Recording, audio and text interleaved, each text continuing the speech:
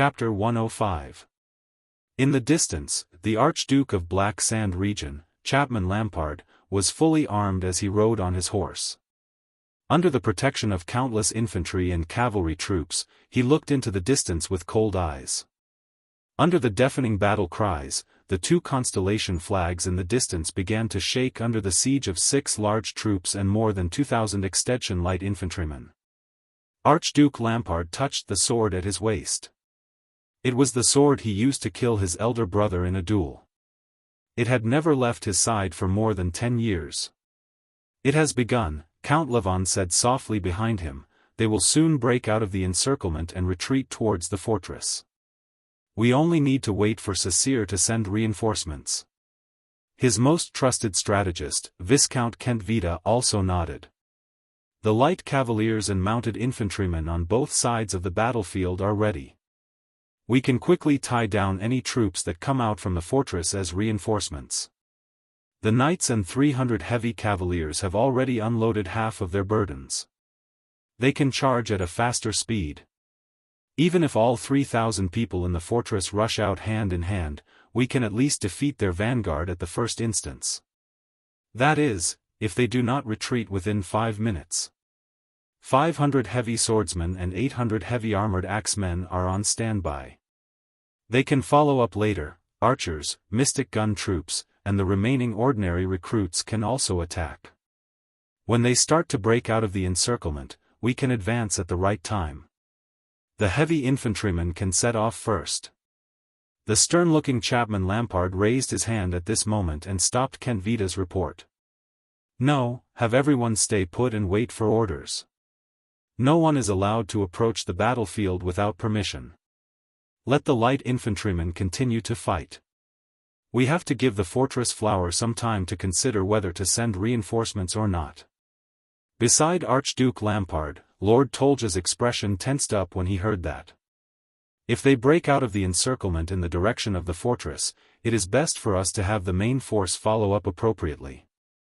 Being familiar with warfare, he frowned and said, "If they are too far away, even if our cavaliers hold back Sassir's reinforcements, the heavy infantrymen will not be able to catch up, let alone destroy the opponent in a field battle.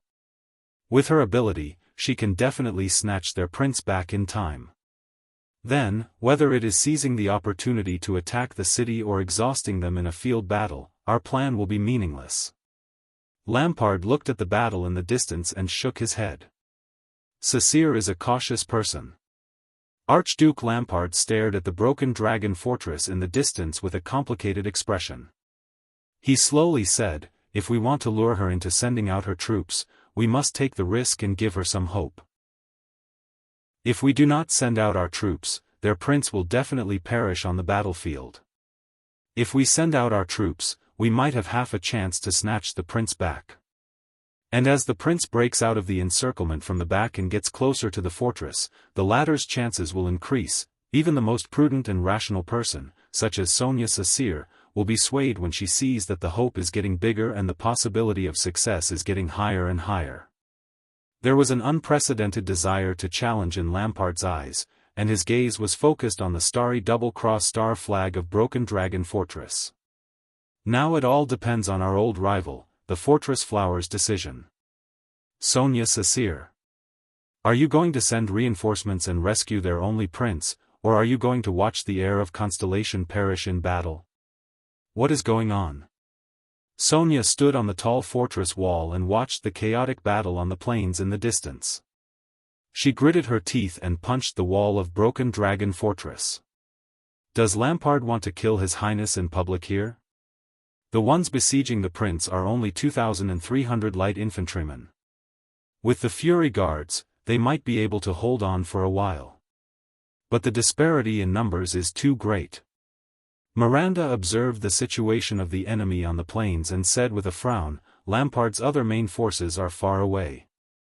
If Baron Murch can break out of the encirclement with the prince and at least retreat a certain distance, we should be able to send reinforcements in time to tear apart the light infantrymen's encirclement and bring the prince back." She turned her head and said to Sonia, "I can attack. I need 1,000 men, including elites like the Starlight unit who can break the enemy's formation. The Starlight unit can ride out on horseback. The opponent is just some light infantryman. If we only need to break through the encirclement and rescue His Highness, no.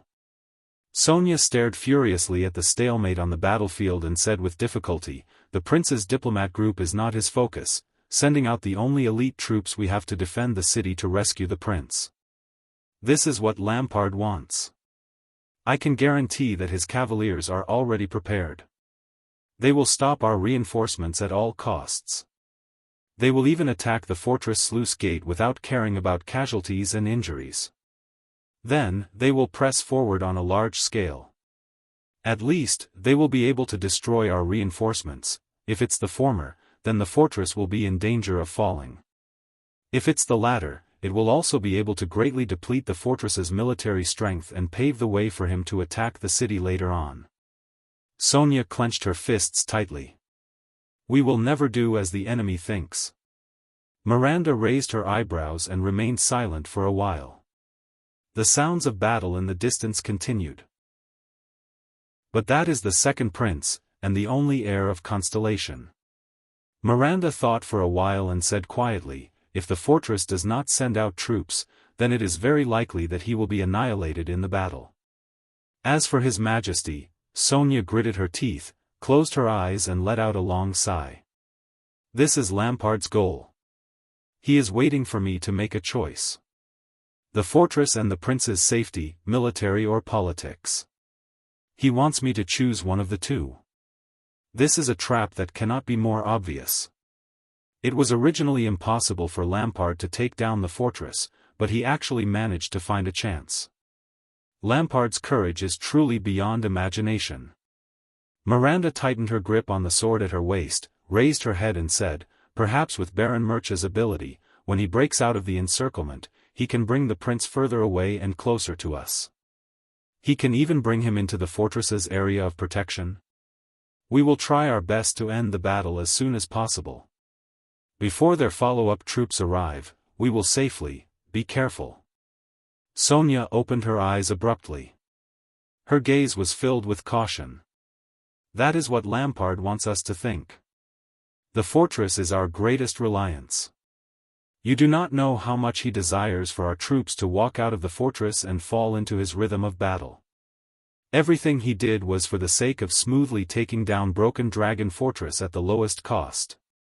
Miranda was stunned. But does he really dare to use the crime of killing the Prince of Constellation as a wager? What if the Prince of Constellation really dies in the battle? Lord Tolja looked at the battle in the distance and said hesitantly, anything is possible on the battlefield. Then, we will see if the Sunset Goddess will protect us, and how loyal Sonia Sasir is to the Jade Star royal family, Archduke Lampard said in a low voice. If we win this gamble, we will open the door to the northern territory of Constellation. If we lose... he did not speak again. I am afraid that the prince's life or death is not a matter of luck, but of our choice, Viscount Kenvita said in contemplation. If Sasir refuses to send her troops and would rather watch their prince's entire army be annihilated than defend the fortress. Are we really going to kill all of the prince's diplomat group? Not necessarily. Count Levon shook his head. We only sent out light enlisted infantry. Based on the current situation, the Constellationates can at least hold on for more than 15 minutes. If that time really comes, it will not be too late for us to blow the horn and withdraw our troops. Then invite the prince in and tell him that everything just now, including so many dead people, was a misunderstanding? Tolja replied with a frown. Their Archduke lifted the reins and urged his horse forward a few steps so that he could get a clearer view of the situation in the distance. Archduke Lampard stared at the huge fortress with an indifferent expression. If Sasir still refuses to come out, it will be fine. Archduke Lampard tightened the sword belt around his waist and inhaled a breath of the cold winter air. When that time comes, we will slaughter everyone in the diplomat group, leaving only that 7-year-old brat alive. Then, everyone in the fortress will see how we strip their only prince and tie him to a flagpole. Then, we will raise their heir and attack the fortress. Let's see how much of a test the Constellation's morale can withstand. Of course, regardless of whether we succeed or not, that poor brat will survive and be sent to Dragon Cloud City after this to show our respect and loyalty to King Nuvan. I will not be stained with the blood of the Jade Star royal family. Since the age of the Empire, that family's blood has been filled with curses and misfortune. Under such circumstances, as long as he does not die, Constellation will only see the humiliation the prince left them, and not the enmity formed between them and the Lampard family. Hearing this, Tolja could not help but frown deeply. He is only a 7-year-old child. The unsmiling Archduke Lampard was silent for a moment. The scenes of his brothers fooling around flashed across his mind. But the others did not know what he was thinking. The next moment, Chapman Lampard raised his eyes and said coldly, "He is a prince. A prince cannot be a child from the moment he is born. This is their privilege, and also their price." Tolja stared at Archduke Lampard in a daze. He seemed to want to say something, but in the end, he lowered his head and sighed. Only Viscount Kentvita frowned. "That child will hate you when he is crowned as king in the future," but he was interrupted by the Archduke. "He will be afraid of me," Lampard said resolutely. Lampard said firmly, "Even if he becomes the king of Constellation, wears the 9-pointed star crown, and holds the staff of Constellation in his hand, I will also make him remember today, the most humiliating, terrifying day of his life." Thud. Gened raised his shield to block a heavy hammer. The huge force caused him to lower his body. But the veteran cleverly took advantage of the situation and cut open his kneecap. Then, he ended Gened's life when he fell to the ground. But Gened's left shoulder blade was pierced by a sword that came from the side. He endured the pain and retreated to the second row while trembling. However, the soldier who replaced Gened was obviously inexperienced. The moment he moved forward, he was stabbed in the thigh. Gened could only grit his teeth and move forward again. He blocked the enemy's sword fiercely and let his injured comrade retreat. The veteran sensed that the frequency of Extet's light infantry's attacks had begun to decrease. "It looks like it's time to break out of the encirclement." However, Gened sighed at this moment. On the battlefield, the first to die were the unskilled new soldiers. The surviving veterans were all smart, tough, and steel-like existences. What comes next is a tough battle. So, the key to the battlefield lies in Sasir's choice. At the center of the battle formation, Thales panted harshly and said to Putre, who was nodding slightly, and Araka, whose face was covered in blood. "And no matter what she chooses, Lampard should have his own corresponding strategy. Attack the fortress, weaken our military strength, or capture me in a humiliating manner to use as a bargaining chip to attack. No matter what she chooses, we will still be in a dilemma." Putre furrowed his brows. "Lampard's light infantry is enough to give us a hard time. The soldiers will not be able to hold on for too long." Araka looked at the dead and injured subordinates around him. He was extremely furious as he sneered, "If you have any ideas, you better say it out loud before the extensions chop us into minced meat and hang you up while they're at it." Thales did not mind Araka's disrespect. He raised his head and glanced at the Lampard family's iron fist flag not far away. He exhaled and slowly said, "No matter what, Sonia's choice is a dilemma. So, she cannot make the choice." Thales' gaze was cold. Under Putre and Araka's different expressions, he clenched his fists. "We can only choose on behalf of Lady Sasir. To eliminate her hesitation. Prepare to break out of the encirclement," the second prince said coldly. Putre was slightly startled. On the other hand, Araka grinned. "It seems like they are about to break out of the encirclement." Miranda looked at the battle situation in the distance and said hesitantly, "Are we really not going to send reinforcements? Even if they really break out of the encirclement and get closer to the fortress?" Sonia closed her eyes in pain. "No, guarding is my greatest duty. I have already failed once. This time, I cannot, no. Sonia gritted her teeth and lowered her head. She placed her hands on the city wall and said with difficulty, "It is impossible to save them by sending only a small number of troops. If we send out all our elites, we will be falling into Lampart's trap. Guard our fortress well. We cannot give him even the slightest chance. I will face His Majesty." Miranda did not say anything. The city wall was silent for a while. But the silence was soon broken. The sounds of battle rang again in the distance. Commanding officer. Miranda looked at the chaotic battlefield in the distance in shock. They are starting to break out of the encirclement. But it is very strange, Miranda's face was filled with disbelief. Sonia opened her eyes in puzzlement. Sir. Tolja urged his horse anxiously from afar. News from the light cavaliers. They are starting to break out of the encirclement. Archduke Lampard opened his eyes and looked at the two flags of Constellation. Very good, he said, now, we just have to wait for Cecere, wait.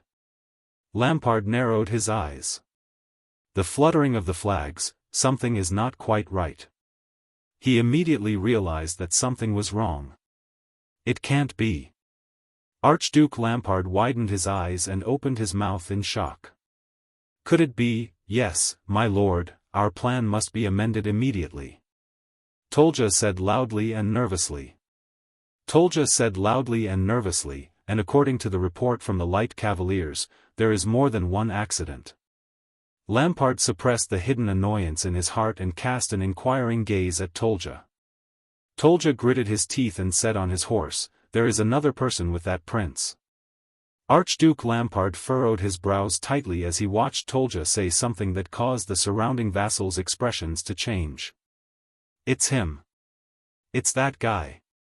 With that bow. With a cold expression on his face, Araka tied Thales tightly to his back.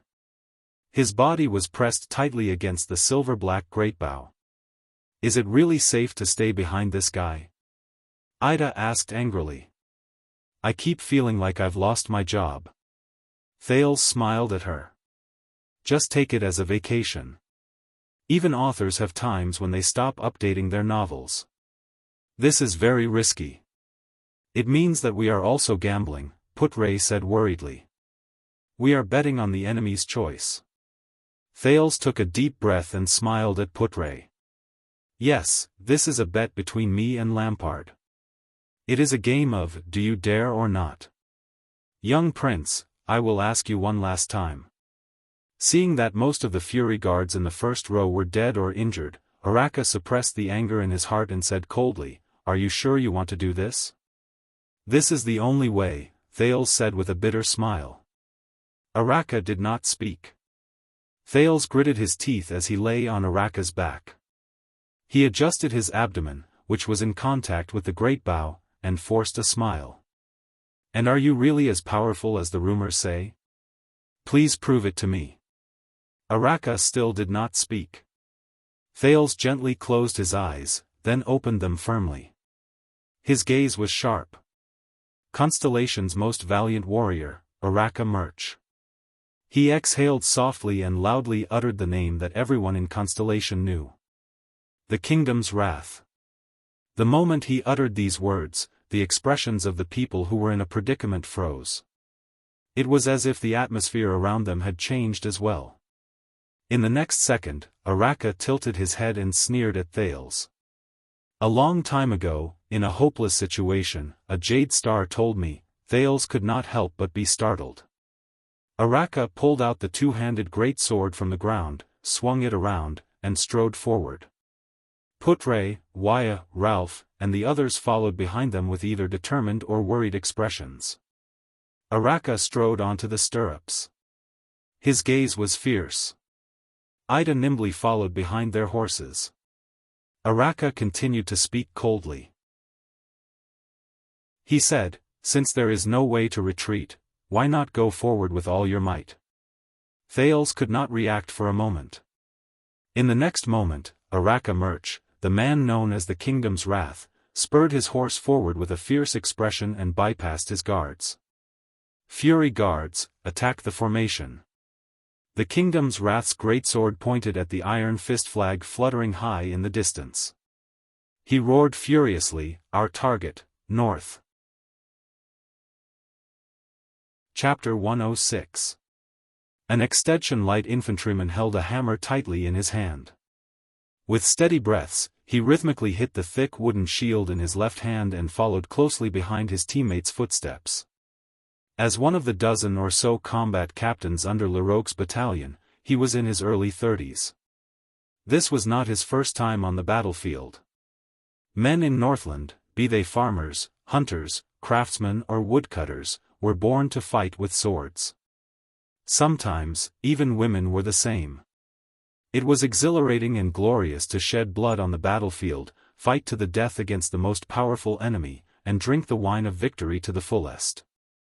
Every time he swung his hammer, he felt the faint sound of bones cracking in the enemy's body, which made him even more excited and agitated.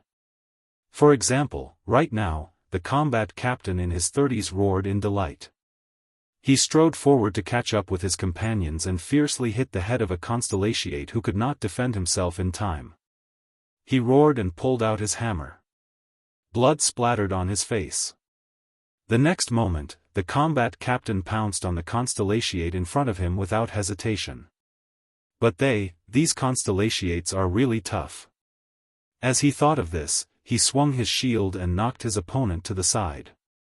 With this level of casualties, if it were an ordinary army, their morale would have collapsed and they would have fled in all directions. Unless they are elites. Unless they have a competent commander who is equally tough.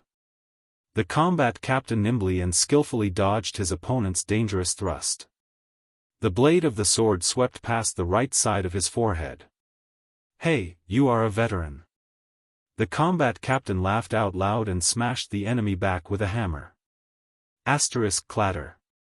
Bang. Crack. Asterisk the sound of horse hooves colliding with each other, as well as the sound of the blade cutting through armor came from the side. A deep and fierce male voice came from the warhorse. "Let's go find Lampard." The constellatiates, who had formed a defensive formation, became spirited. With a loud shout, they strode forward and followed the knight on the warhorse towards the extensions. The combat captain's expression changed. They are going to break out of the encirclement. But why are they heading north? Although the encirclement in the north is indeed weaker than that of Broken Dragon Fortress. Even if we break through, we will still face the Archduke's military camp and other more elite troops, right? And, that knight who rushed out of the formation? It was a man with a murderous aura. He waved a large sword with great force, and as the sword flashed, a head was cut off, along with scattered flesh and blood. The warhorse under him rammed into two people. There was a child tied to his back and a silver-black bow. Wait a minute. The combat leader's pupils shrank. Is that bow? The next second. Him. It's him. Extet's infantry commander roared madly, as if he had found the most valuable prize. He no longer cared about the panting Constellation veteran in front of him. He gritted his teeth in excitement and rushed towards the horse without hesitation. The combat leader roared madly, "Kingdom's Wrath." Many extensions shuddered and turned their heads towards the man on the horse.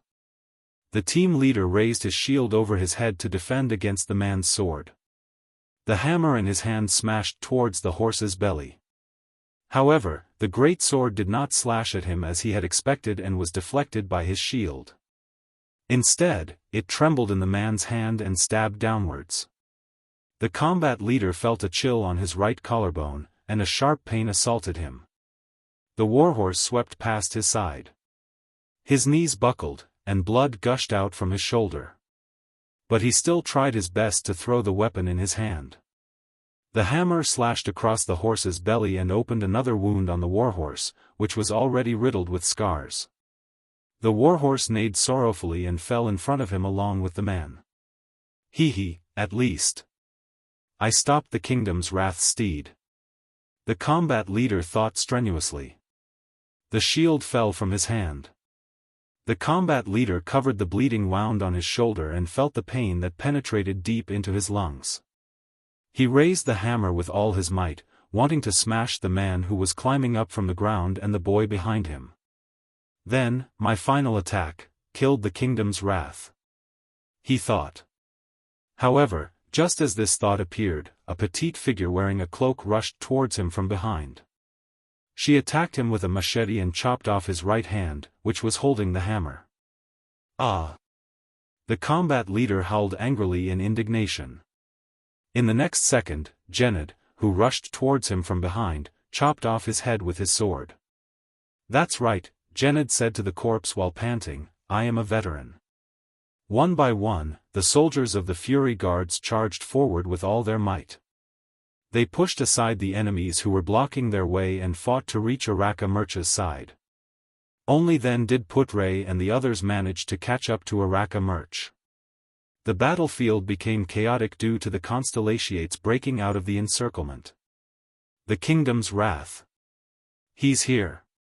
Many Extension soldiers shouted excitedly. The news spread rapidly on the battlefield.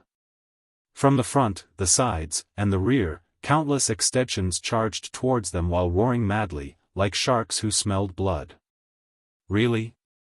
Waya, who was at the back, said in dissatisfaction, he's just like a target. And he's carrying His Highness. Do not doubt your commander.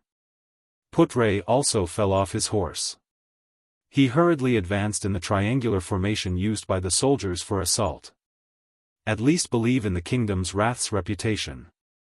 His Highness is the safest by his side.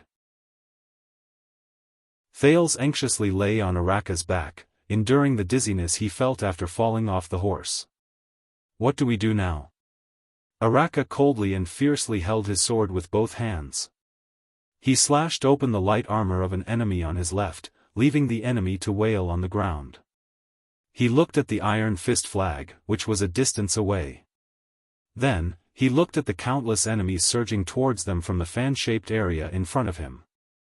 He said coldly, our steeds can only bring us up to here. Attack the formation. Araka shouted loudly. His entire body trembled. Thales, who was stuck close to him, could clearly feel that Araka's heartbeat accelerated. His body began to heat up. His muscles swelled and trembled rhythmically. It was as if he was a predatory beast that was ready to start its hunt. He immediately realized that this was Araka's power of eradication. In his field of vision, Araka was like a raging volcano. Dull and terrifying explosive waves were continuously emitted from within him. Araka clenched his teeth. He held his sword in his right hand and held the leather sheath on the sword's spine with his left. He dragged the weapon behind him and charged towards the numerous enemies in front of him. The remaining soldiers of the Fury Guards followed him on both sides as if it was a conditioned reflex. They followed their commander and charged towards their opponents without hesitation. Araka was at the very front, like the tip of a wedge. The 5 weapons at the very front whizzed towards him at the same time. 3 of them were aimed at his head and chest, while the other 2 were aimed at his left and right. The next moment, Araka let out a furious roar from his throat. He stomped on the ground with his hind legs, lowered his body and charged into the area where the weapons surrounded him. Thales, who was tied up tightly, tried his best to shrink his head and stick closely to Araka's shoulder. Even so, he could still feel at least 3 weapons whizzing past the top of his head. Araka let out a violent roar. The blood vessels in his arms bulged and released an explosive force. He swung his huge 2-handed sword ferociously and drew a blood-red arc in the air. Splat, the 3 weapons, along with the 3 forearms, broke away from their owner's control and fell weakly from midair. Blood splattered on Thales' forehead, causing him to grit his teeth and frown. Do I have to be so bloody every time? Araka ignored the weapons that came at him from his left and right. He roared and crashed into the chest of the infantryman in front of him, who was howling miserably while holding his right hand. He fiercely knocked him down with his elbow. The Fury Guards on both sides were only one body's length slower than Araka. They similarly roared and pounced forward. They stopped the enemy before the two weapons that Araka had missed could pierce into his left and right vital parts. The Fury Guard on the left successfully stabbed his sword into his opponent's lower abdomen. He pushed away his opponent, who was screaming in pain, and continued to follow Araka as he charged towards the second row of enemies. The Fury Guard on the right unfortunately had his shoulder blade cut into his opponent's shoulder. However, he still charged forward regardless of his own safety and pushed his enemy to the ground. The other Fury Guard did not even look as he strode over the two people who were wrestling on the ground. He completed the cone-shaped attack formation and moved forward once again. In just over a second, the fierce Araka, who was at the very front of the formation, charged forward by one body's length and broke through the first row of enemies. He did not slow down and continued to charge forward. However, he was met with a small team of 5 experienced veterans who were charging towards him. 3 of them held shields and swords, while the other 2 held axes. They stared vigilantly at Araka. The Kingdom's Wrath, the person in the middle said in a deep voice, "You can't cross." Ugh! Before he could finish speaking, Araka fiercely thrust his sword forward and pierced straight into his shield. Under the terrifying force and momentum of the impact, the blade of the sword protruded from the other side and sank into the enemy's chest. However, the blade of the sword was stuck between the shield and the sternum. The enemy groaned in pain, but he still struggled to hold Araka's greatsword in place. He tried his best to let the 3 people around him take his life before he died. The blade of an axe was the first to whiz forward. Araka did not hesitate at all. With a fanatical expression, he swung his left fist. With a terrifying force, he fiercely hit the center of the greatsword's blade. With a clang, the greatsword was broken. Araka roared and moved forward. He kicked the second shield-wielding veteran to the ground. Then, he swung his left wrist and brushed against the side of the axe's blade, pushing the axe's blade away from his own head. Under the enemy's shocked gaze, the axe slid past Araka's left forearm, taking away a piece of flesh. The broken blade in Araka's hand pierced into the axe-wielder's neck before he could react. The last 2 enemies roared furiously and attacked Araka. However, the latter did not even look at them. He only focused on charging forward. Just like before, the Fury Guards on both sides, who were one body behind, risked their lives and pounced forward, taking away the threat of the remaining 2 people for the Kingdom's Wrath. This time, the people on both sides were unlucky. Both of them lost their lives. However, the Fury Guards behind them still pounced forward without a care for their own safety, maintaining the integrity of the formation and the safety of Araka's sides. Thales suddenly understood something. They, the sword and shield soldiers of the Fury Guards, were using their lives to cover Araka's flanks. This allowed the latter to focus on breaking through the enemies in front and in the middle without being disturbed. This allowed him to maximize his terrifying force of impact that no one could block. In a little over 2 seconds, Araka broke through the second row. Once again, the next batch of enemies faced him. The 2 enemies in front of him held long spears in their hands. The tips of the spears were pointed at Araka's heart. They were determined that no matter how Araka charged forward, they would use the movement of the spear tips to force him to retreat. The other 3 people closely covered their sides. However, Araka did not give them the chance to do so. He let out a loud shout. Explosive waves of power of eradication surged into his right arm. Like a volcanic eruption, he threw out the extremely damaged broken blade in his hand abruptly. The whistling sound of death lasted for a few tenths of a second. The tip of the blade, which was still covered in blood and flesh, pierced into the face of the spearman at the front. He trembled abruptly. The long spear in his hand that was pointed at Araka fell limply. "No! Brother!" The other spearman beside him screamed mournfully. Araka's expression was ferocious. He reached for the front part of the falling long spear with both of his hands. He took advantage of the momentum and pulled the long spear out. The power of eradication erupted once again along with the spear shaft that was thrusting towards him.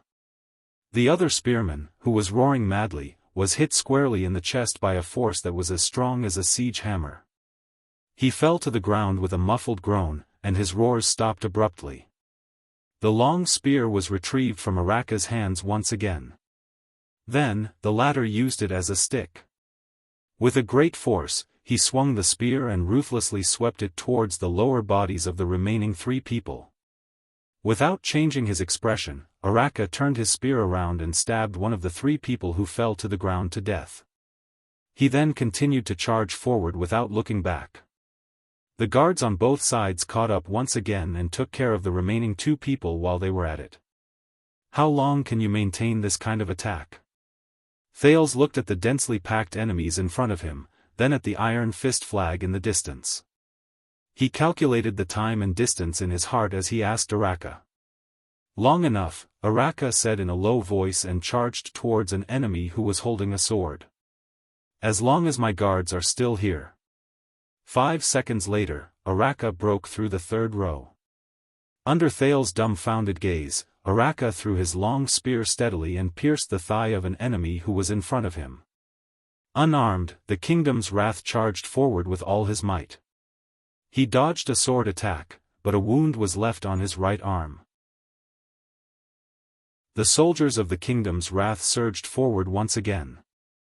With bravery and sacrifice, they took care of the enemies on both sides for him. Amidst the frenzied roars, an axe blade sliced through the air and attacked. The Kingdom's Wrath took 2 steps forward without even looking. He grabbed the long spear shaft that was thrown out and dragged the enemy who was clenching his teeth while hugging his thigh down. At the same time, he swiftly turned around and used the spear shaft to block the axe blade that was coming towards him. Crack. The spear shaft broke. Araka seemed to have expected it.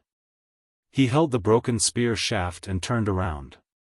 The broken spear violently struck the axe-bearer's nose bridge. The axe-bearer let out a muffled groan and closed his eyes. The Kingdom's Wrath flung the broken spear shaft away and accurately grabbed the axe hilt between the axe-bearer's hands. He then pulled him towards himself. Then, Araka headbutted his opponent fiercely on his already injured nose with a bone-chilling ferocity. He snatched the axe from the axe-bearer as he fell to the ground in a daze. Araka moved past him and the enemy who was panting while hugging his thigh that was pierced by the long spear. He continued his assault. 8 seconds later, Araka broke through the 4th row of enemies. One of the guards died. 11 seconds later, Araka used his axe to chop off 2 people's skulls. He broke through the 5th row and 2 of the guards died. 16 seconds later, 2 chain-armored infantrymen, who were obviously military officers, came forward. Araka used his axe to chop off a shield-bearer. After spending some time, he finally snatched a short sword and stabbed it into the unprotected eyes and throats of the 2 military officers. He broke through the 6th row. 19 seconds later, Araka easily pierced a person's habitual hand with his flying sword. Then, he used the enemy as a shield and jammed the blades of 2 people's axes. He twisted their necks and used one of the axes to chop open the chest of the 4th person. He broke through the 7th row and one of the guards died. Thales watched all of this with his mouth agape. He watched the bare-handed Araka snatch the enemy's weapons with a fierce and violent aura, as well as his instinctive battle skills. He broke through the interception of countless opponents. Could this be, what the Chinibu in my previous life said, a knight does not die by his bare hands?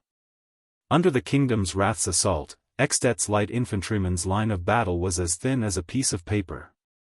He swiftly penetrated through them at a speed that was similar to when he was training to run. What the hell? Doesn't he get tired? Waya, who was panting behind Thales, sliced open the throat of an enemy who was wailing on the ground. He watched Araka's assault in astonishment. We have been jogging all the way and have not stopped at all. Is this the first time you've heard of his nickname? Putre snorted softly. Beside him, Ida only pursed her lips. This fellow's movements when facing multiple enemies and multiple attacks are even smoother than 5 years ago. Within a few minutes, they had already broken through more than 20 rows of enemies. However, the Fury guards on both sides were still continuously sacrificing themselves. Thales was worried. Araka's teeth were clenched tighter and tighter. His breathing was also becoming more and more rapid. With his stamina, how much longer can he last? With a cold expression, Araka pierced the hammer in his hand into its original owner's face. He pushed away the wailing enemy and roared as he strode towards the next person. It was a military officer. He was fully armored and held a terrifying double-sided axe in his hand. He was giving out orders loudly. He seems to be a commander. Thales listened to the other party's orders and thought with a frown. The kingdom's wrath was a legend. The soldiers of Extet had all heard of his name, as well as the battlefield legends about him. That terrifying man's body contained the wrath of all of Constellation. No one had ever been able to stop the attacks he launched. At least, that was what Mammon Leroque, the commander of Leroque's light infantry brigade, had heard. Until today, he had witnessed it with his own eyes.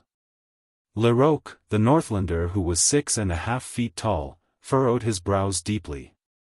As he watched his brigade being penetrated by the other party as if there was no one there, he stroked his double-sided axe and licked his teeth. He looked at Araka who was in front of him with eagerness.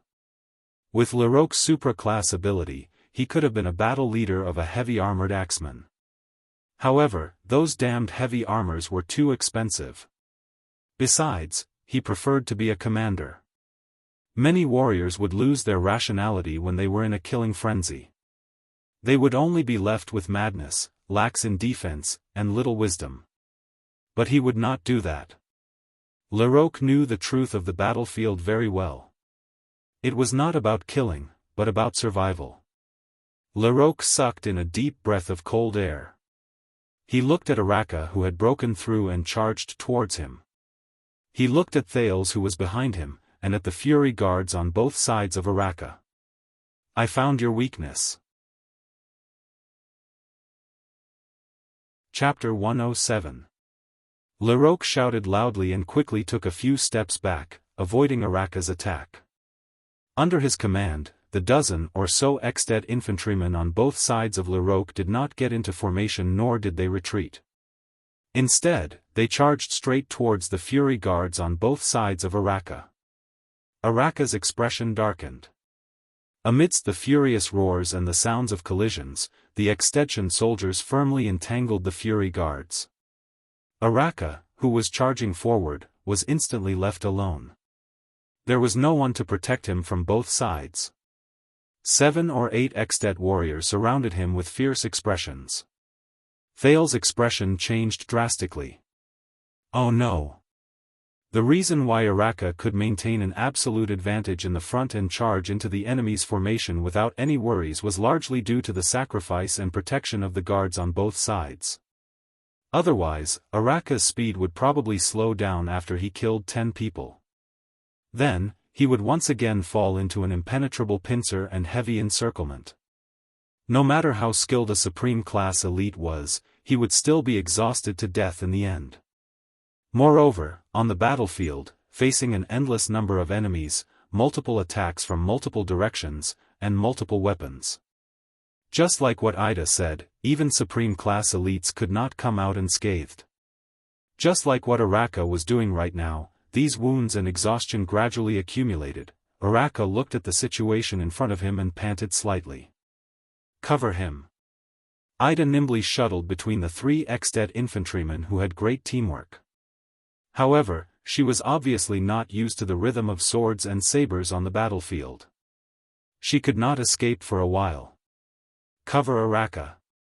She yelled in exasperation, otherwise, we will be dragged into a tight encirclement again. Waya was entangled by 2 enemies. He was injured and could not quickly break away from the battle. Putre, on the other hand, obviously did not have the same martial arts skills as the others. He could easily break away and cover for Araka. Behind them, the countless ex-dead infantrymen who were left behind due to Araka's conical impact formation's rapid breakthrough once again ran to catch up to them. Ralph's eyes widened. A strong gust of wind blew rapidly and used the scattered snowflakes to block the few ex-dead soldiers at the front row behind him. The soldiers with the equipment of the Fury Guards are all entangled. Putre was in a difficult situation under the attack of a fierce infantryman. And our diplomatic group, including you, have obviously never fought in a war. We can't charge through. Is there anyone else? Except for the Fury Guards and the diplomatic mission? Why have fought with the enemy with an extremely low efficiency? As long as I can break through this encirclement and get to His Highness' side. A young soldier and a veteran with a sword and shield suddenly turned around in the middle of the fierce battle. If there were members of the Fury Guards by his side, Araka would not have to worry about the threats from his sides and behind him. He could just face the enemies in front of him directly. But now he had to face threats from all directions.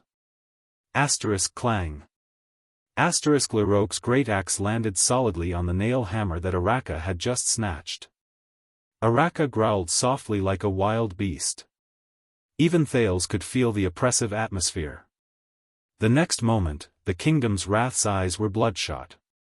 With a jolt of the hammer that was propped up against the giant axe, the power in his body instantly erupted. Clang! As the flames flickered, Leroque gritted his teeth and retreated in a sorry state. Behind you! Thales shouted nervously. However, before Thales could finish speaking, Araka instantly turned around. With a furious roar, he deflected the sword that came at him from behind, ensuring that Thales would not be hit. The kingdom's wrath immediately turned around and avoided a spear thrust that came at him at the same time. When he turned around, the nail hammer in his hand had already flown out and pierced into the chest of the swordsman behind him. Without cover, Araka could not continue his attack. He paused and retreated, dodging the blade that was aimed at his vital left side. However, a wound was still cut open on his waist, and blood flowed out. Maybe we should retreat and rendezvous with the guards. Thales endured the pain. His back was still cut by the sword just now. The beast-like man ignored the prince. With a low growl, he turned around and rammed his shoulder against the swordsman with the force of a volcanic eruption. The swordsman, who could not retract his sword in time, staggered from side to side. Then, he suddenly advanced with his elbow and knocked out all the teeth in his mouth. Rip, with a cold expression, Araka forcefully snatched his opponent's sword and slit his throat. Blood splashed all over Araka. Without any time to rest, the kingdom's wrath quickly lowered his waist and turned around. A broadsword that attacked him from behind from the side could only cut off a streak of blood from his shoulder. Araka then gave a low kick and hit his opponent's knee. Amidst the sound of bones breaking, the latter groaned and lost his balance. The kingdom's wrath's sword slid across his neck, and he caught the falling sword in passing. At this moment, the wind howled. Clang. The loud noise caused Thales' eardrums to hurt. Araka's legs sank into the ground. He raised his sword and blade above his head and blocked Leroque's great axe, which came slashing down at him with all his might. Precise control, perfect timing, and no wastage. Is that so, the supreme class kingdom's wrath? Leroque exhaled ferociously. We charged at you together, but you still managed to kill 3 of us. A long spear attacked Araka's heart. The kingdom's wrath blocked the great axe with both hands and turned his chest in an inconceivable manner to avoid the tip of the spear. He clamped the incoming long spear firmly under his left armpit. Another long spear pierced through the air and attacked him. Araka's power of eradication was instantly activated. He deflected the tip of the spear and stepped on the incoming long spear ferociously. Thales felt his skin crawl as he watched Araka stubbornly block the 2 spearmen who were gritting their teeth strenuously. Their faces were completely red. This is bad. As expected, the enemy did not give him any chance to catch his breath. 2 extet soldiers with 2 longswords attacked Araka's chest, abdomen, and head. Araka slashed the sword that was aimed at his chest with all his might. Then, he twisted the other sword tightly. Whoosh, the great axe pierced through the air and attacked again. But this is a battlefield. There has never been a one-on-one battle. The enemy's commander laughed savagely. The great axe drew an arc as it attacked. Even supreme-class elites have their limits. A few extet infantrymen howled furiously. They appeared from behind Leroque and surrounded Araka. Thales touched his dagger in shock and shouted, "Be careful." In the next second, the frightening sound of an axe piercing through flesh and a blade clashing against each other echoed. Splat. Clang. Thales felt a chill run down his spine. His eardrums were in intense pain. No, the prince panted and widened his eyes as he watched the great axe stop firmly on Araka's left shoulder. It cut through his breastplate, cut through his flesh, and stopped between his shoulder blade and collarbone. It was only an inch away from Thales' shoulder. Araka panted harshly. His dripping blood flowed all over Thales' shoulder. The sword in the Kingdom's Wrath's right hand had long since disappeared without a trace. He used only one hand to firmly hold the handle of Leroque's great axe. As he trembled slightly, he wrestled with the enemy's commander in a life-and-death struggle. And he was not alone. At the front end of the axe, a young Constellatiate soldier with black hair and brown eyes knelt on one knee beside Araka. He gritted his teeth and raised both his hands above his head. He held a pair of spears of equal length in each hand and used all his strength to block the axe blade that had already cut into Araka's left shoulder. Damn brat! Leroque's eyes were bloodshot. He unleashed his power of eradication and the axe blade in his hand gradually pressed downwards. The 2 spearmen who were wrestling with Araka also exerted force at the same time. They wanted to force the Kingdom's Wrath to die here. Don't even think about it. Willow Ken's 2 spears trembled. Under the influence of gravity and Leroque's power, he desperately blocked the great axe upwards to reduce the pressure on Araka. Araka panted in a low voice. He looked at Willow with a complicated expression amidst the intense pain. Violent winds howled in the air. Ralph's figure glided over and swept past the extension's weapons strenuously. He brought along 2 Constellatiate soldiers dressed in fortress soldier uniforms and crashed into the battlefield. They fought against Leroque's subordinates who were about to join the battle. A sturdy veteran of Constellation charged over with a shield and knocked down the extension soldier who had just fought with Araka with his sword to the ground. The veteran of Starlight Brigade and Genid firmly pressed down on the enemy who was struggling madly. They grabbed each other's sword-wielding hands and competed in strength and endurance. Both of them wanted to stab their swords into each other's vital parts before the other. "Is there anyone else?" Thales asked nervously as he pulled out his dagger strenuously. He was hesitating whether he should cut the rope that tied him to Araka's back. "There are only a few of us. The Fury Guards and your subordinates are being held back." Genid, who was wrestling with his opponent, shouted with all his might, "You better be of use, you deserter who uses dual spears." Willow's face flushed red. His hand, which was holding the great axe, trembled continuously. "I told you," the extension infantryman whose spear was clamped by Araka's left arm roared and lowered his spear. He pulled out a short blade from his back and rushed towards Araka, who was in a stalemate. Araka released his left arm and held Leroque's great axe with both hands. His eyes were filled with anger. "I am not a deserter." Willow hissed through gritted teeth. The soldier with the short blade rushed towards Araka and Thales in a frenzy. Thales trembled as he cut his own rope. "And, I really know how to use." Willow pulled out his right hand that was holding the spear. He used his left hand to block Leroque's great axe strenuously. He shouted desperately, "Dual spears." Willow's right hand suddenly thrust forward. The extension soldier with the short blade dodged the path of Willow's single spear with great experience. Thales felt a chill in his heart. This is bad. He did not manage to stab him. However, Willow's right hand suddenly trembled. The tip of the spear swayed and the handle of the spear left his hand. Asterisk shik. Asterisk the extension soldier lowered his head in shock. The short blade in his hand fell down. Willow's spear had already left his hand. The tip of the spear had already pierced his throat.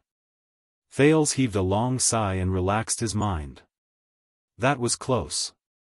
Willow, who had exhausted all his strength, panted.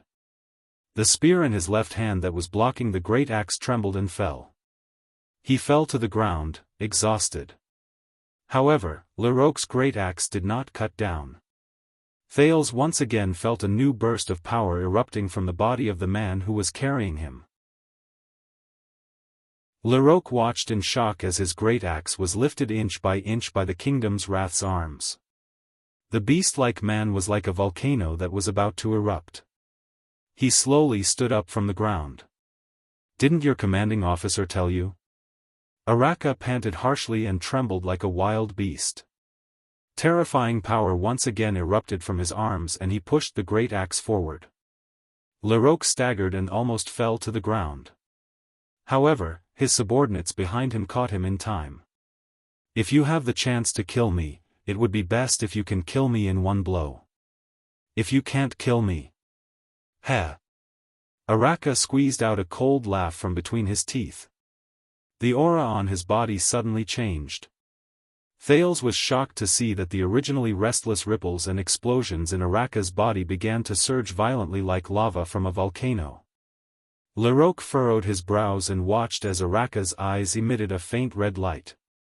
The muscles on his shoulder that had been cut began to contract to block the wound and stop the bleeding. What is that? He recalled the legend of the Kingdom's Wrath again. No, impossible. After all, he's just a human, isn't he? Leroque roared furiously amidst the cries for murder around him. He mustered all the strength in his body and charged towards Araka with a few of his most trusted subordinates. 7 to 8 weapons were thrust out at the same time. Araka Murch. If he leads the charge, he will definitely be able to break through further with the Prince of Constellation. Archduke Lampard sighed as he watched the battle from afar. If they break through in the direction of the fortress, the shock they will bring to the fortress will be stronger. Then, our plan to lure Sacyr out will have a higher chance of success.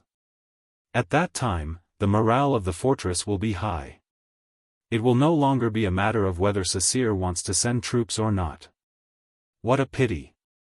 I don't know who came up with the idea to let them attack in the opposite direction. Did that 7-year-old prince also agree to throw away his life like this? Count Levon asked with a frown. Lampard shook his head regretfully. There is no point in thinking too much about it. It is already impossible for us to take down the fortress. There is another problem. As long as Murch carries that bow, it will be very difficult for the light infantryman to exhaust his physical strength through sheer numbers. Viscount Kentvita frowned as he pondered. The light infantryman's encirclement on the north side is not as tight as the south side. It is very likely that he will rush out and arrive in front of us. Of course, the light infantryman's encirclement cannot stop him. Count Levon said in a low voice, but as long as the main force attacks, whether it is the heavy swordsmen or the heavy cavalry, they can easily annihilate all of them, including Murch. This will take away the Prince of Constellation's life. Viscount Kentvita shook his head. This is not a good choice. I am afraid we have to make other plans. Please let me go, Your Grace. Behind Lampard, Lord Tolja stroked a strangely shaped saber and bowed slightly on his steed. His eyes shone with endless fighting spirit. I will definitely take back the bow that originally belonged to Exdet from Murch's corpse. If we cannot dispatch the main force, then the only one here who can fight against Murch is me. Tolja stared at the Archduke with a burning gaze. Let the rising sun saber fight against the motionless bow. Lampard stroked the sword at his waist and pondered carefully. No, I do not wish for any accidents to happen to you. Around 10 seconds later, Lampard slowly shook his head and refused. Even if Murch does not bring that bow, he is still too dangerous. A hint of disappointment flashed in Tolja's eyes. After all, he has been fighting in the battle formation for half a quarter of an hour. He must be covered in wounds, which makes him even more dangerous. Viscount Kentvita cautiously continued the Archduke's words. We all know the legend of that man. I heard that the Tower of Eradication specially named his mutated power of eradication. Lampard raised his head and sighed softly. Yes, the firmament's wrath. A power born for the battlefield. Tolja tightened his grip on the saber in his hand. The Archduke said faintly, the more he fights, the more he gets injured. The more he gets injured, the stronger he gets. When Thales came back to his senses, he was shocked to see Araka charging at full speed towards the 7 or 8 people in front of him. Without any protection on his side, he began his breakthrough once again. Facing the weapons in front of him, Araka's body suddenly moved in a strange manner. This movement seemed to bring about a fluctuation in the air. Thales, who was on his back, felt dizzy. A sword slashed across Araka's breastplate, leaving a deep wound between his ribs. A flail grazed past his raised right leg, taking away a piece of flesh. A saber was forcefully blocked by the wrist guard on his right hand. Countless sparks flew. Larocque's great axe swept past his head, which had suddenly turned around. The wind from the axe swept past his ears. A spear barely grazed past his thigh by a few millimeters. The last saber slashed horizontally into his unprotected left biceps, but not much blood spilled out. It looked as if Araka had moved slightly, avoiding all the vital parts during the pincer attack. However, Thales knew that this was definitely not a simple, slight movement. Araka did not care about the number of wounds on his body. He only charged forward with a fanatical expression. Until he squeezed between the enemies. Kill him. Larocque retracted his great axe and ordered furiously. However, the slightly panicked extensions could no longer keep up with Araka's rhythm. In the next moment, Araka let out an earth-shattering roar. His right fist erupted with an astonishing heat wave, and he punched the swordsman's face. The clear sound of bones breaking was heard. The extension howled madly. Araka laughed loudly. The power of eradication surged and erupted from his body. With a tremendous force, he rammed his shoulder against the flail-bearer's shield. The latter let out a pained cry and flew backwards. The Kingdom's Wrath grabbed his opponent's flail, turned around and smashed it, knocking away a saber that was aimed at the back of his head. Without losing momentum, the flail flew back until it dented the enemy's head. As red and white splattered, Araka turned around again and accurately locked a saber with his chain. He pulled the next enemy in front of him and used his lower abdomen to block a longsword that followed closely behind him. The swordsman who accidentally killed his comrade was stunned for a second. Araka then grabbed his clothes and crushed his windpipe. 5 extensions instantly fell at Araka's feet. Larocque roared furiously and swung his axe horizontally. Araka retreated at an astonishing speed and accurately avoided the trajectory of the axe. Thales, who was already dizzy from the battle where he dodged left and right, almost fainted. However, in the next moment, a shocking explosion came from within the Kingdom's Wrath's body. He kicked backwards with his right leg and instantly shot up like a flying swallow. He charged towards Larocque, who could not retract his axe in time. Thales saw stars and his vision immediately became blurry. Araka pressed his hands on the long handle of the great axe. I like your axe. Thales could vaguely hear the Kingdom's Wrath's laughter and Larocque's despairing howl. When he raised his head again, he only saw Araka fiercely waving Larocque's double-sided great axe and smashing it into the face of its original owner. The latter flew out like a kite with a broken string. Follow me. Araka, whose face was covered in blood, waved his great axe and roared at his comrades behind him. Araka waved his double-sided axe and charged into the crowd in front of him like a ferocious beast. He opened up a bloody path. Wherever he went, blood splattered everywhere and limbs flew everywhere. The death of their commander and the ferocity of the kingdom's wrath caused the surrounding extensions to fall into chaos. However, in the next second, the kingdom's wrath's body actually swayed. He propped his axe on the ground and panted as he looked at the extensions who were still lined up in front of him with hesitant expressions. Thales was greatly shocked. "Hey! Baron Murch, can you still hold on?" Araka panted strenuously and said discontentedly, "I can't believe I have to use this thing to charge at a light infantry formation. If only I was 10 years younger." "No, 5 years younger," Thales was stunned. At this moment, a feeling he had never felt before, came from the touch of cold metal. It was that bow. The great bow on Araka's back. Following Araka's words, the silver-black great bow that was pressed against Thales' skin suddenly vibrated. Thales quivered. At that moment, Thales felt a sudden burning sensation erupt within his body.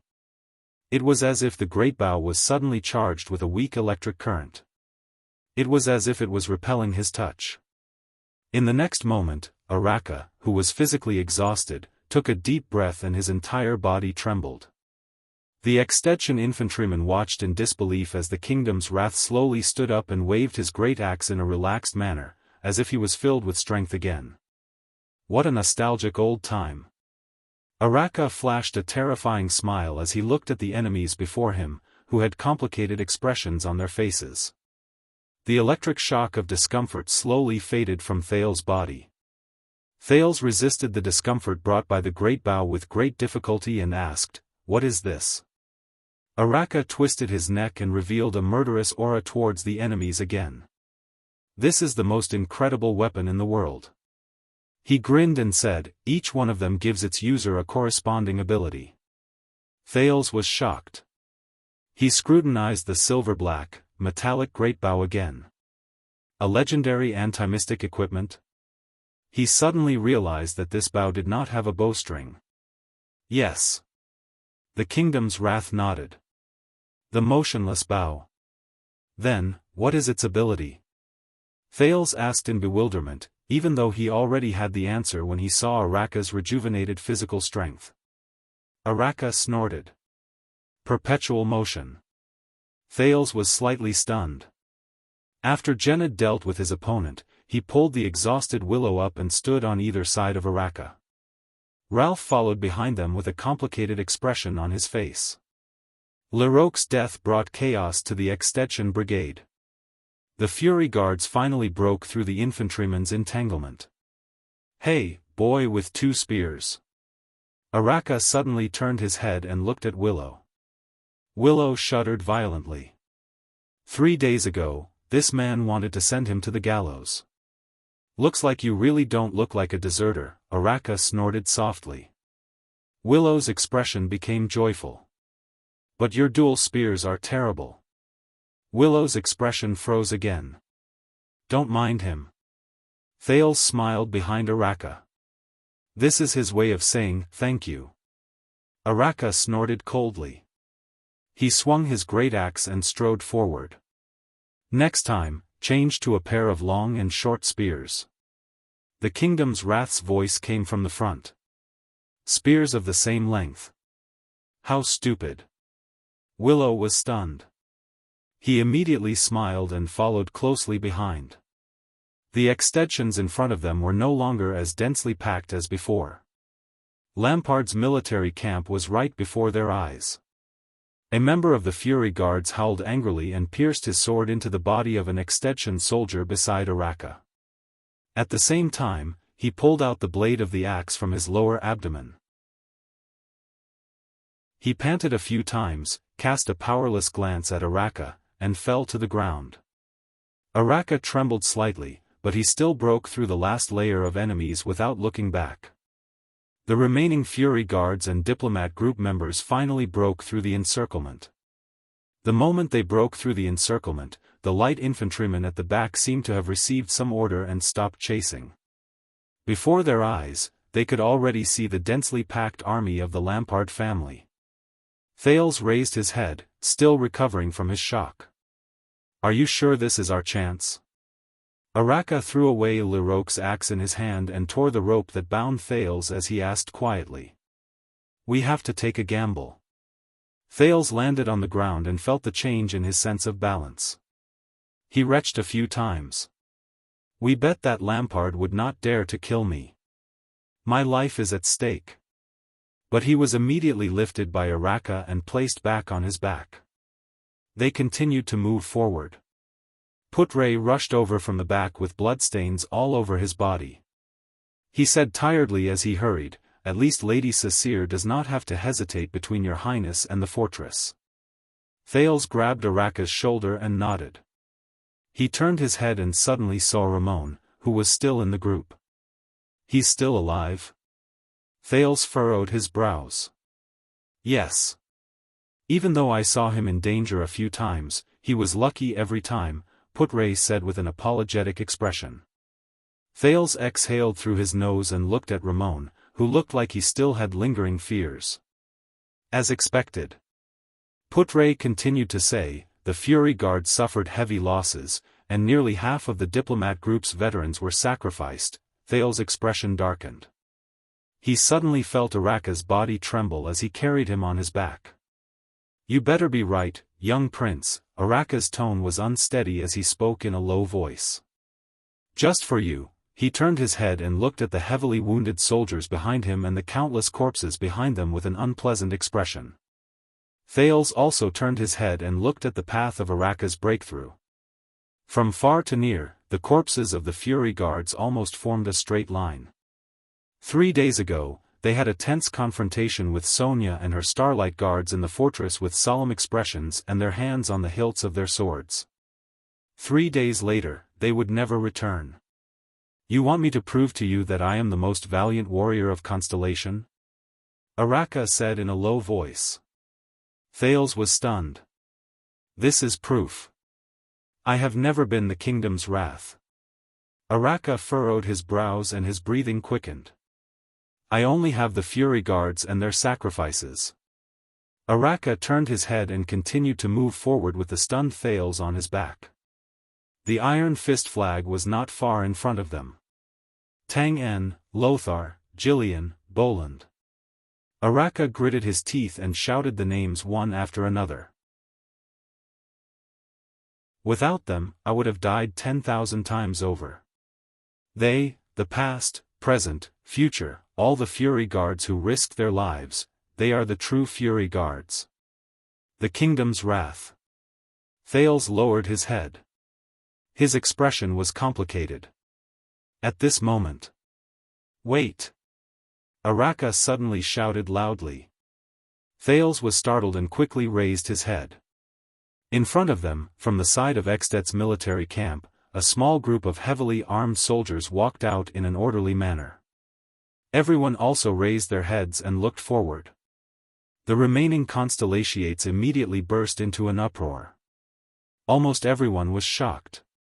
"Damn it!" Ida punched Putre and said angrily, "What did you do? What did we do? That's not right." Putre stared at the group of soldiers in bewilderment. "Everything today is wrong. It should not be like this." Ramon screamed and fell to the ground. "I knew it. Following this prince is simply." Waya chased after Thales in fear. "Your Highness, please seek cover immediately." Ralph was so nervous that he was out of his wits. He kept shaking his head. In the crowd, Willow poked Jened beside him with a strange expression. "What is that? What is that?" Jened also furrowed his brows. He replied snappily, "The ferryman of Hell's River." Willow shook his head with a confused expression. Thales looked at everyone with a puzzled expression. "What's going on?" "That small group of soldiers, arc light shield." Araka put Thales down and roared madly, "Get into formation quickly." Adjust the angle of deflection. All the constellatiate soldiers moved frantically. The Fury Guards and the veterans of the fortress quickly took out the shields on their backs, especially the ones that glowed with a strange metallic luster. The soldiers arranged themselves into formation layer by layer and raised their shields. Even though Constellation had inherited the tradition of the Empire and was accustomed to the infantry formation, it was different from the normal Constellation formation. This time, the formation was particularly dense. There was only one row of soldiers, some squatting or standing, and they blocked the direction of the small group of strange extension soldiers in front of them. Watching all this, Thales asked loudly in confusion.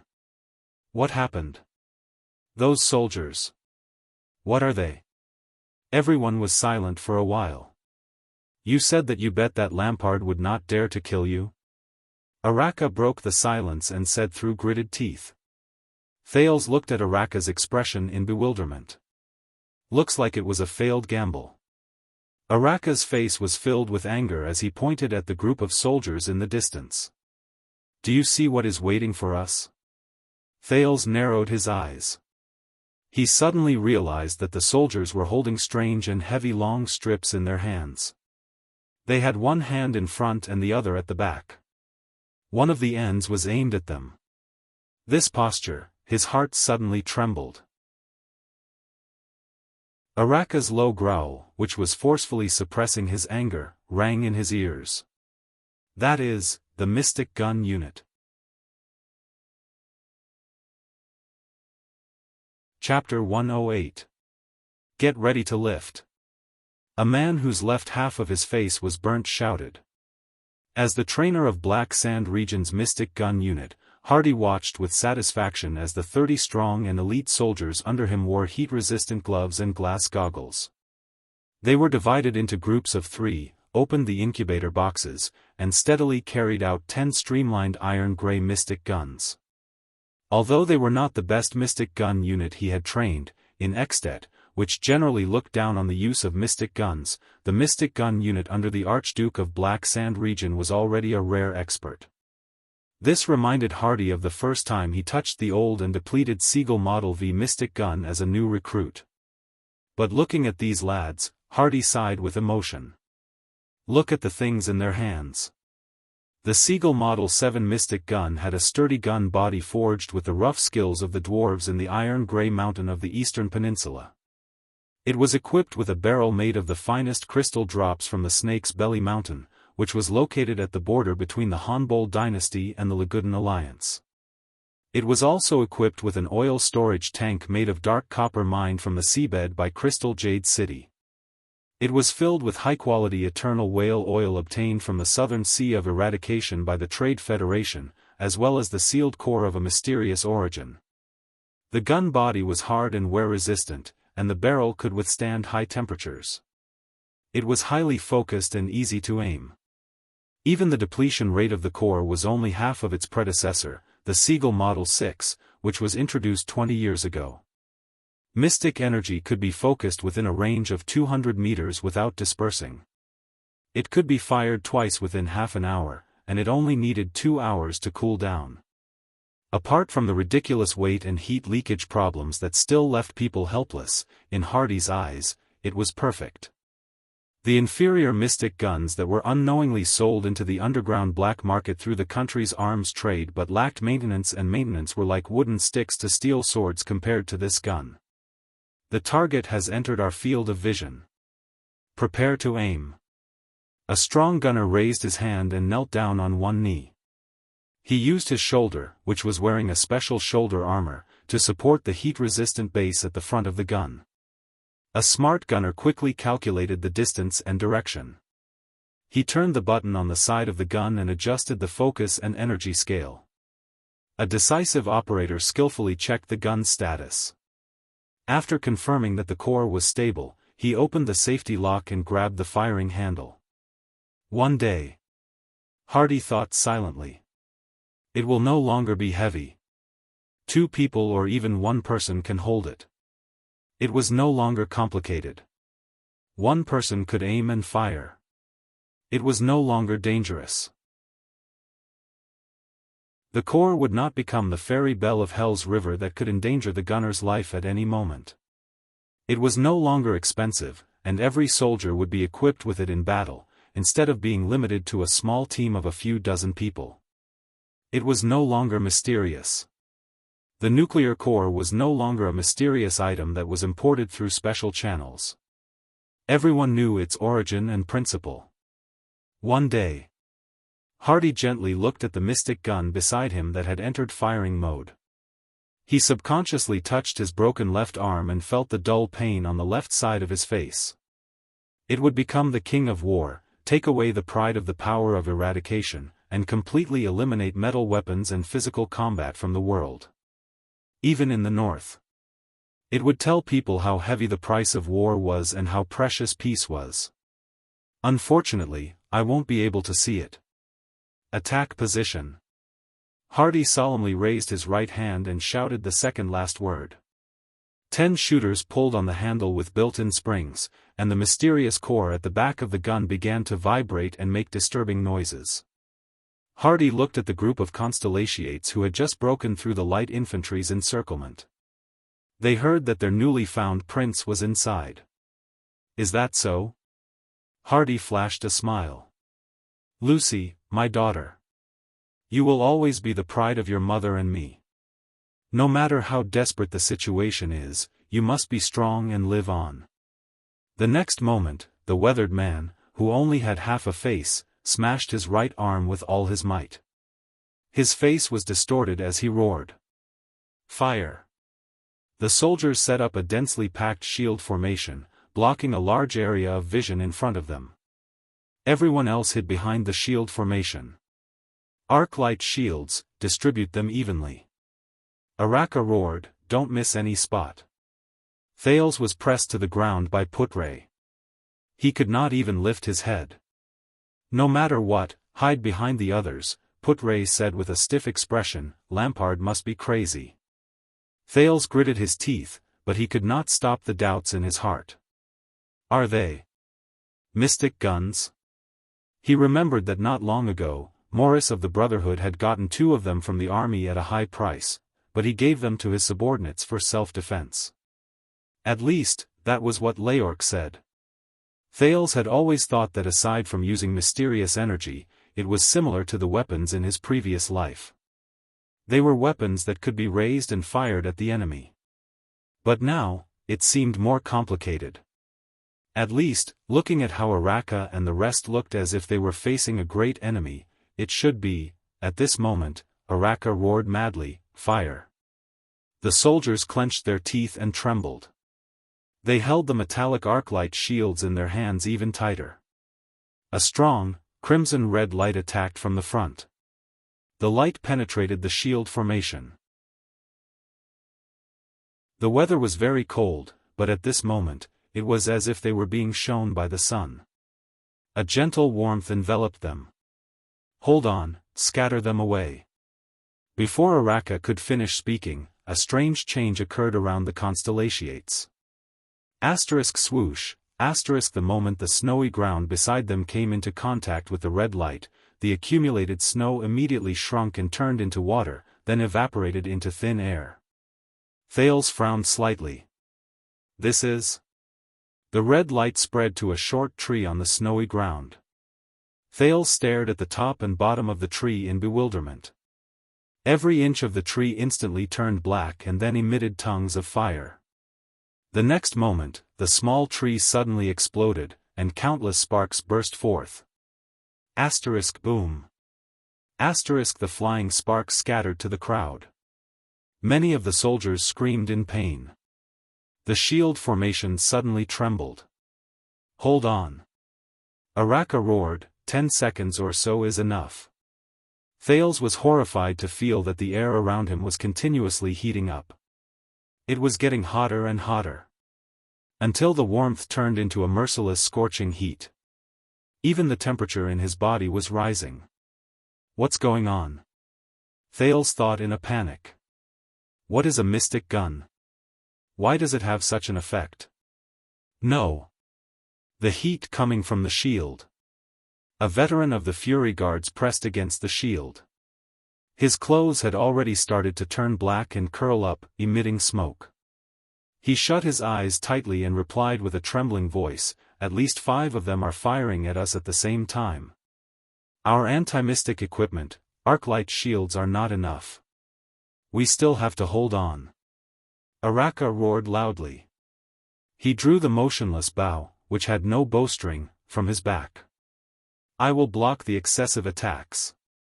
At this moment, a soldier's hand, which was holding onto the arc-light shield, suddenly burst into flames. He screamed in pain and took a step back under Araka's shocked gaze. The soldier's shield swayed. A ray of red light passed through the gap and shone on his body. "No!" Before Araka could shout in shock and anger, the soldier's screams exploded before he could. "Ah!" Within a few seconds, the soldier trembled madly. The clothes on his body were the first to emit smoke. When the red light shone on his feet, the snow on his body instantly evaporated into gas. Thales felt his scalp go numb as he watched the soldier's skin start to melt. The next moment, there was a tang sound from his body and endless tongues of fire emerged. After another second, the soldier's body exploded like the small tree and exploded into countless sparks. Boom. Thales watched in horror as this life disappeared. What was left of the soldier was a charred, dried corpse. However, his death brought about irreversible consequences. Block the gap. Before Araka could finish shouting, the burnt remains of the corpse splattered everywhere in the shield formation, igniting many soldiers who were holding up shields to block the attack. "Ah! No! Hold on! It's so hot!" Screams rang out one after another. The shield formation immediately dispersed. The red light shone into the crowd without any cover. The surrounding temperature suddenly increased explosively. The snow on the ground evaporated inch by inch. Thales felt a chill in his heart. "No, this is bad." At this moment, Araka stood up with a furious roar. He charged forward and stood firmly in front of everyone. Bang. His hair was instantly set on fire. The kingdom's wrath raised his motionless bow resolutely in the direction where the red light shone, in the direction of the small group of exdet soldiers. The motionless bow trembled slightly. Then, it emitted a strong silver light that was not inferior to the shot from the mystic gun. When the red light from the mystic gun met the silver light, it suddenly weakened and scattered in all directions. It was as if the silver light had sealed off the path of the mystic gun's red light. Araka roared. His right hand, which was holding the motionless bow, began to emit smoke. But he still persisted. However, the area of the silver light was not enough. Araka could only block in front of the people in the center. There were still many soldiers at the periphery who were shot by the red light from the mystic gun. Boom. The second soldier turned into a huge fireball and immediately exploded. No. Boom. The third. Genid covered his right shoulder in pain, which was illuminated by the silver light. He was desperately dragged back to the area protected by the silver light by Willow. During this process, one of the black-haired soldier's short spears suddenly exploded into countless sparks. "He can't hold on for long," Ida shouted through gritted teeth. "I can't die here." This was Ramon. "Bring His Highness out," Waya said while sweating. "No, there are too many mystic guns," Putre said with difficulty, "we can't escape." While everyone was in a mess, no one noticed that the second Prince of Constellation was in a strange state. The moment the silver light erupted from the motionless bow, Thales experienced that electric shock again. And it was even more severe than when he was on Araka's back. It was as if the silver-black metal bow that was emitting silver light was rejecting every corner of his body. Thales lay on the snow-covered ground. His face was contorted and trembling. "No, is the legendary anti-mystic equipment really rejecting me this much?" The silver light suddenly weakened. Araka's right hand started to catch fire. In the endless scorching heat, the kingdom's wrath still gritted his teeth and endured. A few rays of red light leaked in and shone on Thales' body.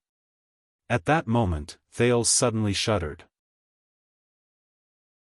His clothes started to smoke. He only felt the cells in his body suddenly heat up. So hot. It was as if he was on fire from the inside out. That familiar fluctuation surged through his entire body. Time seemed to have slowed down again.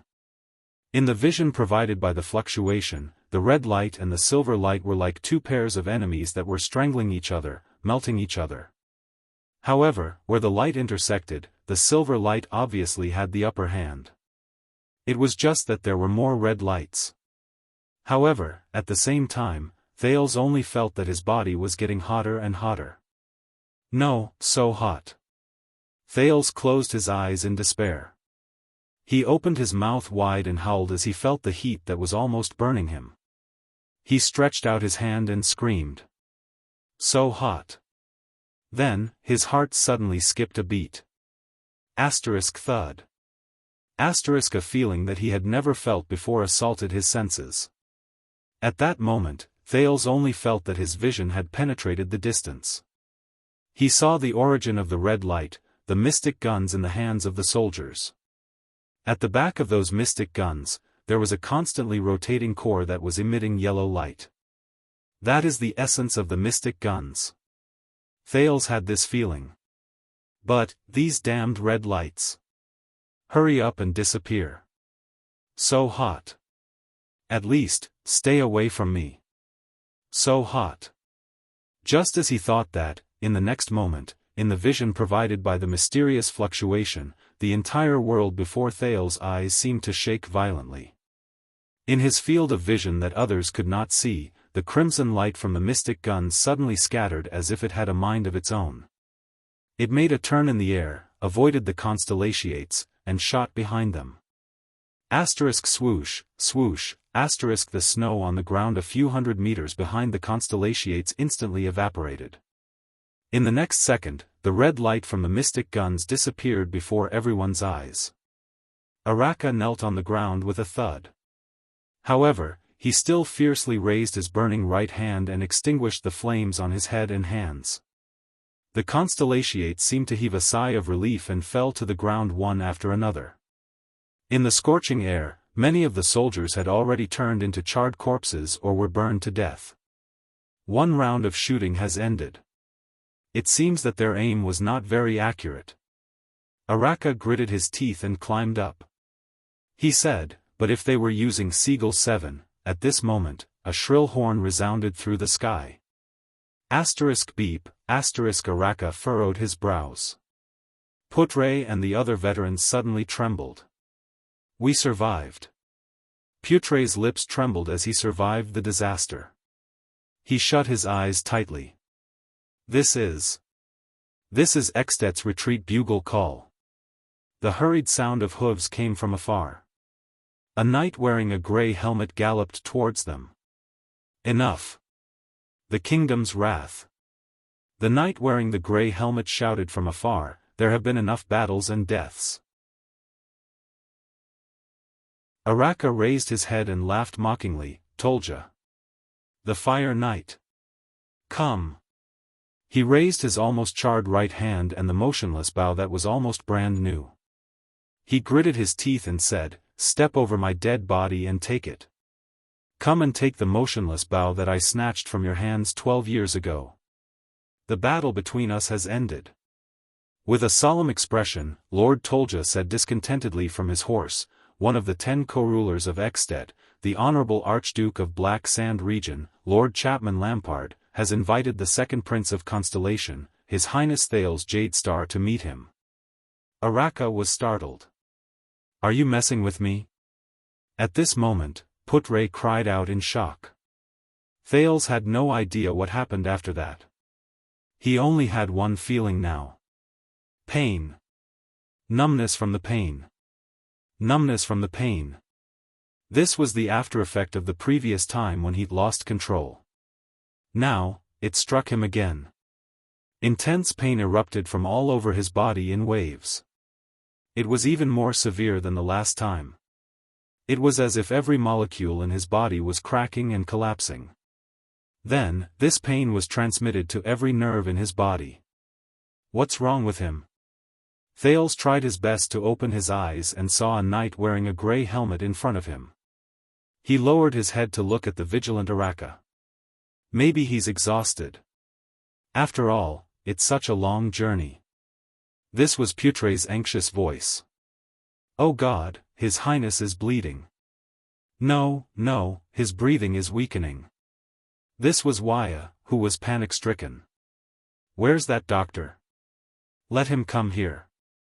The last thing Thales saw before he lost consciousness was Ralph, who was running towards him anxiously, and Ramon, who was dragged over by Ida. Those two voices again. Thales thought in a daze, it's like a dream. I'll probably forget about it once I wake up. Oh, it's him again? How long has it been? Just a few minutes. Forget it. This time, it can finally stay, right? Yes, although the buoyancy of the soul is still strong, I can feel that its body is close to collapsing. Wait. It's different from the last time. Someone is stimulating the potential in its body and mending its life. And its life force seems to be exuberant, too exuberant. It can't be. When was the last time we encountered such a tough fellow? Thousands, hundreds, or decades ago? I can't remember clearly. I think it was that arrogant knight-come-wizard. Sigh, what does Mother think? Mother is still unwilling to accept it. I can only say that having a strong life force is a good thing. Even Mother is lenient, there's no point in thinking too much. Mother has her own plans. Do you still remember the Sovereign of the Abyss from a long time ago? He even had 3 of his hearts destroyed by that calamity. TSK, that scream could even be heard clearly from the lowest level. Mother was about to accept him, but he actually struggled and crawled back. Silence. Prepare to open the countercurrent gate. It's going back. Sigh, let's hope that the next time it comes down, it won't go back, in a dark thicket of unknown address. A delicate girl slowly stood up from under a tree. I thought Heilon would be the first to arrive. The blood mystic, Giza Streelman smiled.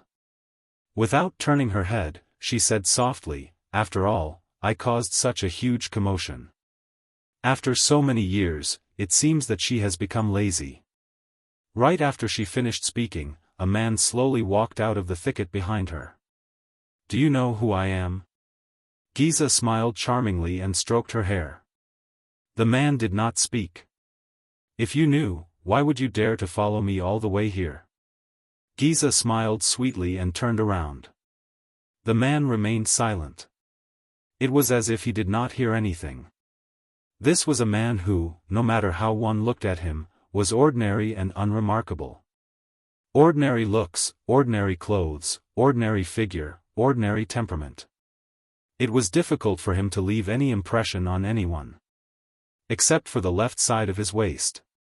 2 weapons were tied to the belt there. One of the weapons was wrapped tightly in old sackcloth. It was barely visible that it was long. Giza raised her eyebrows slightly. Under the sackcloth, she sensed a hint of an annoying presence. And the man's other weapon seemed to be a sword. But the shape was not very regular. The man was still expressionless. But he moved. He held the irregular sword at his waist in a backhand grip. He slowly drew it out. Are you sure you want to use a sword against me? Giza exhaled softly. You don't look like a commoner. The man still did not speak. He only raised the sword without changing his expression.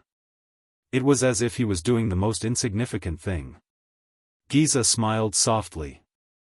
In the next moment, she saw the sword in the man's hand. That sword. The blood mystic's expression darkened slightly. It's a strange sword. More importantly, it's from the hilt to the blade. A strange sword that was completely black.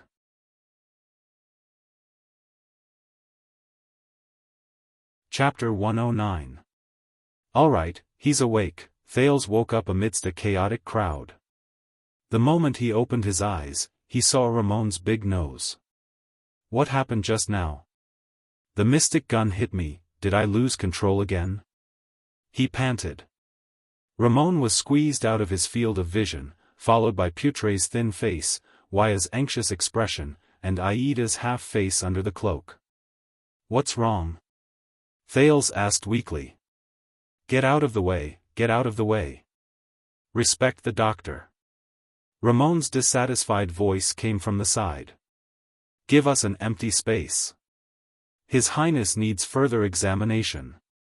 The three faces in his field of vision disappeared, and Ramon's big nose reappeared. How am I? Thales asked softly as he felt his entire body. You are fine now. In fact, most people do not have your vitality and recovery ability.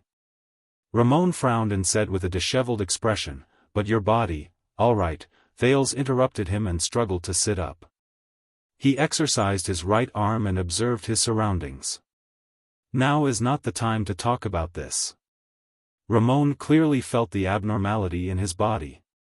But how could he talk about it in this place? However, Ramon did not seem to want to give up, and his next sentence made Thales clench his fists. Listen, Your Highness. Ramon was bandaging his shoulder that was injured during the chaotic battle just now. He clenched his teeth and said softly, the others might not know, but I can feel that those mystic guns did not miss their target. Instead, you did something to make them miss their target.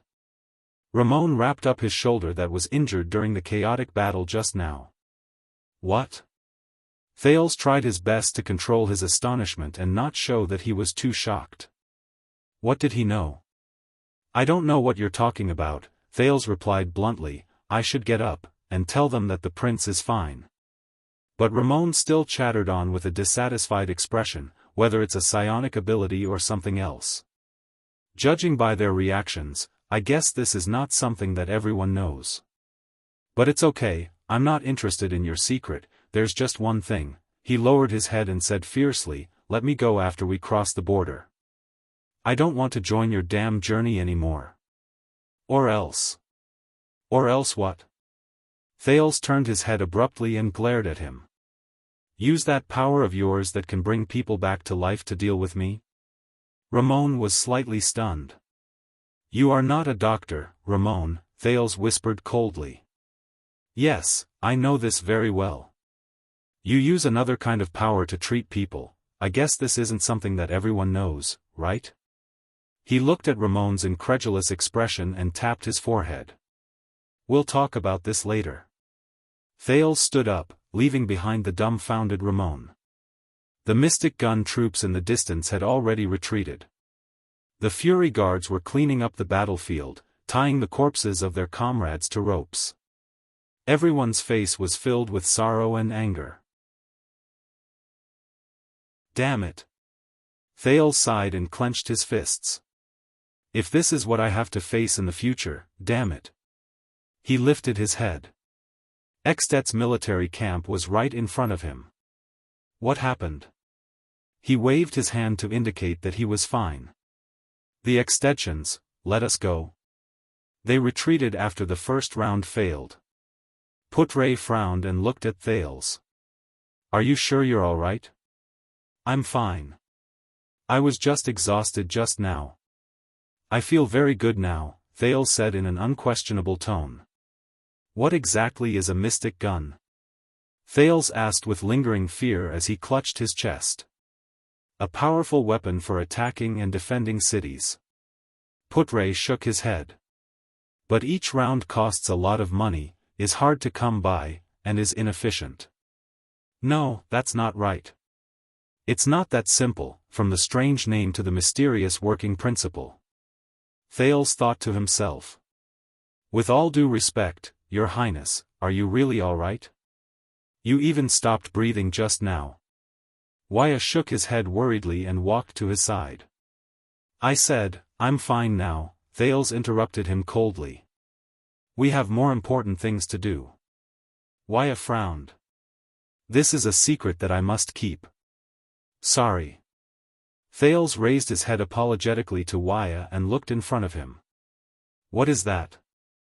Thales narrowed his eyes. Not far in front of him, Araka, who was covered in wounds, was glaring at a knight in grey armor who was riding on a horse. One of Extet's 5 war generals, the wielder of the legendary anti-mystic equipment Rising Sun Saber, Putre said warily. The fiery knight, Ram Tolja. Putre shook his head.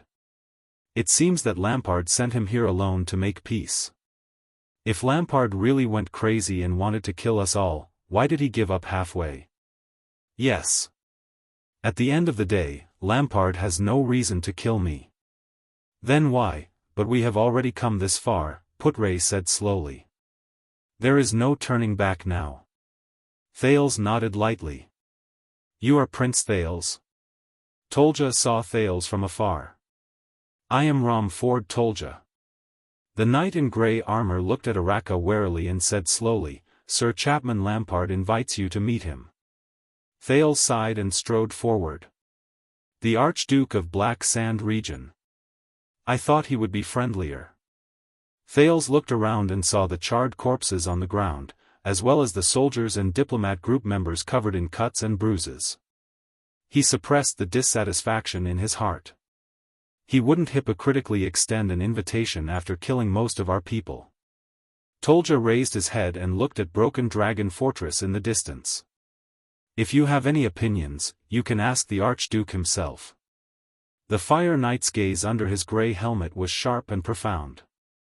I am only responsible for bringing you to him. Thales clenched his teeth and exhaled. At this moment, the ferocious-looking Araka strode towards Tolja. Have you forgotten something? An extension? The kingdom's wrath's words were filled with anger. Forget it, Araka. Go back.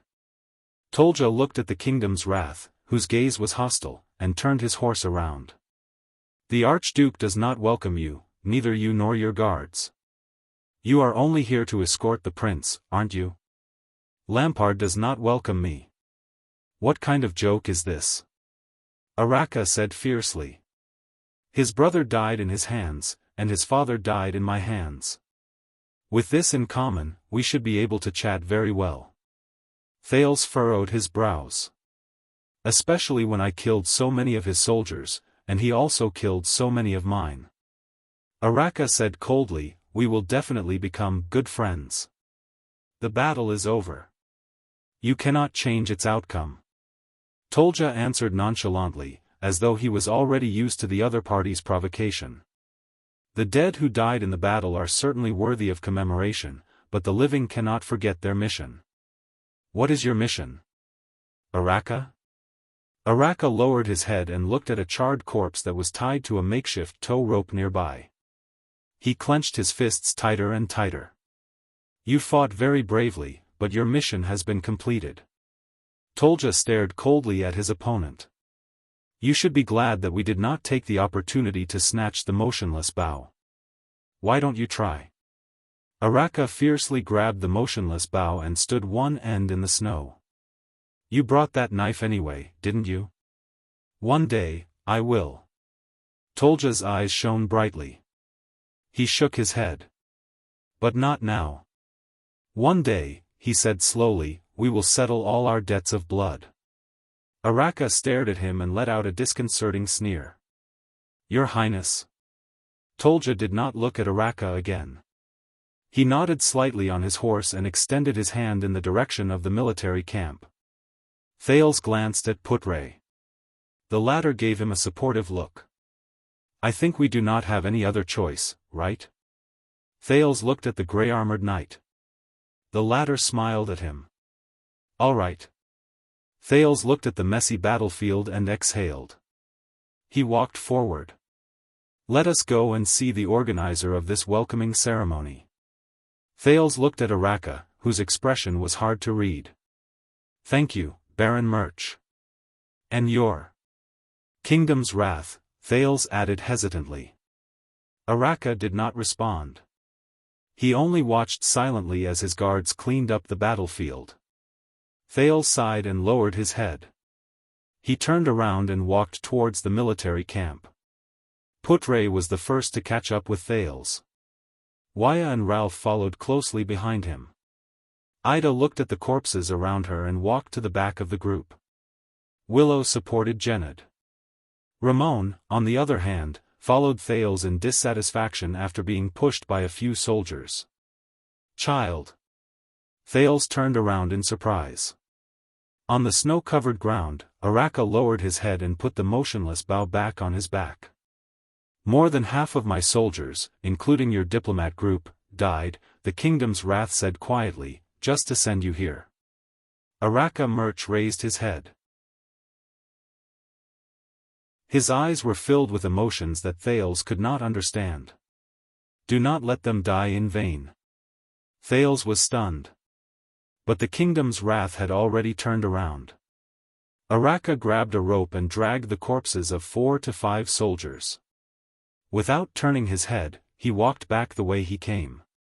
Behind him were the remaining Fury guards and the corpses of their comrades, who were either intact or incomplete, who were dragged along the snow-covered ground with ropes. His back was lonely. The Extension's military camp appeared wild and crude. The camp walls were simply built from tree trunks cut from the coniferous forest beside them.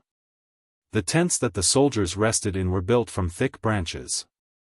But in comparison, the Extensions left a deeper impression on Thales. They were really too passionate. Thales even suspected that if Tolja had not led his horse and led the way at the front, the Extensions would have pounced on them. The Extension soldiers who were standing guard stared at the group of Constellations with hostile expressions. There was even a sentinel who spat fiercely at his feet. A group of cavaliers who had just returned to the camp passed by them. They looked at the Constellation flag that they held high and let out provocative laughter at them. Go back, Southerners. An Extension soldier who carried heavy armor and a great sword shouted at the diplomat group in disgust, Northland does not welcome the people of the Empire. Just keep dreaming about the Empire. A half-naked burly man sat by the bonfire and sharpened a great axe. He pounded his chest and roared, first, we have to spit out our territory. Northland only belongs to the Northlanders. They killed our prince, but sent a child to sue for peace. They walked past a circle of soldiers who were sitting on the left. A leading soldier pointed at the diplomat group and scolded, this is the shamelessness of the Empire. The people around them responded angrily and glared at them. Do you know why? The soldier said loudly, because all the men in their country were killed by us 12 years ago. The people around him burst into laughter and echoed his words. They should have sent a princess. A little boy is fine too, a soldier said mockingly, as long as he's pretty enough, we don't care if he's in front or behind. Another round of laughter rang out. Thales raised his head and sighed.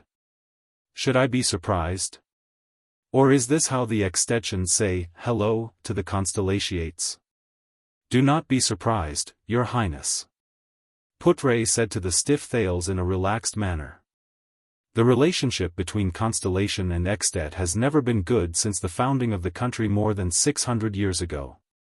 Whether it is the history of the Empire or the competition in the Western Peninsula, they are enough reasons for our hostility. Cold Castle was snatched from Extet by us 400 years ago. History was the first to breed hatred, and hatred is the first to write history. Putre sighed. Only the Peninsular War can make us temporarily forget our opinions of each other and fight side by side, which is rare. During the Third Peninsular War, the hero Chara and the Oath-keeper King Midir were close friends.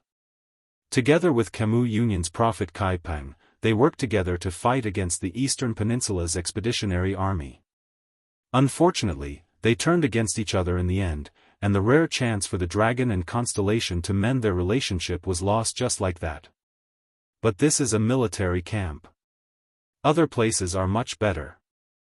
Many Northlanders do not care about those meaningless things. Wuxia nodded. After all, the civilians who work hard for survival are different from the soldiers who have tasted blood. They call us citizens of the empire. Why? Thales frowned and asked, isn't the final empire a history from more than 600 years ago? Even if there is a real grudge, it has to be traced back to the ancient empire more than 1,000 years ago, right? This is their mockery of us. Putre shook his head and said with a complicated expression, the Constellations have always been proud of the empire's bloodline and inheritance, but unfortunately, the empire did not leave a good impression on the world. It's not just the Northlanders. The people in Alumbia Kingdom in Thornland and Enlenzo Dukedom in Dragon-Kissed Basin also do not have a good impression of us. Whenever there is a need, such as during a war, this ancient emotion that has been passed down from generation to generation will be exaggerated and exaggerated. It is much more effective than increasing the soldiers' rewards. The Empire. The citizens of the Empire. Thales sighed and hid this information in his mind.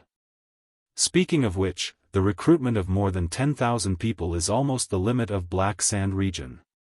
Putre looked at the densely packed military camp in front of him. I think Lampard's supplies and expenses are also quite difficult. Black Sand region is not a rich place. For the Northern Territory. They must have planned for a long time and spent a lot. The Constellations finally followed Tolja and walked to a huge tent. A tall nobleman in military attire who had been waiting in front of the tent walked forward and nodded slightly at Tolja. The tall nobleman bowed to Thales and said, "Is this Prince Thales?" "It's our first meeting. I am Lesa Kentvita, Viscount of Extet. My fief is located in Black Sand region's halting light city. Everyone in the diplomat group, please follow me to rest." As for His Highness. Viscount Kentvita nodded and looked at Thales. "The Archduke is waiting for your visit." Thales raised his eyebrows.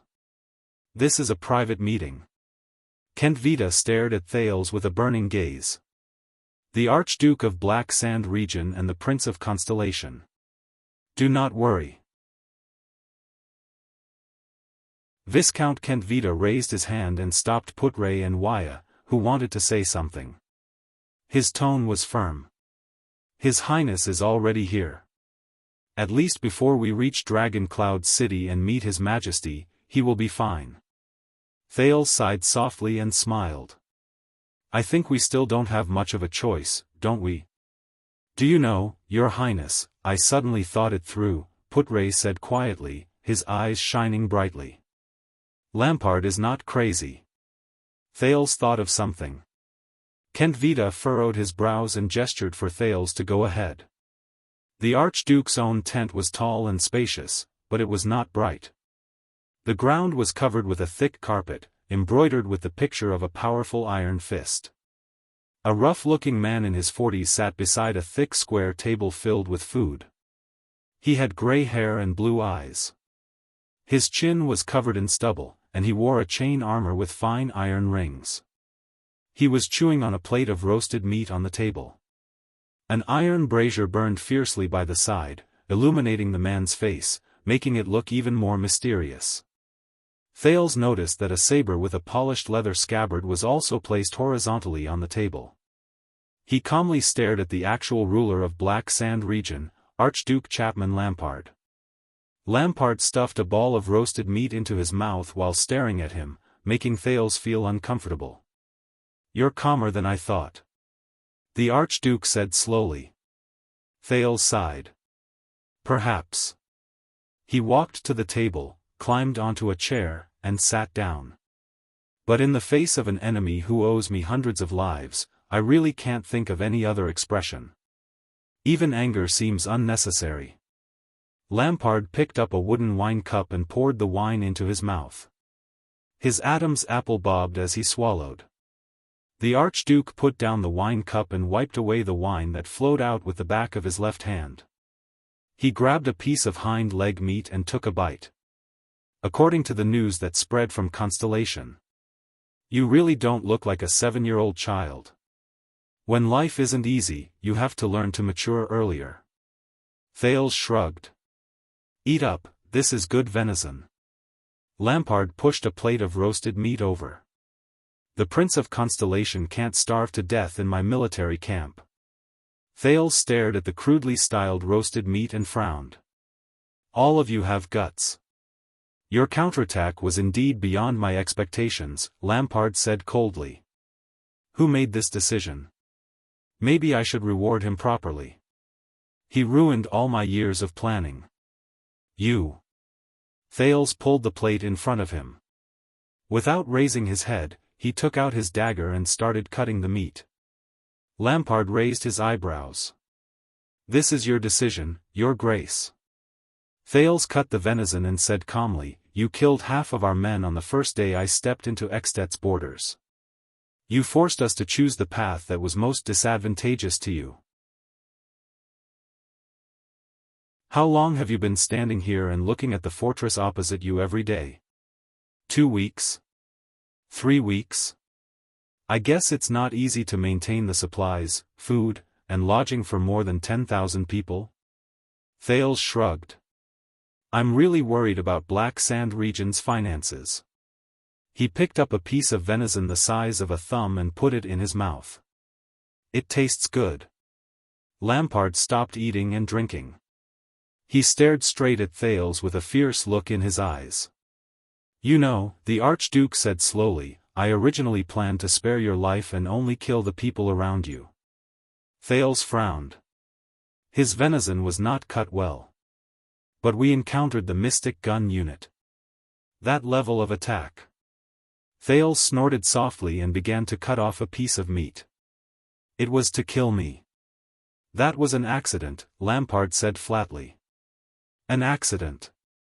Thales was so angry that he laughed. He put down the dagger in his hand. Your mystic gun, but he was immediately stunned. Wait. Putre said that Lampard did not go crazy. So, Thales stared at Lampard in a daze. Could it be, that was an accident? Thales asked in disbelief. It was an accident. Lampard placed his arms on the table, his eyes burning. Thales closed his eyes and exhaled deeply. After a while, Thales opened his eyes and said with certainty, You did not send out the Mystic Gun unit. I did not.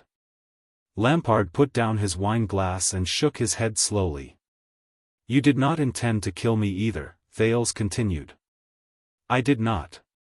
Lampard's eyes were burning. Thales clenched his teeth. So that's how it is. He exhaled and laughed. Someone else is commanding the Mystic Gun unit. Lampard had no reason to kill me from the beginning. The Mystic Gun unit is an uncontrollable killing weapon. No matter how stupid he is, he will not use this kind of thing against me. Thales sighed. Lampard closed the wooden plate with the venison, pulled it in front of him, and grabbed a piece of meat. You are much smarter than I thought. Lampard's expression was unpleasant. He stuffed the meat into his mouth and narrowed his eyes slightly. Do you understand why we met here? Yes, I understand. Thales wiped the dagger with his sleeve and put it back on his waist. He sighed and said, But I really did not expect that the command of the Mystic Gun unit under the command of the famous Archduke of Black Sand Region would be so easily tricked by someone. Lampard suppressed his anger. That officer is called Hardy. He has been in charge of training my Mystic Gun unit since 3 years ago. The commander of the unit fell ill this morning, so he is only temporarily in charge. How is he? Thales asked quietly. After the signal to retreat was sounded, he still ordered a second attack, but there were soldiers who immediately questioned his orders, Lampard said gloomily. Then, Hardy did not hesitate to slit his neck and committed suicide. We are still investigating the person behind him. This also explains why you hurriedly blew the signal to retreat after only 1 shot. Thales sneered. Even the command malfunctioned. Sorry, I really do not know what expression to use at this time. Archduke Lampard pursed his lips tightly and said nothing. Their goal should be to use you to kill me, or to use my death to plot against you. Thales sneered. I think the latter is more likely. My enemies are all in the country. The higher you stand, Lampard said quietly, the more enemies there will be. So, the sudden accident also made you cancel your plan. Thales snorted. Were you originally prepared to humiliate me by capturing me and see if the fortress would waver? There was silence. Lampard opened the bottle of rye wine beside him and filled his empty goblet. I hate to say this, but King Kessel made a good move. He pushed you out, Archduke Lampard said calmly. The moment you stepped into my military camp, I could no longer take down the fortress and the northern territory. And the oath he made in Renaissance Palace was equivalent to forging a suit of armor for you with the ownership of royal power. Lampard raised his goblet and said quietly, if you die in Extet, no matter who did it, the neighboring Black Sand region will only suffer. So, once you realized that you could not take down Broken Dragon Fortress, and realized that there were actually people eyeing you covetously, you immediately changed your attitude and wanted to rope me in? Thales said coldly. Lampard drank a mouthful of wine expressionlessly and said, Kessel's oath dispelled some people's desire to take your life, but it also aroused the ambition of others to take your life. Today's mystic gun is just the beginning. We have a common enemy lurking in the dark, whether it is for the throne of Extet or the throne of Constellation. The Archduke of Black Sand Region's voice was steady and solemn. From the moment you stepped into Extet and the Northern Territory, our interests were tied together. Yes. Thales lowered his head. His voice was steady and indifferent. My death in Extet is not a good thing for either of us. Archduke Lampard's expression softened a little. I will allocate 2,000 men, led by Kent Vida, my most trusted vassal, to escort you to Dragon Cloud City. You will arrive directly at the Walton family's territory. The king's emissary is already waiting for you. But my men died on the battlefield. They stood in front of me and were pierced by knives, swords, and spears. Thales raised his head with a gloomy expression. We have also killed many of your men. Lampard closed his eyes and muttered to himself for a moment. Thales stared at him expressionlessly. Those warriors, whether they were my soldiers or your subordinates, they will not have died in vain. They died a worthy death. Lampard opened his eyes. It is precisely because of their sacrifice that we can understand each other, and that we can sit here and make a difficult choice for the future of our two kingdoms, even if it is extremely difficult. We have never been enemies. Our hostility on the battlefield was only forced by the situation, Lampard said softly. For the future, so that today's senseless bloodshed will not happen again, we should cast aside our past grudges. This is what we should do. War is for peace, isn't it? Thales suddenly smiled. Well said, Your Grace. He chuckled with an indecipherable expression. There are no eternal enemies, only eternal interests. As you said, from now on, we have no reason to be enemies with each other. The Archduke nodded and raised his wine glass. You have eaten my venison. According to Northland's customs, you are my guest. This is good rye wine. Lampard pushed his glass over. His gaze was profound. And according to Northland's customs, we are allies after drinking the same glass of wine. From manpower, information, resources, and financial resources, I will provide you with all the conveniences in Extet. Our enemies will not have any chance. Archduke Lampard nodded. Until you leave Extet and return to Constellation. Even until the day you. Lampard revealed a strange gaze. Lampard had a strange look on his face. To be crowned king. There was silence. Thales suddenly smiled. My experience tells me to be cautious with those who want to become your allies, no matter how sweet and sincere they are, Thales said flatly. And I cannot trust you, Your Grace. Humph, Archduke Lampard's expression darkened. He snorted coldly. just because so many of your men died? Not only that. It's also because of the indifference and hypocritical coldness you showed towards the deaths and sacrifices of your subordinates, Thales said coldly. By forming an alliance with you, our alliance is destined to be betrayed. Compared to the possible benefits I might gain from carrying out the alliance, I can say with certainty that when the alliance is broken, the losses I suffer will far exceed the benefits I gain. And I am deeply touched by this. Thales looked at Lampard and watched as the latter's expression slowly darkened. Also, I hate what you said. Thales recalled Araka's lonely back. He clenched his teeth and shook his head. Those people on the battlefield, they died for your selfish desires. As for nonsense like they died a worthy death and war is for peace, I'll leave it to you. Thales grabbed his wine glass and sneered. There was silence. At first, I thought you were mature and steady, with wisdom beyond your age. Lampard snorted coldly and shook his head. But now, you are acting like a child. You are right, Thales said coldly. He poured the wine in his glass and said to the gloomy Archduke Lampard, and children cannot drink.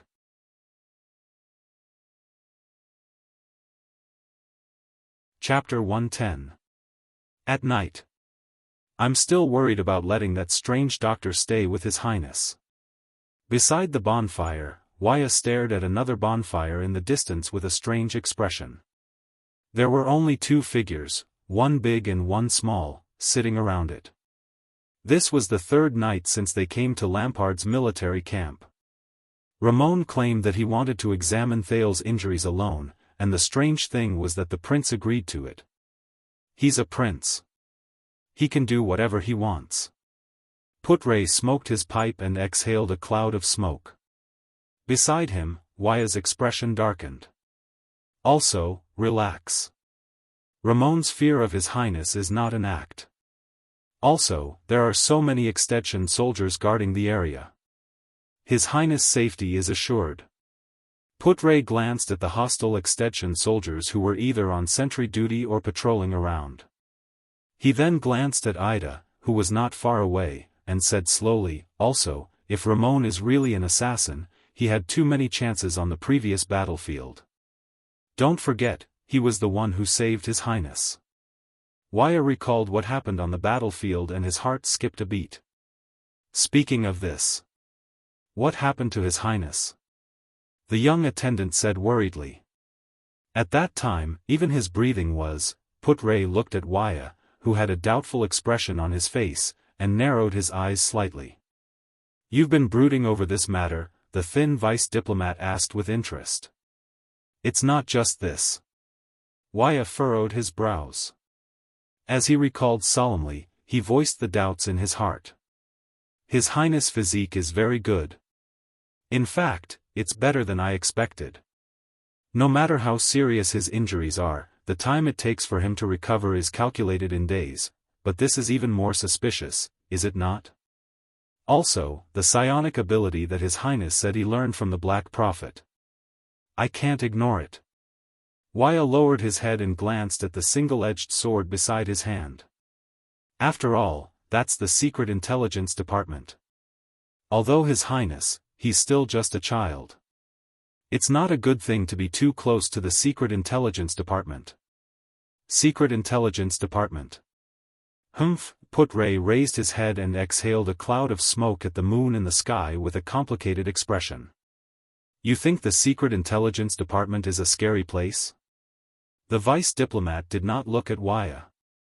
Wuxia pursed his lips and nodded. I've heard a lot of stories about that place. Some are ridiculous, some are bizarre, and some are unreasonable. The young attendant drew his sword, his voice filled with hesitation. But I have to admit, the mysteriousness of the kingdom's Secret Intelligence Department and the reputation of the Black Prophet are terrifying. I thought that with your age, you wouldn't have heard too much about the Black Prophet. Putre chuckled. After all, Murat has been in charge of the Secret Intelligence Department for more than 30 years. I even suspect that when the young 82nd was crowned, Murat was already working in the Secret Intelligence Department. Waya wiped his sword and shrugged. When I was training in the Tower of Eradication, I heard this joke. An incident happened in each of the 4 major intelligence agencies in the world. The Red Witch broke a teacup, the White High Priest burned an oil lamp, Lieutenant Qing wore an old robe, and the Black Prophet broke a pillowcase while sleeping. Guess, which incident had the most serious consequences? Putre took a puff of his tobacco and the corners of his lips curled up. The grey sword guards broke a scabbard. Waya and Putre chuckled together. Master Shao is not as heartless and terrifying as the rumors say. It's just that as the Tower Master of the Tower of Eradication, he's more level-headed and prudent.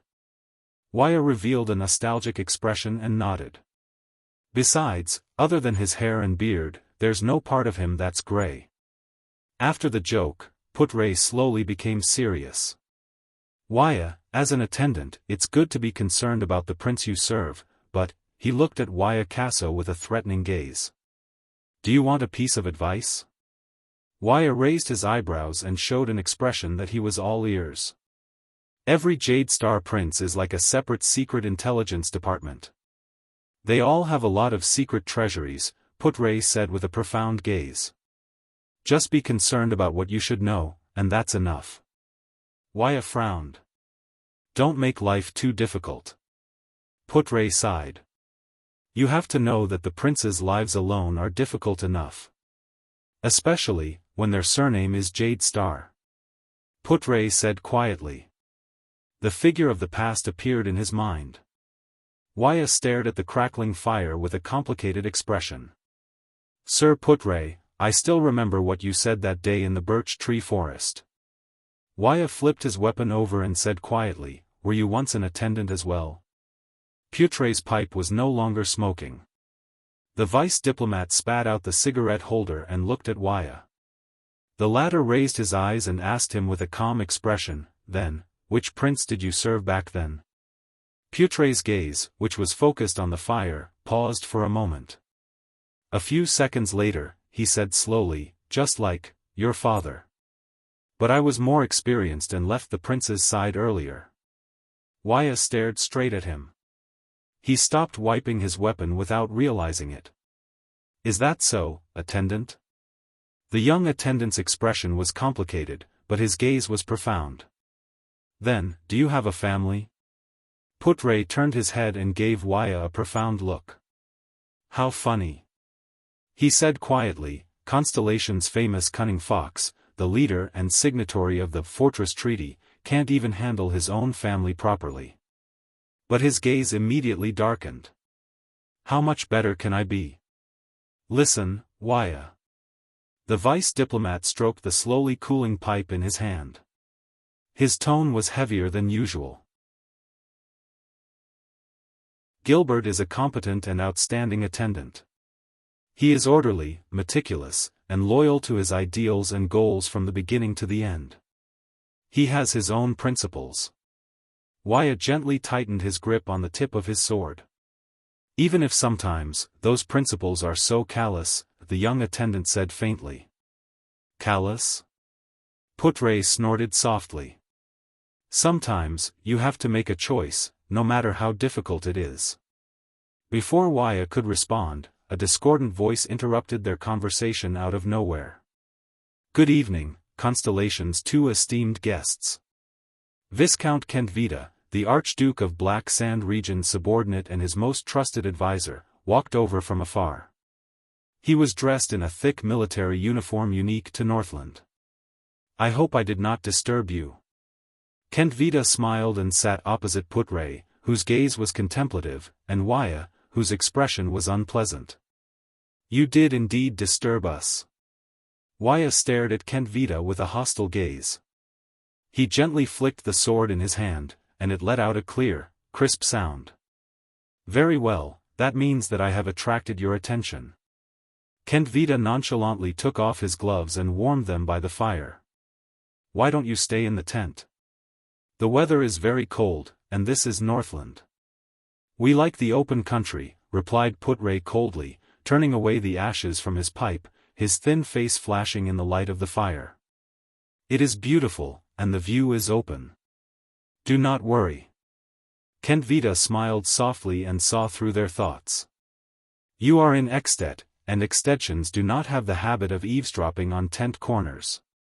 He turned his head and looked at the Prince of Constellation and his doctor in the distance.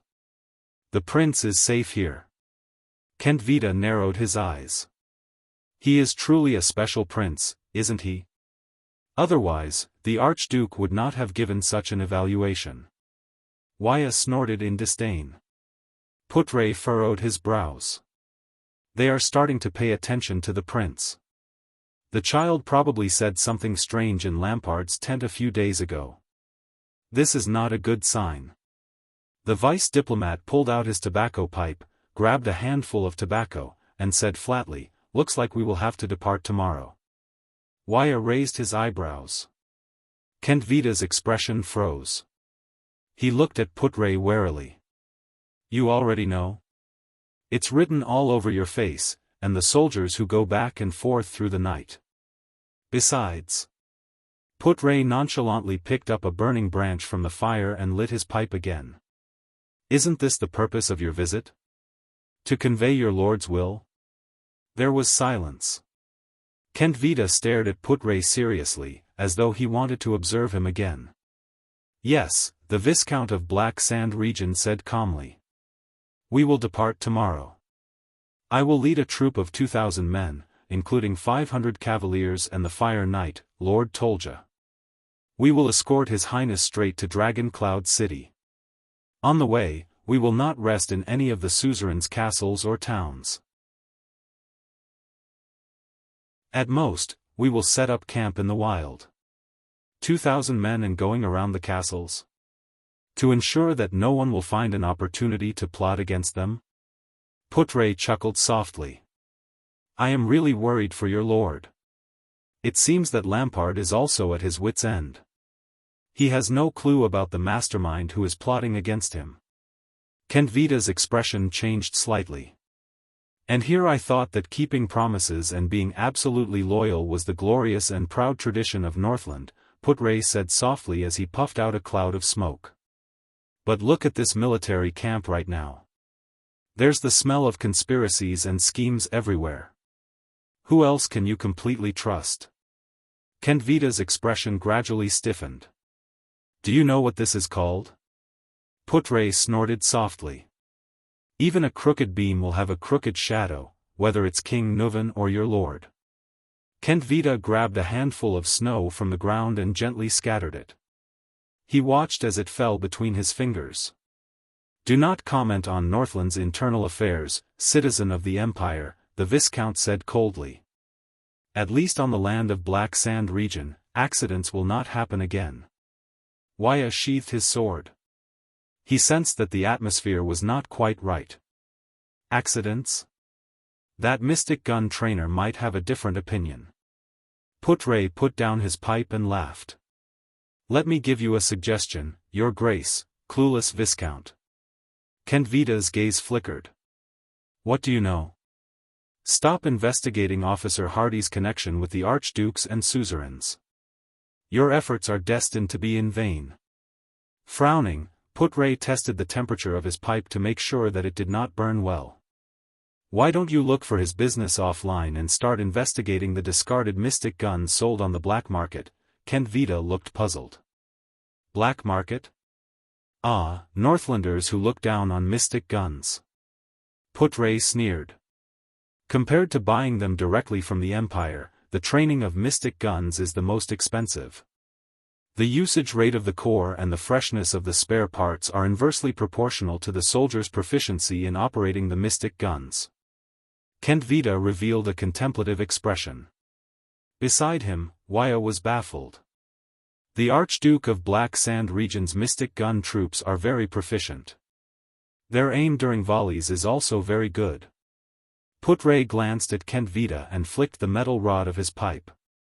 "Based on my experience, unless Archduke Lampard is willing to dismiss half of his knights and heavy cavaliers and allocate a large amount of gold coins every month to support the mystic gun training, he will definitely not be able to train such a troop within 3 years. Kenvita seemed to be deep in thought. He must find a sufficient source of income and maintain such a troop with a large amount of training. Only then can they be of use during critical moments. Fortunately, it's only 3 years, and there's only one trainer. Putre lit up his pipe and mocked, after 3 years, those troops will probably be able to carry out orders like, turn around and fire at the Archduke's location, meticulously, won't they? Kenvita ignored Putre's mockery. He continued to speak word by word, so, he must find his way to the black market. For example, he can use the mystic guns that have already been scrapped and should have been destroyed according to the agreement to exchange them for money, damaged parts, eternal oil, or even bribe the purchasing officers who go to the Imperial Kingdom to purchase mystic cores. Putre shrugged and lit his pipe again. I guarantee that his contact in the black market knows him a lot better than that group of soldiers. Kenvita exhaled and immediately asked, why can't the mastermind and financial backer behind him directly provide him with financial support? Kenvita exhaled and immediately asked, if that's the case, all of you would have found clues about his dealings with other forces a long time ago. Why would you have to drag it out until now? Putre said disdainfully. Kenvita's face turned red. Over the past few days, he had been so troubled by this matter that even his basic judgment was affected. Waya frowned. He did not quite understand the conversation between the two. There was silence. Lord Putre, the secret room provided you with information, Viscount Kenvita said slowly, having figured something out. I'm starting to believe their words. Oh. What an honor. With an intoxicated look on his face, Putre took a deep puff of his tobacco. What did the secret room say about me? They only have information about you before you left the palace, but it's already interesting enough. Kenvita's eyes shone with great interest. Putre Nemain, the web weaver within the palace walls, and the mastermind who keeps his composure. Waya looked at Putre with a surprised and bewildered gaze. This guy, ha. Putre turned his head and smiled. The Red Witch's subordinates really think highly of me. Kenvita had a contemplative look on his face. No, instead, I think that it's time for their information to be updated. Viscount Kenvita curled up the corners of his lips and put on his gloves again. The people within the palace walls might be good at observing people's words and expressions and coming up with strategies. But some wisdom must be accumulated through experience and knowledge. Putre made 2 trilling sounds through his nose and puffed out a puff of smoke. By the way, Lord Putre Nemain, Constellation's former viscount, Kenvita stood up and smiled from ear to ear. Your decision to charge in the opposite direction on the battlefield was both brave and decisive. Very well. Putre cast a deep glance at Thales and Ramon in the distance. Compared to you, they like me more now. We're already within Extet's borders. This is not our deal. Ramon glared at Thales in front of him with a furious expression. The Extetians are not willing to let anyone related to the Constellation diplomat group leave. Thales grabbed a branch and stirred the fire. He gestured at the Extetian soldiers around him with his chin and sighed. I'm just a powerless Constellation prince. What can I do? You can't do this. Ramon gritted his teeth. I saved your life. Hurry up and find a way to let me out. You didn't save my life. Thales furrowed his brows. Remember, I'm just exhausted, and you're just on the battlefield. We both know that's a lie. Ramon was so angry that he laughed. I don't know what you did, but most of your organs were already failing that day. It's useless no matter how strong your physique is. Even the strongest steed can't drag a carriage without wheels. I was the one who tried my best to stimulate your life potential, snap. Thales forcefully snapped the branch in his hand. It's a good thing that my body is strong. You, on the other hand, better keep your voice down. You don't need to raise your voice when examining a patient's body, Thales said coldly. If you don't want that pitiful little secret of yours to be known by others. Ramon, doctor. He especially emphasized the word doctor. Ramon looked around and said with an uncertain expression, speaking of this, all right, at least find me a messenger crow. Thales snorted through his nostrils. Don't worry, doctor. Thales scratched on the snow-covered ground and recalled many of the memories that popped up in his mind over the past few days, such as those block words that looked like pictures. The gangsters won't dare to provoke a well-trained army. You don't have to worry about Blood Bottle Gang. At the end of the day, gangsters are just gangsters. Your Highness, do you really think so? Ramon turned his head and smiled mockingly. Thales was expressionless, but his heart sank. Actually, what Ramon said is not without reason. Those two gangs might not be as simple as they seem. Especially when Blood Bottle Gang is the power of Asda and Giza, two lunatics, the power of the calamities. How strange. Even if Blood Bottle Gang often helps powerful nobles do some dirty work, they can't ignore the threat of mystics, can they? Why would Constellation allow such a gang to occupy Eternal Star City? Is it because they are confident in the legendary anti-mystic equipment in their hands and believe that they can control mystics? How is it possible? Thales recalled Giza's figure and laughed self-deprecatingly. Even though Asda did not seem to care about the survival of Blood Bottle Gang, why would someone as powerful as him meddle in a gang's territory that he doesn't care about? Isn't Red Street Market a brothel? And Black Street Brotherhood? They actually dared to harbor people from the regicide family, the Charlton family, in the capital. They even suppressed Blood Bottle Gang. After all, Blood Bottle Gang was backed by both mystics and great nobles. Those two gangs. Thales could not help but recall his 5 years in the Brotherhood. There were too many suspicious points. And there was one in front of him. Thales looked at the strange doctor with the big nose. The latter stared at him in the firelight. Ramon himself, a doctor with a secret, travels between the borders of two countries, and is at the center of the whirlpool of conflict between Blood Bottle Gang and the Brotherhood. A smile appeared on Thales' face. The second prince of Constellation looked at Ramon with great interest. A prince is not someone who can casually agree to other people's requests. Since you have a request, let's make a deal. Give me something valuable in exchange. Ramon was stunned. For example, I find the origin of your power very interesting. Thales pretended to be nonchalant and stretched his body. In exchange, I will try my best to negotiate with them. At the very least, I can let you use messenger crows to contact your friends in the Brotherhood. Maybe there are other conveniences. Ramon stared at Thales in a daze. He still cares about that? A prince? Wait, if, after a long while, Ramon opened his mouth with great difficulty. You are the Prince of Constellation, and your relationship with Murat Hansen is unclear. Ramon gritted his teeth and deliberated over his choice of words and tone. I'm not that stupid to hand over my secret to you. Besides, didn't you learn the mind-reading ability from the Black Prophet? Ramon snorted coldly. Oh, come on, I don't want to dig out any more secrets from your brain. Thales shook his head. That ability is very brain-damaging. It will damage your brain. Ramon fixed his gaze on Thales. There was a strange look in his eyes. Although you are just a child, you don't look like you care much about my health. Thales did not speak. He only stared back at Ramon quietly. I do have some guesses. Thales enunciated each word clearly. I have seen divine arts and know what kind of process it is, but you don't seem to have reached the step of communicating with the gods, those powers, the powers you use to heal and save people. Under Ramon's strange gaze, Thales slowly voiced out his biggest guess.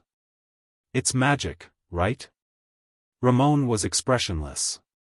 He neither admitted nor denied it. Thales knew the answer. Magic. Thales exhaled softly in his heart. This was a word he had never heard since he descended into this world. Until that night in Red Street Market that changed his fate. A long, long time ago, there was only magic in the world. There was no mystic energy. These were Asda's exact words. So, you don't even know the connection between mystic energy and magic, these were Giza's words.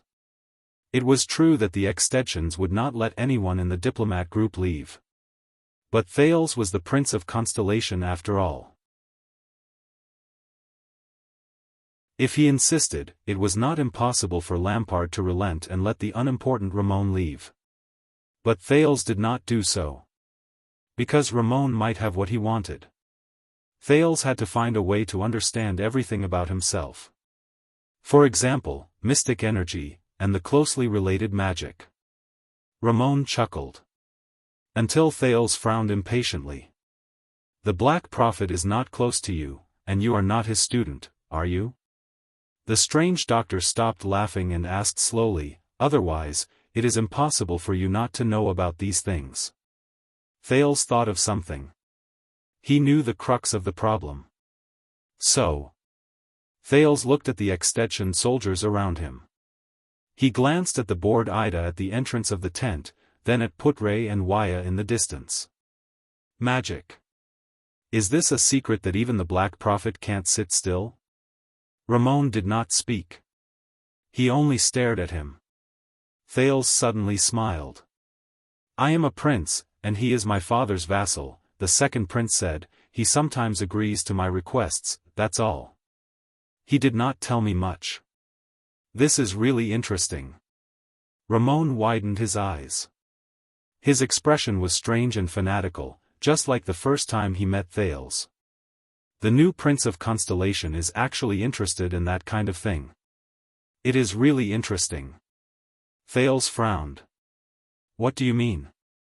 Is that something I should not know? Do you really want to know? Ramon widened his eyes and clicked his tongue. Morat will not be happy. Thales clenched his fists lightly. I am the future Supreme King of Constellation. When he said the word, king, Thales felt his voice tremble slightly. Do you think I care whether he is happy or not? Very good, very good. Explaining magic to the Prince of Constellation and the descendant of the Empire. Ramon flashed a strange smile. He shook his head and closed his eyes. This is a good deal, and I can also get a lot of fun from it. Thales narrowed his eyes. Then can we begin? The prince said slowly. Ramon opened his eyes abruptly. How was your history class, Your Highness? I mean, how did humans fight against the ancient orcs, defeat them in the Holiness Exorcism campaign, and how did they negotiate peace with the ancient elves and dwarves in the battle for survival, and finally rise in the world's history? Thales blushed. Alright, ever since he was brought to Mindy's Hall, he actually did not have much time to study history. Not much, Thales said slowly, but I know that in the history of humans fighting against the orcs, we awakened to supernatural powers, which is today's power of eradication, and the first batch of knights appeared, but Ramon interrupted him. So, it's not just magic. The strange doctor looked at Thales in high spirits.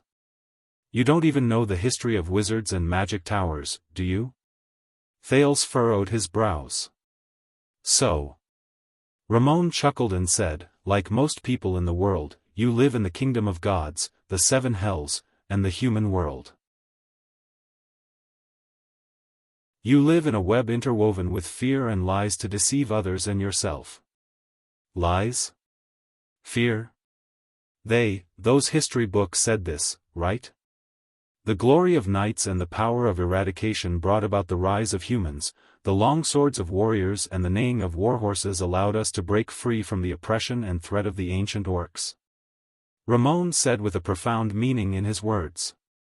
Without waiting for Thales to answer, Ramon put on a disgusted expression and spat out a word resolutely. Lies. Shameless lies. A complete and utter lie. Thales was stunned. What allowed humans to defeat the orcs was not a knight, a superhuman, or a power of eradication, Ramon said with an agitated expression, it was wizards.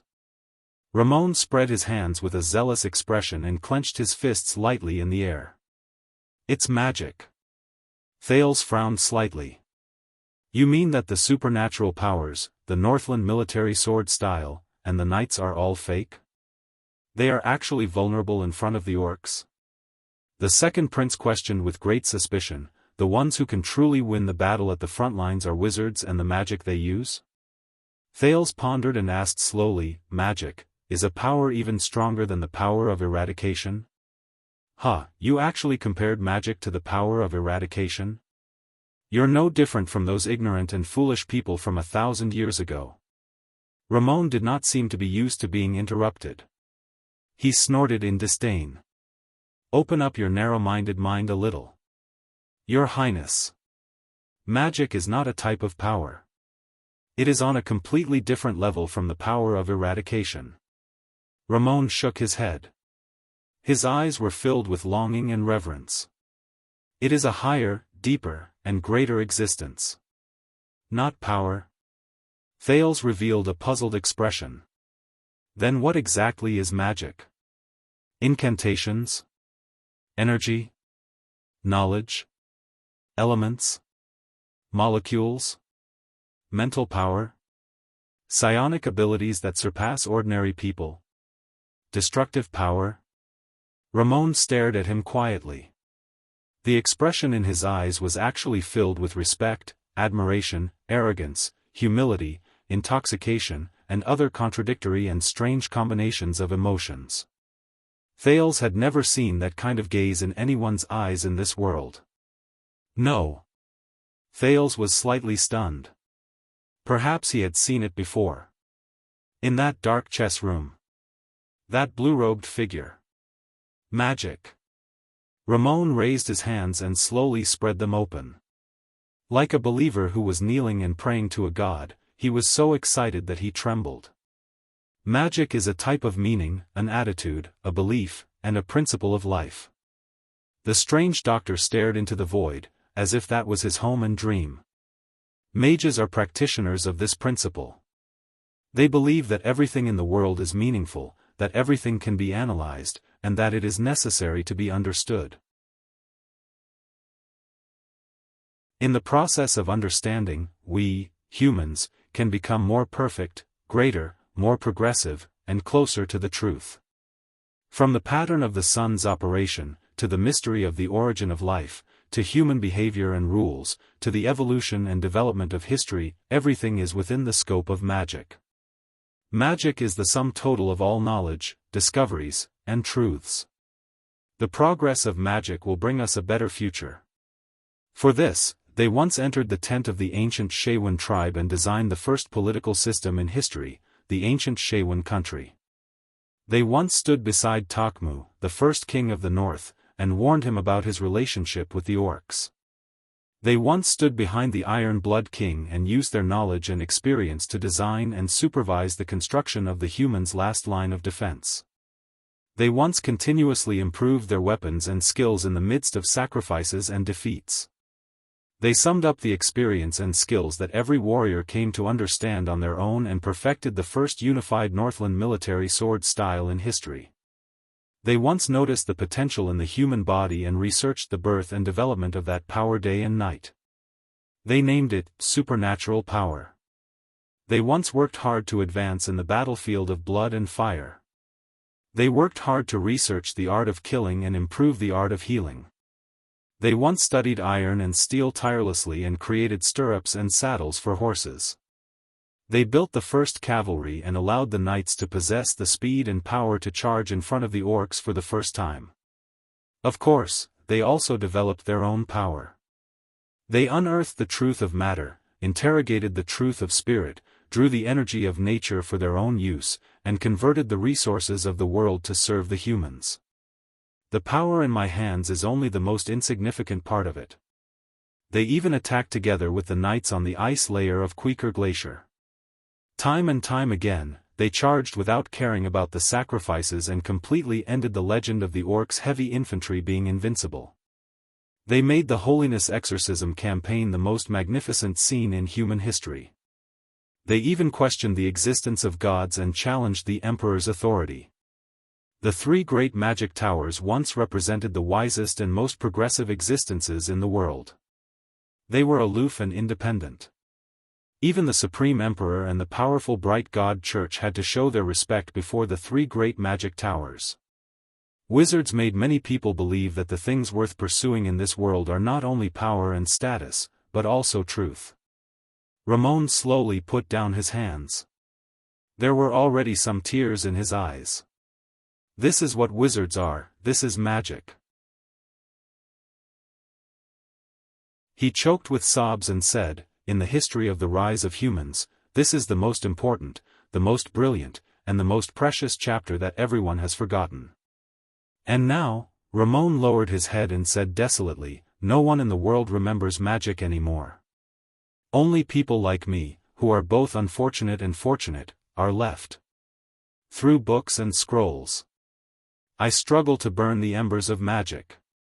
Thales stared at Ramon in a daze. He did not even know that the branch in his hand was burnt. He could not believe what he had just heard. He could only try his best to widen his eyes and open his mouth wide. Magic. Wizards? This was different from any version of magic he had heard of in his previous life. It was not those whizzing fireballs, not a transaction where one obtained an elemental response by chanting an incantation, not using oneself as a spiritual energy sponge, not a ritual to communicate with a certain existence, not a psionic ability that could be learned after birth, and not powerful for the sake of being powerful. Magic is a kind of meaning. A kind of belief. A kind of principle. Thales was completely stunned. At that moment, Asda's words kept echoing in his mind. Wizards seek the truth of the world. With all kinds of ingenious methods and wisdom, they use the resources and energy of the world to serve a better world.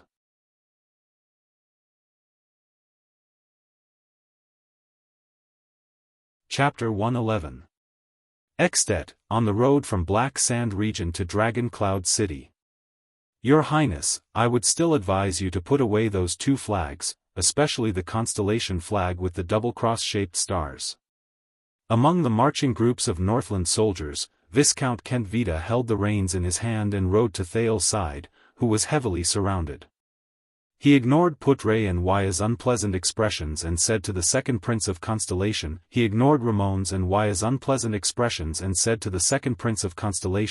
although we have 2,000 well-trained Northland elite soldiers, it is obviously not the best choice to let everyone along the way know that the Prince of Constellation is here. Thales did not pay any attention to the snowy scenery on both sides of the road, the indistinct mountain range in front of him, and the occasional chimney smoke. The reason why he missed the majestic scenery of the snow-covered mountains in Northland was partly because he was still thinking about what Ramon said 2 days ago, and partly because of the horse beneath him. At that moment, he was riding alone, carefully controlling the horse beneath him to prevent it from swinging its back from time to time. Ralph followed nervously by his side, ready to use the wind to lift his little employer at any time. Even though Gines and Gilbert had taught him almost every trick in riding a horse during the 1 month he spent in Mindy's Hall, Thales seemed to have a natural conflict with horses. Regardless of whether it was the foal in Mindy's Hall, or the Northland noble's horse that was borrowed by Archduke Lampard, which was usually docile and obedient, and was specially equipped with a child's saddle, they all clearly rejected him from riding them or even getting close to them. Right, saddle. Didn't Ramon say that it was also invented by the wizards? So, magic can be said to be the science of this world? Then, what's with mystic energy? Unfortunately, the conversation that day was soon interrupted by Kentvita. It seemed that he would have to find another chance. Thales watched in fear as the horse beneath him crossed an uneven snow pit. He breathed a sigh of relief. I thought it was international practice for the diplomat group to show their flags to show their identity. Thales turned his head and looked at Kentvita helplessly. At the same time, he carefully paid attention to his mount, which was chewing in dissatisfaction. Besides, an army of 2,000 people stretches for hundreds of meters. With such a huge commotion, even if I don't raise the flag, won't the people know that the Prince of Constellation has set foot on Extet's territory? Or perhaps Archduke Lampard feels that there is no benefit in appearing too close to the Prince of Constellation at this time? Kent Vida smiled. Your Highness, please believe in the Archduke. But Putre interrupted him. He had no choice but to send 2,000 people to ensure that the prince would not die in his own territory, but he also had to appropriately display his hostility towards Constellation for his own people to see. Putre slowly smoked his pipe and sneered. Archduke Lampard's situation is actually very difficult. He mobilized his territory at all costs, but he was unable to take down Broken Dragon Fortress. It's really too painful for him. Kent Vida's expression turned a little unpleasant. It did not show up when they were traveling and fighting, but Thales had a feeling that once he started interacting with people, Vice Diplomat Putre seemed to have returned to the battlefield where he was most at ease. Kent Vida came to Thales' side a few times during the journey and intentionally brought up political topics, but Kent Vida rebutted him with words that were sometimes humorous and sometimes embarrassing. You should talk to King Nuvan directly, not a strategist under the Archduke of Black Sand region, Putre explained calmly in private. Lampard officially withdrew his army 2 days ago, and the diplomat group departed at the same time. As the horses jolted, they would walk out of the northern plains today and enter the Sighing Hills.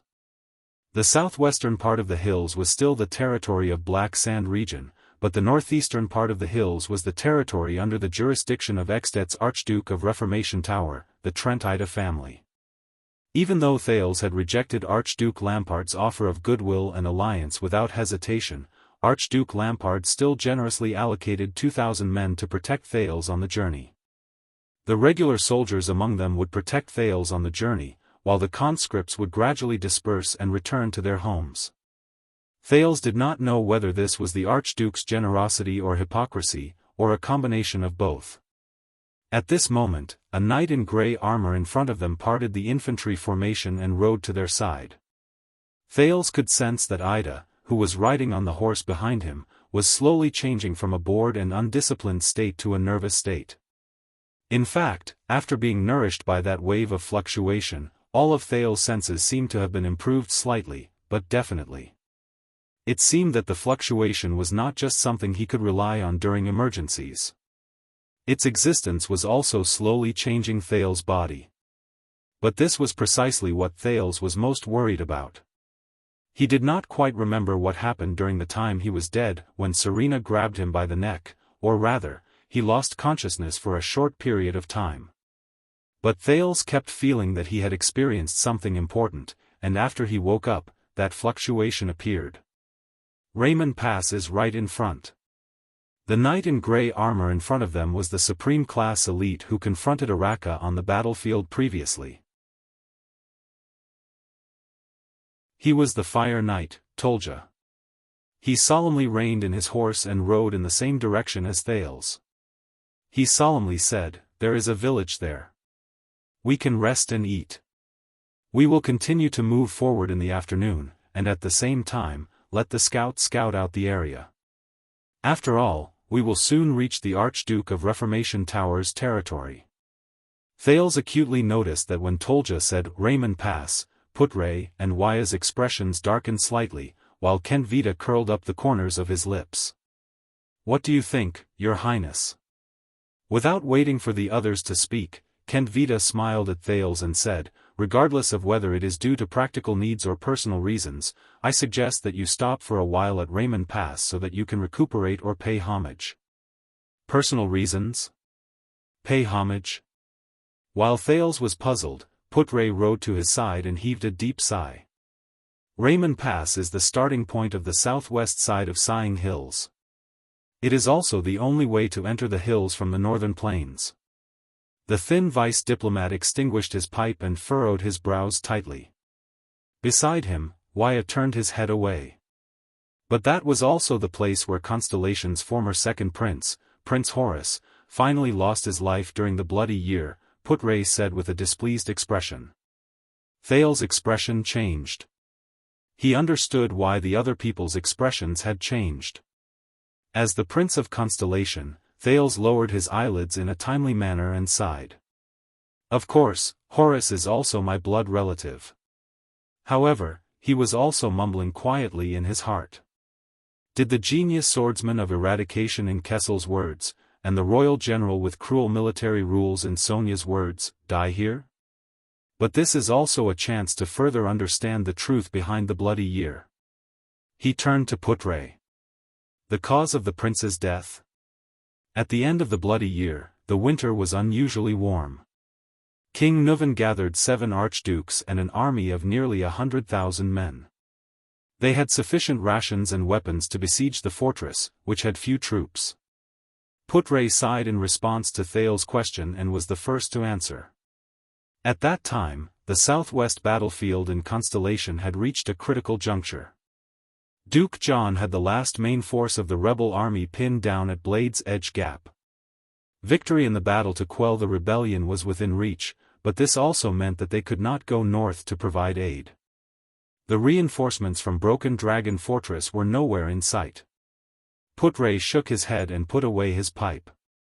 His gaze was complicated as he said, catapults, siege crossbows, mystic guns, and countless troops who went up to the city walls.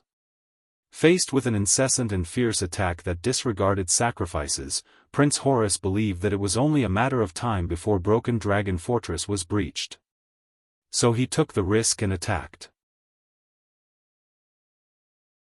He brought a small number of troops to cross the pine forest in secret and broke into the rear of Extet's supply line.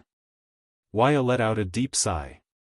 The next person to answer was the Extension commander. That was a risky choice, Kentvita said with a chuckle. Obviously, this was Constellation's miscalculation. Horus lost the gamble and paid the price for it. Waya stared at him indignantly. That was a good choice. At least it went straight for your vital parts, Putre replied with a cold snort. Thales frowned. For a moment, he did not know how to answer. With his status, it was best for him not to say anything at that moment. He had heard Gilbert's story about the tragedy of the royal family during the bloody year. In his story, Horus had fallen into the Extension's trap. Gilbert's statement that there were no reinforcements for 3 hours seemed to imply that Horus's death was the same as that of the other members of the royal family. He was framed. But from what Putre and Kentvita said, it seemed that Horus had taken the risk and attacked. He only had himself to blame. Moreover, they were so far away from Constellation's border. Was it not normal for them to be without reinforcements for 3 hours? He needed to understand more. At this moment, Tolja, who was beside them, spoke up. That was indeed a wise choice. When Kentvita heard this, he looked at the Fire Knight with a displeased expression. Tolja's solemn voice made Thales furrow his brows. Horus succeeded halfway. He burned nearly a quarter of our supplies. Our supply line was too long and fragile. What he did at least bought a lot of time for Broken Dragon Fortress, Tolja said solemnly. He sounded as if he was complaining about Horus's injustice. If we hadn't noticed it early, King Nuvan would have stopped attacking the city, retreated the main forces at the front line, and set up an ambush on the way back to the fortress. Yes, we blocked Horus's way back from the pine forest and forced him to the plains. Viscount Kentvita snorted, seemingly dissatisfied. Just like how we surrounded a fox. Putre's expression darkened. Thales was also very embarrassed. Waya, on the other hand, had an indignant look on his face. Any Constellatiate who heard an Extension tell the story of how they killed the Prince of Constellation would probably not be happy. That's not fair. After all, he only has a little more than 1,000 men. But Lord Tolja spoke again. He said solemnly, we used an army that was nearly 20 times our number to surround Horus on the plains. But his warriors were elites who had gone through hundreds of battles. Their willpower was as tenacious as the Northlanders. Under their counterattack, the Archduke of Elifure City's troops suffered heavy casualties. The Archduke of Beacon Illumination City and the Archduke of Prestige Orchid's war banners even wavered and retreated. King Nuvan had no choice but to use the rest of his troops and send the elite White Blade Guards under his command to block the gap. Only then did he manage to stabilize the battle line. The battlefield was terrible. The black smoke burned so much that even the fortress could see it. If Broken Dragon Fortress had sent reinforcements at that time, they might have had a chance to rescue your prince from the side of the chaotic battlefield. Putre gripped the reins tightly. Thales was stunned. But they did not send their troops. Thales recalled the scene of him being besieged under the fortress a few days ago. Puzzled, he asked, the fortress did not send their troops? No, I still remember, Tolja said faintly, from the afternoon until the sky turned dark, the people in the fortress watched Horus's troops fall one by one on the plains. There were no reinforcements for 3 hours. Thales recalled Gilbert's words and furrowed his brows. Regarding this, Putre said with a straight face, the fortress had its own reasons for choosing to do so. Enough of that. Kentvita snorted coldly. Even us extensions feel bitterly disappointed when we see them leave us in the lurch. Leave us in the lurch? Thales gripped the reins tightly and gritted his teeth as he endured the jolt of the horse. Kentvita cast Thales a meaningful glance. Of course, perhaps they were just as cautious as the fortress flower 2 days ago. Who? Thales turned his head and asked in puzzlement, who? When Horus led his troops outside, who was the one who guarded Broken Dragon Fortress? Putre looked worried as he looked at Thales. Go on. Kentvita chuckled. Tell your prince, who is responsible for Horus's death. This is not a secret. Thales suddenly realized that it was not appropriate to talk about this in front of the extensions. Putre glared at Kentvita in dissatisfaction, but he still sighed and answered, the Northern Territory was in danger at that time. His Majesty the late king ordered the surrounding nobles to provide assistance, and the largest number of reinforcements came from the Land of Cliffs region, the Duke of Constellation's territory, which was the closest to the Northern Territory.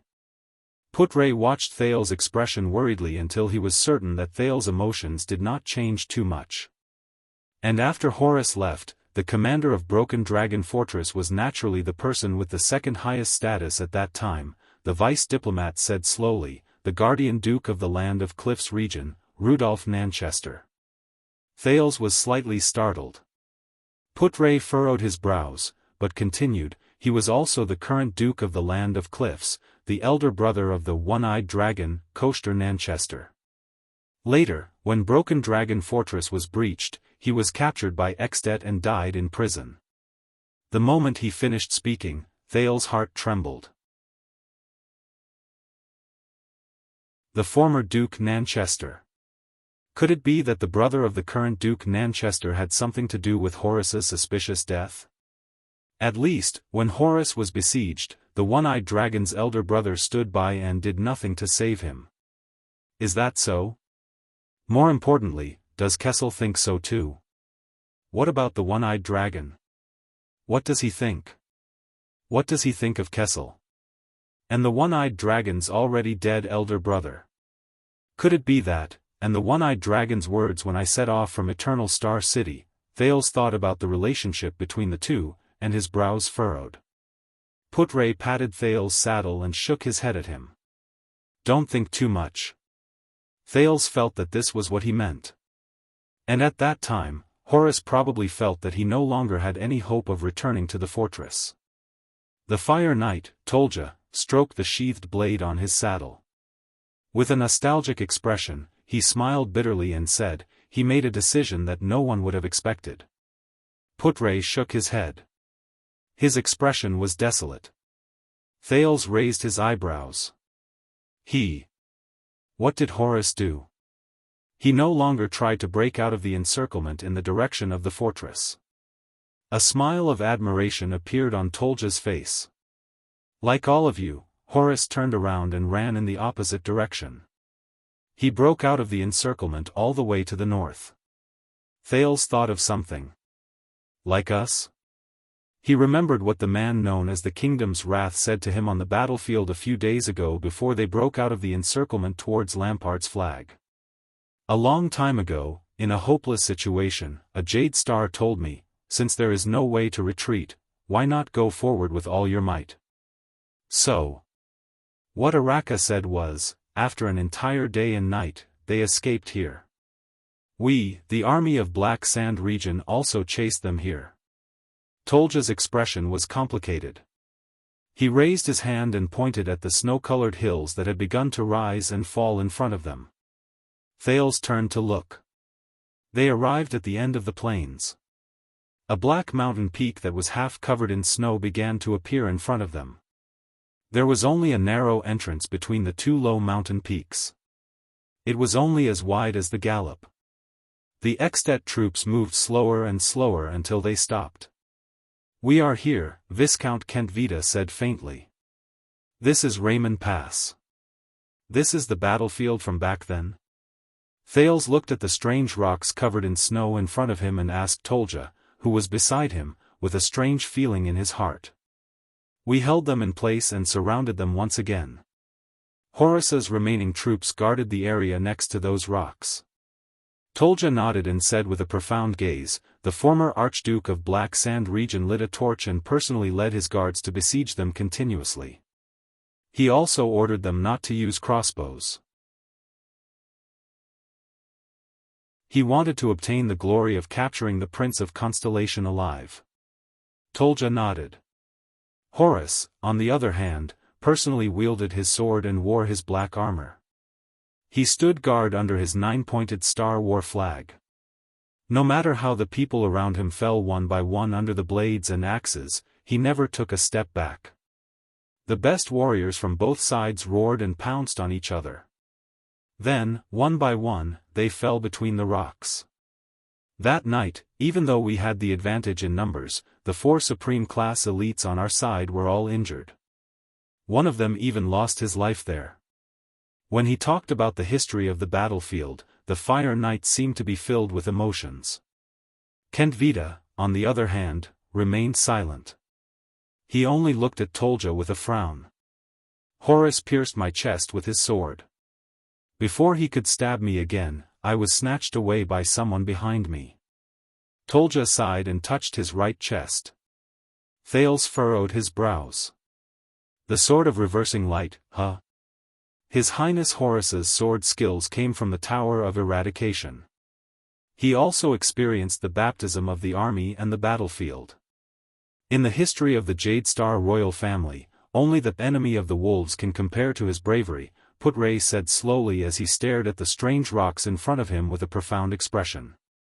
Thales felt Ida snort softly behind him. The old Archduke of Black Sand region gave up on his goal. He realized that his intention to capture Horus alive would only cause us to suffer more casualties.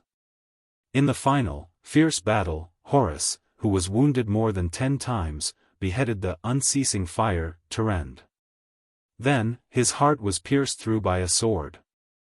Tolja urged his horse forward and stared at a rock that was half the height of a man. He felt as if he had returned to that night 12 years ago, when the shadows of swords and blades flashed. "A prince died here." Kentvita shook his head. "This place will probably become a tourist memorial in the future." Waya glared at him mercilessly. "Yes," Putre replied sarcastically, "all of you should build a statue for Prince Horus, to commemorate his bravery and fearlessness, as well as his ability to kill his enemies." Thales sighed.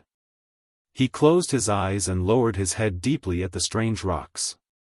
Another group of people who were unfortunate during the war. When they saw Horus fall, the last of his soldiers also lost their will to fight. Just when we thought that everything was over, one of Horus's soldiers snatched the bow left behind by Tyrande in the chaos, Tolja continued to say faintly. Kentvita's expression suddenly changed. Thales raised his eyebrows. There was a hint of surprise in his voice. "You mean?" Tolja looked to the south and exhaled a long breath. "That soldier carried Horus's corpse on his back. He carried that bow, and with wounds all over his body and a few crossbow bolts, he roared angrily like a madman." With the last few people, he rushed into the encirclement. For some reason, our people could not stop him. Until he reached the old Archduke of Black Sand region, and then, Tolja flashed an indecipherable smile and snorted softly. In the chaos, the soldier disappeared into the night. From then on, Araka Murch was known as the Kingdom's Wrath. Tolja stroked his own blade. Endless fighting spirit shone in his eyes. Thales took a deep breath and stared at the strange rocks from afar. However, he could not tell that countless warriors had fallen here 12 years ago. A prince had also fallen here, and another legend had become famous from then on. No, I still have some doubts. Thales turned to Tolja. So, Lord Tolja, you personally experienced the war between the two kingdoms 12 years ago? Including how to break through Broken Dragon Fortress? I participated in that war. The Fire Knight nodded. But as I said just now, thanks to Prince Horus's sword, I was injured during the early stages of the war. When I returned to the battlefield, it was already a few months later, during the later stages of the war. At that time, Sonia Sasir brought her Starlight Brigade and gathered the defeated soldiers along the way, including Murch. They fought a few battles against us in the north. Oh! A thought flashed in Thales' mind. You even fought against the Fortress Flower? Should I say, as expected of one of Extet's 5 war generals? No, I did not have the chance to fight against her. Tolja frowned. Because of a despicable person. Despicable person? Thales was stunned. Who? I do not know. Viscount Kentvita smiled and said, Constellation's little trick. Tolja has always been brooding over it. I do not know who. Brooding over it?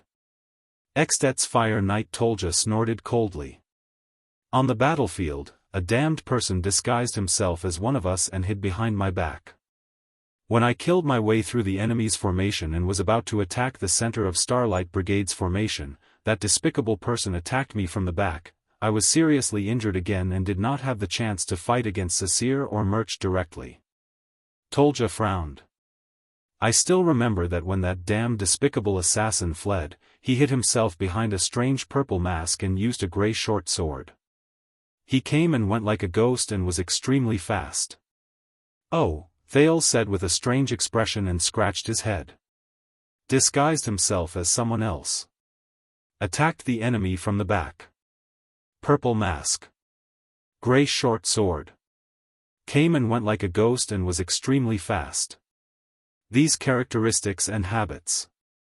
I seem to have heard of them somewhere before. Behind him, Ida snorted softly again. Is that so? Looking at Tolja's cold gaze, Thales frowned and nodded sternly. This method is really despicable.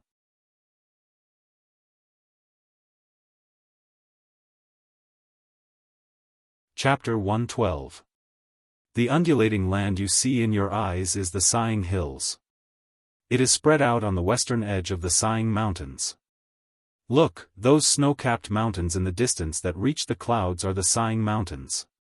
Putre, who was riding on his horse, pointed at the mountains that towered into the clouds in the distance and explained the geography of Northland to Thales. Thales raised his head and widened his field of vision. He exhaled a breath of hot air in the chilly environment. The Sighing Mountains used to be the highest mountain range in the land during the era of the ancient empire. It is connected to the Quequor Glacier in the north and separates the Northland Province and Eastern Wasteland Province in the north of the empire. It gradually extends south to the north of Green Heart Province, which is now Constellation's Eastern Sea Hill and Duke Cullen's fief. The danger and difficulty of climbing the Sighing Mountains made travelers shrink back at the sight of it. They could only lower their heads and sigh. That's how it got its name. Putre put down the pipe in his hand and sighed softly with his head lowered, as if he was responding to his own words. When the ancient empire was still around, this place was famous for being a place of exile and chaos. After the empire was destroyed, the turmoil worsened until a group of elves moved into the mountains. They took root here for nearly 300 years and moved freely between the mountains. During their heyday, they formed their own kingdom. After the Battle of Eradication, the northwestern side of the Siang Mountains belonged to the Western Peninsula, while the southeastern side of the Siang Mountains was within the borders of the Eastern Peninsula's Hanbol dynasty. The elves in the Siang Mountains? Wait a minute.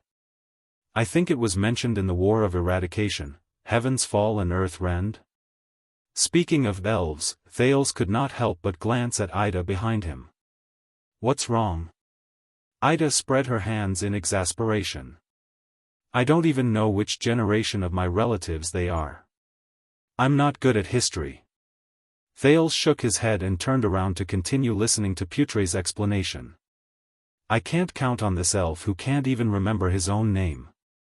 Even if he's in supreme class. Archduke Trentida's Reformation Tower and the lonely old tower of the Fries family of Constellation are located on two different peaks, facing each other across a valley. Both sides are extremely wary of each other, but they are both easy to defend and difficult to attack. Further north and south of the mountain range are the fiefs of the Archduke of Ekstedt's Horn Deer City and the Guardian Duke of the Land of Star Cliff. However, due to the precipitousness of the Siang mountain range and the high temperature in the north, Ekstedt's Horn Deer City and the Land of Star Cliff, which are located in the mountain range, are faced with the predicament of having territories near the Sea of Final Freeze and few ports.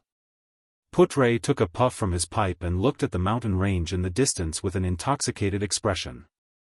Hence, during the First and Second Peninsular Wars, the Allied forces from the Eastern Peninsula crossed the Sea of Final Freeze and landed from Constellation's Eastern Sea Hill or South Coast Hill. It's because both Constellation's Land of Cliff region and Ekstedt's Eastern Seaport are situated on natural sea cliffs that are easy to defend and difficult to attack. It was only during the Third Peninsular War that the Eastern Peninsula Army pretended to attack Constellation's Eastern Seaport, but launched a surprise attack on Ekstedt's coastline. With a small number of troops, they attacked the sea cliff and achieved amazing results. In the end, they broke through Elk City and entered the heart of Ekstedt. Peninsular War? Another question popped up in Thales' mind. The war started from the conflict between the two continents, such as the whales in the Sea of Final Freeze.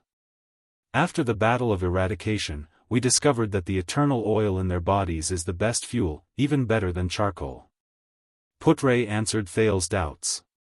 Fishing rights, quotas, areas, and rest periods have always been the focus of dispute between the countries on both sides of the Peninsular War. These were the main topics of discussion during the Fourth Peninsular War. Of course, after the Third Peninsular War, the political situation on both sides of the Peninsular War changed too much. We became enemies with Ekstedt, while Main Knox fell into a struggle for supremacy in the Eastern Peninsula with Hanbol.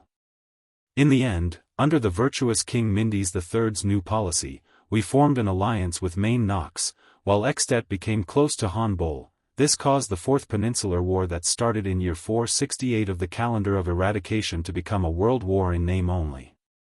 The flames of war were no longer limited to the tangled forces of one side and crossed the sea to invade another side. Instead, it affected every corner of the world. Thales remembered the smiling middle-aged king of the three Constellation kings in Mindy's hall, the portrait of his head carved on the silver coin, and the burned scar on his chest. He then remembered the pair of blood clan sisters in Corleone and the so-called Starry Night Alliance. Thales shook his head and chased these thoughts out of his head. Do you not agree with Mindis's foreign policy? The prince asked curiously. That is not the case. Putre shook his head. Forming an alliance with Main Knox is the trend of the times. There is also an old Far Eastern proverb that says, befriend distant allies and attack nearby enemies. Although the scale of the Fourth Peninsular War was huge and the price was heavy, Putre said slowly as he pondered, in my opinion, the new political situation has also strengthened the connection between the two peninsulas. The conditions for the outbreak of a world war have all been eliminated in the increasingly complicated interconnected situation, such as the conflict between us and Ekstedt in the Western Peninsula. Since the Fourth Peninsular War until now, we have not had a war that crosses the continents for 2 centuries. We have enjoyed more than 200 years of peace. Almost every century before this, we have had a peninsular war between the two peninsulas after the conflict between the two peninsulas accumulated to the extreme. Thales frowned. He had always felt that the so-called peninsular war was a little strange with such a country's productivity and political system. Crossing the sea to conquer the peninsulas. How much manpower and logistical supplies do they need? Can the price paid by the various countries really be compensated with just a little bit of eternal oil? They moved forward under the gazes of the soldiers on both sides of the road. Soon, a village appeared in front of them. Thales raised his eyes. He noticed that the trees outside the village were tied with ropes. Many of them were tied with food such as jerky, bread, and so on. There were even deer, foxes, snow rabbits, and other prey. Is this a Northland custom? My soldiers have confirmed the safety of this village. At this moment, Kentvita followed them from behind. He passed the crowd, rode into the village, and got down from his horse. He handed the reins to a soldier. We will dismiss a portion of the recruits whose hometown is nearby. You can rest for a while in one of the taverns inside and enjoy lunch. With Ralph's help, Thales got down from his horse. He heaved a long sigh of relief because he could temporarily get rid of the horse. Then, he raised his head with great interest and observed the village next to Raymond Pass. This was supposed to be a quiet little village that did not even have walls. But at that moment it was filled with burly men who were well built and armed to the teeth. Even though most of the escort troops were stationed at the front and back of the village to rest, Thales could still see Northland soldiers bustling about under the eaves of the single-story houses built with bricks, wood, and earth. However, the strange thing was that these soldiers did not seem to disturb the peace of the village. They mingled with the men and women of the village, who were dressed in coarse sackcloth jackets. The square in the village was especially filled with soldiers and villagers. Wine glasses were being tossed back and forth, and their laughter was deafening. This time, I'm going to *CK you up, Crandon.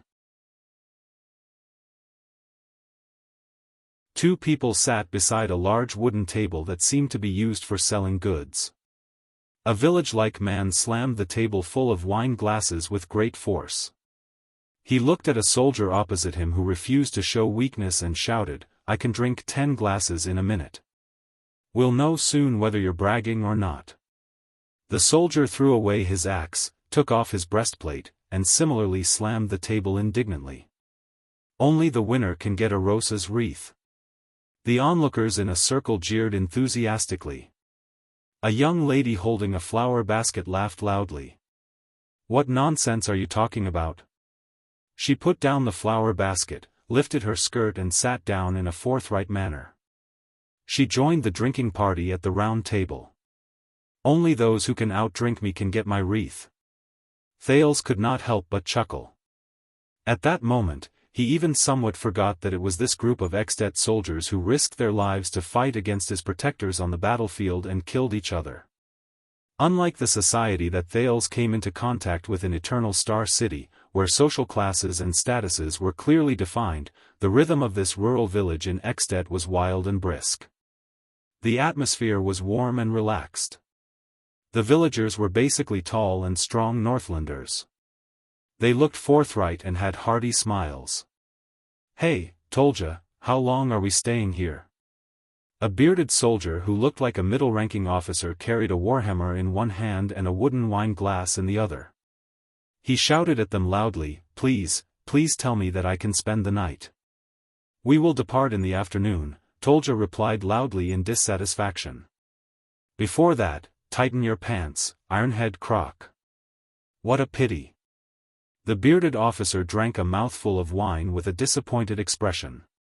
The wine flowed down his beard as he muttered, "I remember that there is a beautiful cook at Hero Tavern." Thales did not care about the soldiers and villagers who were pointing at him and gossiping about him. There was no lack of disdain and malicious gazes either. He followed Kentvita and Tolja forward, while the people from the diplomat group followed behind them. "Is the way for you to confirm that it's safe for the soldiers to enter the village and drink with the villagers?" The prince's young attendant, Wayakaso, looked at the Northland soldiers who walked past them and laughed heartily with their arms around the villagers' shoulders.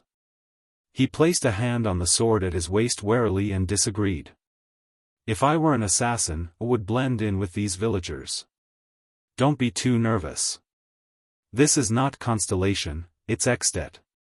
Viscount Kentvita laughed loudly. Almost all the people in this village are retired veterans. They can be trusted. In fact, out of honor and dignity, the prince, who is a guest, will only be safer among them. Wuxia, on the other hand, shrugged and pursed his lips to express his skepticism. Don't worry. Thales nodded at his attendant. The soldiers have all spread out and infiltrated the village. Even if they are assassins, they will have to consider the possibility of an assassination and the price to pay. This is Mountain Pass Village, isn't it? Putre looked around with nostalgia.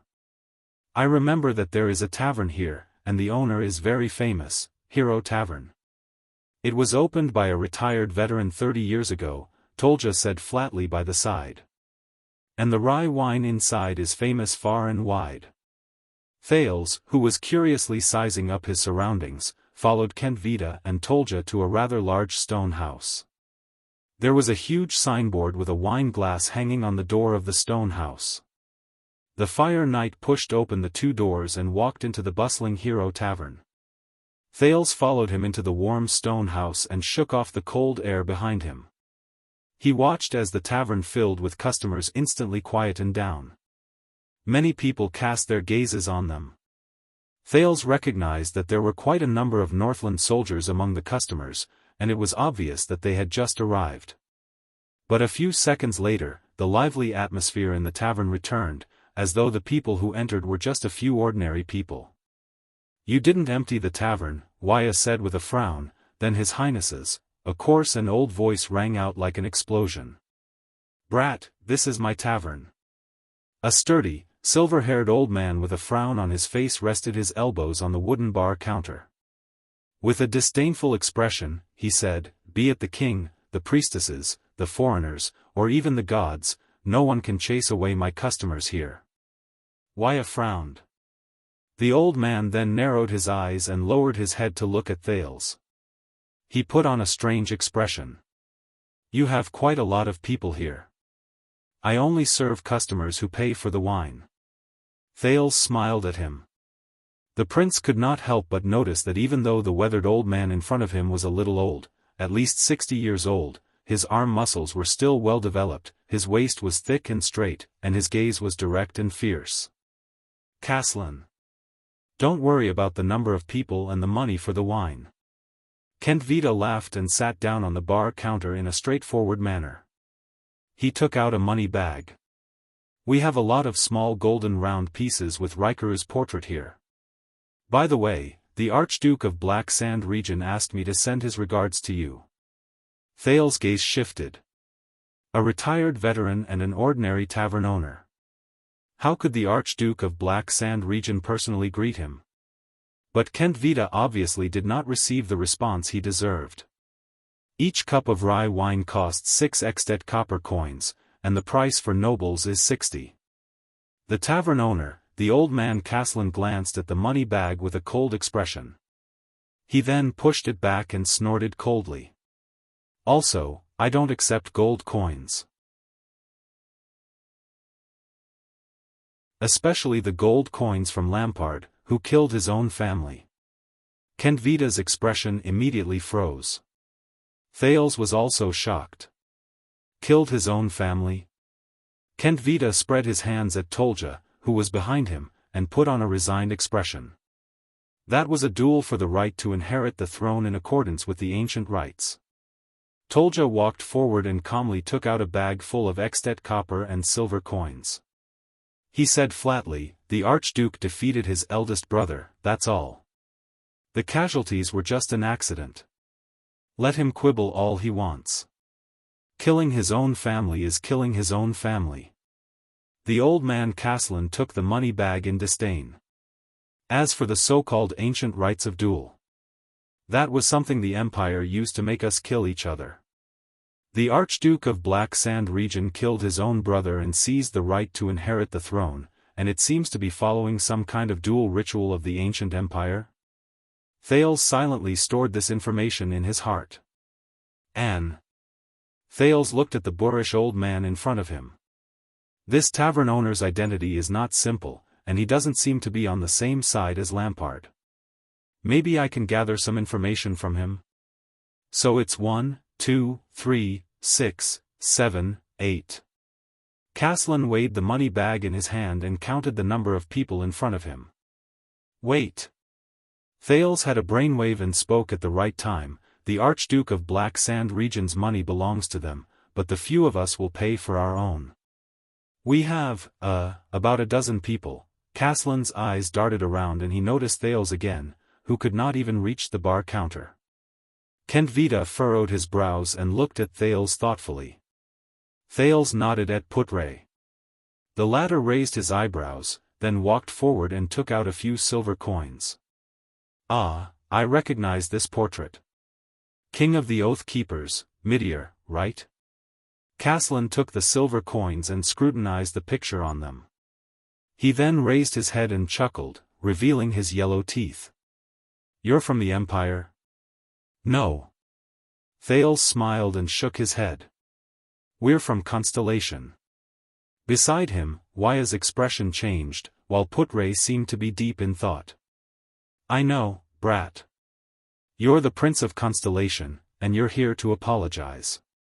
Caslin stared straight at him. What a long and arduous journey. Thales shrugged. All right. Caslin snorted. There's no reason to say no to money. Hey! Kent Vita protested. Aren't Archduke Lampard's gold coins money as well? Hey, Brian. The owner of Hero Tavern ignored the Viscount. He raised his voice and knocked on the wooden window behind him. 20 glasses of ale, normal ones will do. A tall, black-haired man in his 30s walked out from behind the bar counter. There was a burned scar on the left side of his face. He snorted coldly. The tavern assistant raised a thin wooden stick with a displeased expression and turned towards the cupboard behind him.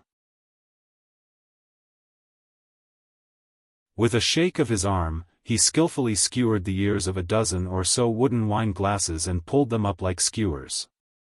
With another shake of his arm, the dozen or so glasses hit the bar counter at the same time. Brian deftly pulled out a wooden stick and lifted a large wooden wine barrel. He began to pour wine into the wine glasses that were lined up in a row. As he poured, he stared at the crowd with an unfriendly expression. He even glared at Thales fiercely. This is not something that can be done with arm strength. Waya watched the assistant's movements and his expression changed. He said in a low voice, I bet he's an expert swordsman. Don't be offended. Caslin laughed.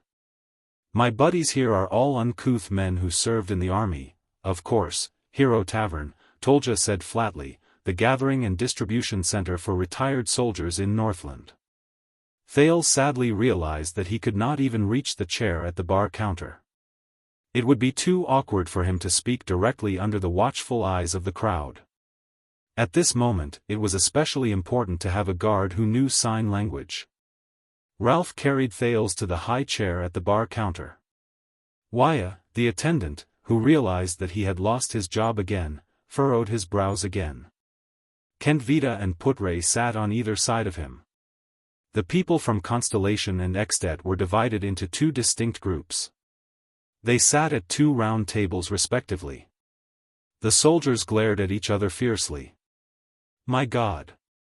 Willow looked at the rowdy Northland drinkers around him and said in high spirits, I've never come to a place so far away to drink.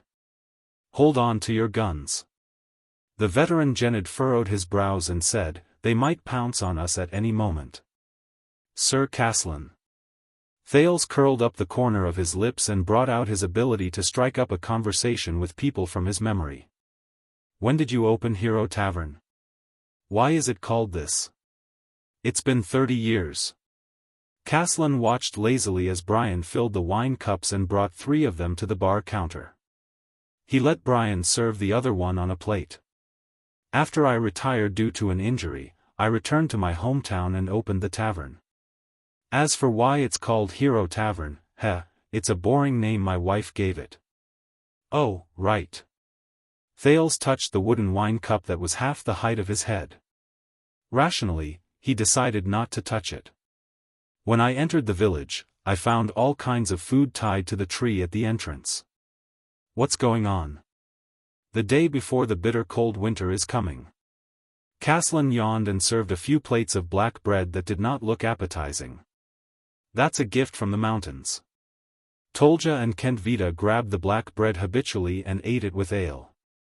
The latter looked like he was watching a show as he stared at Waya, who had a distressed expression and did not know what to eat. It's best if you eat more, Kentvita said flatly. We still have to continue our journey in the afternoon. We'll only set up camp at night. A pampered constellatiate. Kentvita chuckled in his heart. This is Hero Tavern's signature dish, the common coarse grain of the Northland villagers. Waya frowned as he stared at the black bread in front of him. Putre sighed and grabbed the bread. It seems like this will be our lunch today. It was probably Kenvita's deliberate action to test the prince's attitude or to take revenge for the prince's indifference. But immediately after, everyone watched in astonishment as the Honorable Second Prince of Constellation, His Highness Thales Jade Star, grabbed a thick and hard piece of black bread with both hands. Then, he took a bite without a care. His expression made it seem like he was not eating the black bread that was difficult to swallow, but a gift from the mountains? Thales chewed on the hard bread in his mouth and curiously asked in a muffled voice, the day before the bitter cold? The taste is actually not bad. I only need to chew and chew it. It's not like the black bread in the Brotherhood, which needs to be roasted with fire when it's bad. Caslin's expression changed. He looked at Thales with an increasingly amused gaze. The day before the bitter cold is a weather unique to Northland. At that time, Northland will welcome the coldest period of the year. The amount of sunlight will be drastically reduced.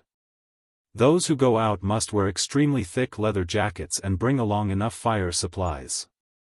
They cannot go too far either.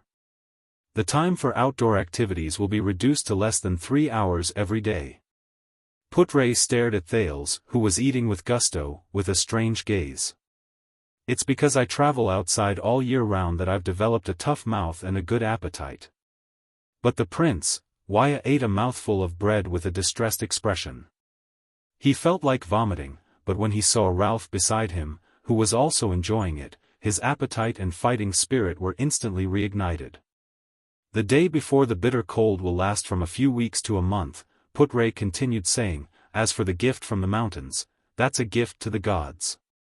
The owner of the tavern, the old Caslin, chuckled and took over the conversation. The first prey that is hunted and the first food that is touched will be hung on the treetop, and it will belong to the gods. Only travelers who have to go out during the day before the bitter cold winter can take it. It's a gift from the gods. Gods. Thales swallowed. Which gods are they? Sunset, bright moon, and dark night? In his memory, the more famous gods in Eternal Star City who also had their own temples seemed to be these three. But Caslin chuckled. None of them. What we commemorate is the gods that have been passed down since ancient times in Northland and even the world. They are generous gods who look after the land and the mountains, and protect the travelers in the wild. People call them, the Master of the Mountains. Constellation, the Western District of Eternal Star City, the entrance of the Western District Police Station. Sorry, Captain Cohen Caribbean has taken a month's leave. The secretary of the Western District Police Station, Miss Yora, looked at the young girl with short brown hair before her with a cold expression. I mean, at least a month. Taller than me. Longer legs than me. Perkier but than me. Miss Yora thought indignantly. Fortunately, my breasts are bigger than hers.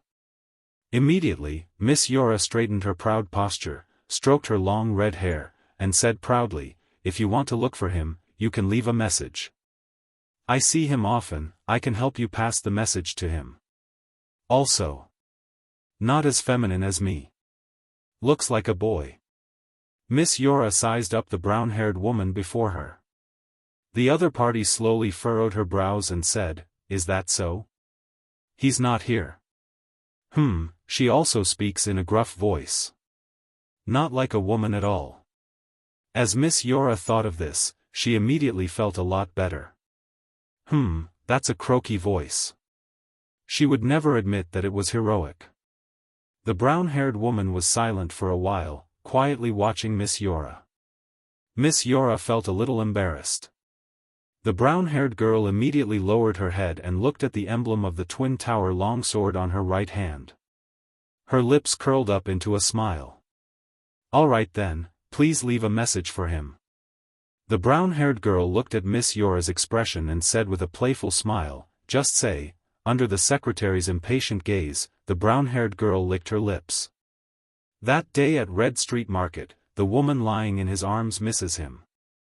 Miss Yora's expression changed as if she had been struck by lightning.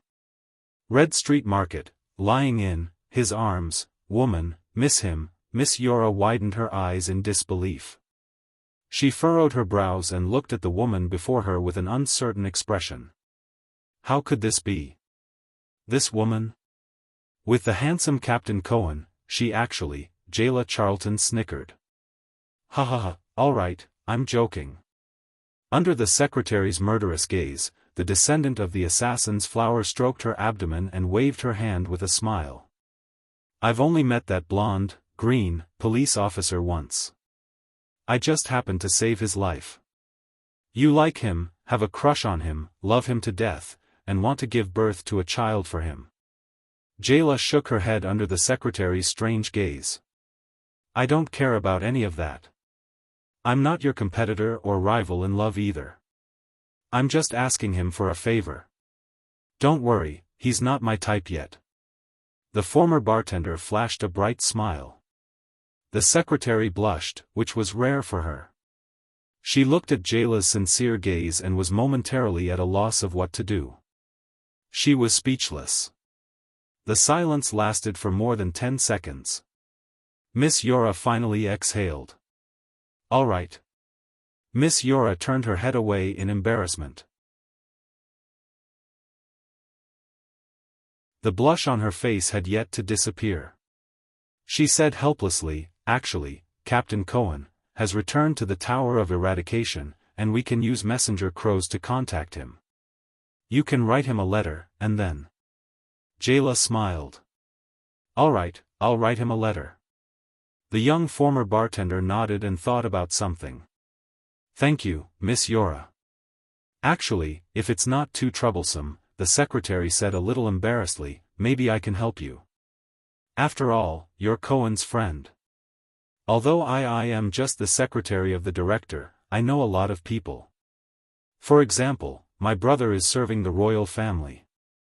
He can come into contact with a lot of important people. This way, you don't have to look for Captain Cohen." Miss Yora clenched her fists in her heart. "Do you think it's over just because you don't like him? What a joke. Don't look down on a woman's persistence, whether it's for yourself or for your rival in love." Jayla looked at Yora in astonishment, then broke into a smile. "You can't help me with this." Jayla shook her head in resignation. "You're still too." Jayla suddenly stopped talking. She seemed to have remembered something. Miss Yora revealed an expectant gaze. "Maybe you can really help me," she said slowly. "Yora, you're the secretary of the police station. You can see all cases, wanted posters, and intelligence. Can you help me pay attention to some information?" Miss Yora smiled and nodded. "Of course, if it's not a secret, what do you want to know?" Jayla exhaled and said in a low voice, "I want to investigate the locations of large arms smuggling cases from Constellation to other countries over the past few years, especially those related to Blackstreet Brotherhood. There's a guy called Rhoda." Miss Yora took out a pen and paper. Jayla hesitated, but in the end, she still said, "Also, I want to find 3 children. Their characteristics are very obvious. They might have been abducted by the Brotherhood, but they are not in Eternal Star City. Miss Yora raised her head in puzzlement. A 10-year-old boy called Sinti. He's a little bigger than the average child. A little girl with a circular burned scar on her face called Korea. She's about 4 or 5 years old. A 7 or 8-year-old boy called Ryan. He doesn't have a right hand. That's it? Miss Yora nodded. I'll go back and look at the recent case reports regarding the crackdown on human trafficking. Wait. Jayla raised her head and said with a serious expression, I'm looking for another little boy. He went missing near Red Street Market. He might have fallen into the hands of Blood Bottle Gang. Black hair, gray eyes, about 7 or 8 years old. He's a... Jayla's gaze darkened. A child who doesn't look like a normal child. Miss Yora raised her head in astonishment. He's a little too smart and mature.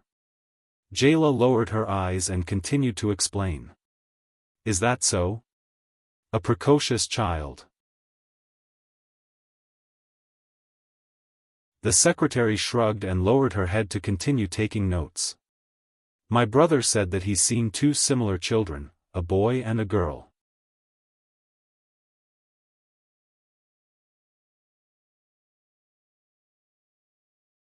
Chapter 113. Master of Mountains? Thales was stunned. How come I've never heard of it? Because this god does not have a representative in the human world, it does not have a temple or a church, Putre explained with a chuckle. There are even very few credible records of the manifestation of divinity. It only exists in the stories and legends that are passed down by the people.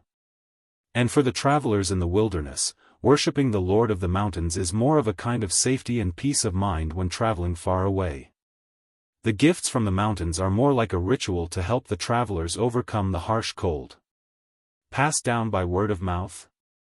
During the era of the ancient empire, the Master of Mountains was once the common belief of all humans. Not only us Northlanders, but also you, the Redalians who built the empire at the center of the world, the Kalanzarians of the southwestern land of thorns and dragon-kissed land, the barren bone people of the great desert, the native robbers of the Near East, the Kisari who graze on the eastern plains, the dark-skinned red earthlings in the extreme south, and the Kasai who roam the islands. Other than the Far Easterners, almost all humans know and acknowledge the existence of the Master of Mountains. The old Castellan drank a mouthful of ale and said with emotion behind the bar counter, but now, even in Northland, this simple belief can still be seen in the simple and honest countryside. The name of the Master of Mountains has disappeared, just like countless precious Northland traditions. All that is left are the great temples wrapped in power and money. The Redalians and the Northlanders? Thales curiously lowered his head and nibbled on the next piece of bread. I remember the title of the Supreme King of Constellation, yes, we all know, Archduke Lampard strategist, Viscount Kentvita said with a mocking laugh, the common ruler of the Redalians and the Northlanders of the Western Peninsula. But I sincerely suggest that you omit the latter part in extet. The Northlanders have never acknowledged your rule over us. As far as I know, Putre retorted sharply, 2/3 of the Northland province during the era of the ancient empire was in extet, while the remaining 1/3 was in the northern territory of Constellation. Those Constellatiates also called themselves Northlanders and acknowledged the Supreme King's rule over them. This is where the problem lies. Viscount Kentvita tapped the bar counter thoughtfully. Northland has always belonged to Northlanders. Why should it belong to Constellation? Why should it belong to the rule of a Redalian king? Thales suddenly understood. Northland referred to the Northland province during the era of the ancient empire 1,000 years ago. It was a geographical concept, and Northlanders referred to the human race that existed before the empire was built. They lived on this land. As for extet, it was a country that was built after the Battle of Eradication. The weight it carried was far less than Northland, let alone Northlanders. Just like how Constellation was a country that only existed after the Battle of Eradication, the humans who lived in Constellation were known as the Rudalians thousands of years ago. By the looks of it, they seemed to be the main race of the ancient empire. Today, Northlanders and Rudalians had long since mixed together in Extet's Black Sand region and Constellation's northern territory. Thales lowered his head and inadvertently saw the wheat residue that had settled in the wine cup. He suddenly remembered the Sunset Pub in the underground street of Lower City district of Eternal Star City, the careless female bartender Jayla, the fierce-looking fat chef Edmund, and the owner of the pub who only showed up once or twice. Why? Because of history, Putre said flatly. Today, whether it's Black Sand region or the Northern Territory, the Rudalians and Northlanders have lived together for many years. There is no longer any distinction between them. Humph, that's the land and people you snatched from Northland, Kent Vida retorted. For example, Cold Castle 400 years ago, and the lonely old tower 200 years ago. Your Northern Territory is our southern land. As the owner of the pub, Caslin listened to the argument between Kent Vida and Putre. He could not help but let out a loud laugh that no one else could understand. Thales felt a chill in his heart. So this is how Extetians think. He thought of the soldiers' attitude and behavior towards them when they first entered Lampard's camp. He immediately understood. Constellation wants to protect its northern territory, while Extet wants to recover the Northlanders' territory. Both sides are fighting for justice. How ironic. These are all voices I can't hear in Constellation, right? When Putre said this, he chuckled softly. If you really want to say that Northland only belongs to Northlanders, the Arund family of Constellation's northern territory used to manage the entire Northland province for the Emperor, and they were a dukedom family for as long as 1,000 years. Humph, Constellatiates are pointless proud. Viscount Kent Vida snorted coldly and said, in the end, all of you still want to go back to the ancient empire that perished a long time ago, don't you? Are you still reminiscing about the supreme authority and glory of the Pegasus throne, the emperors who could make the entire world tremble with just a wave of their sleeves, and the era where the map of the country could be spread from one end of the room to the other? The empire is undoubtedly the most precious legacy in human history, the most glorious page, and the most powerful existence.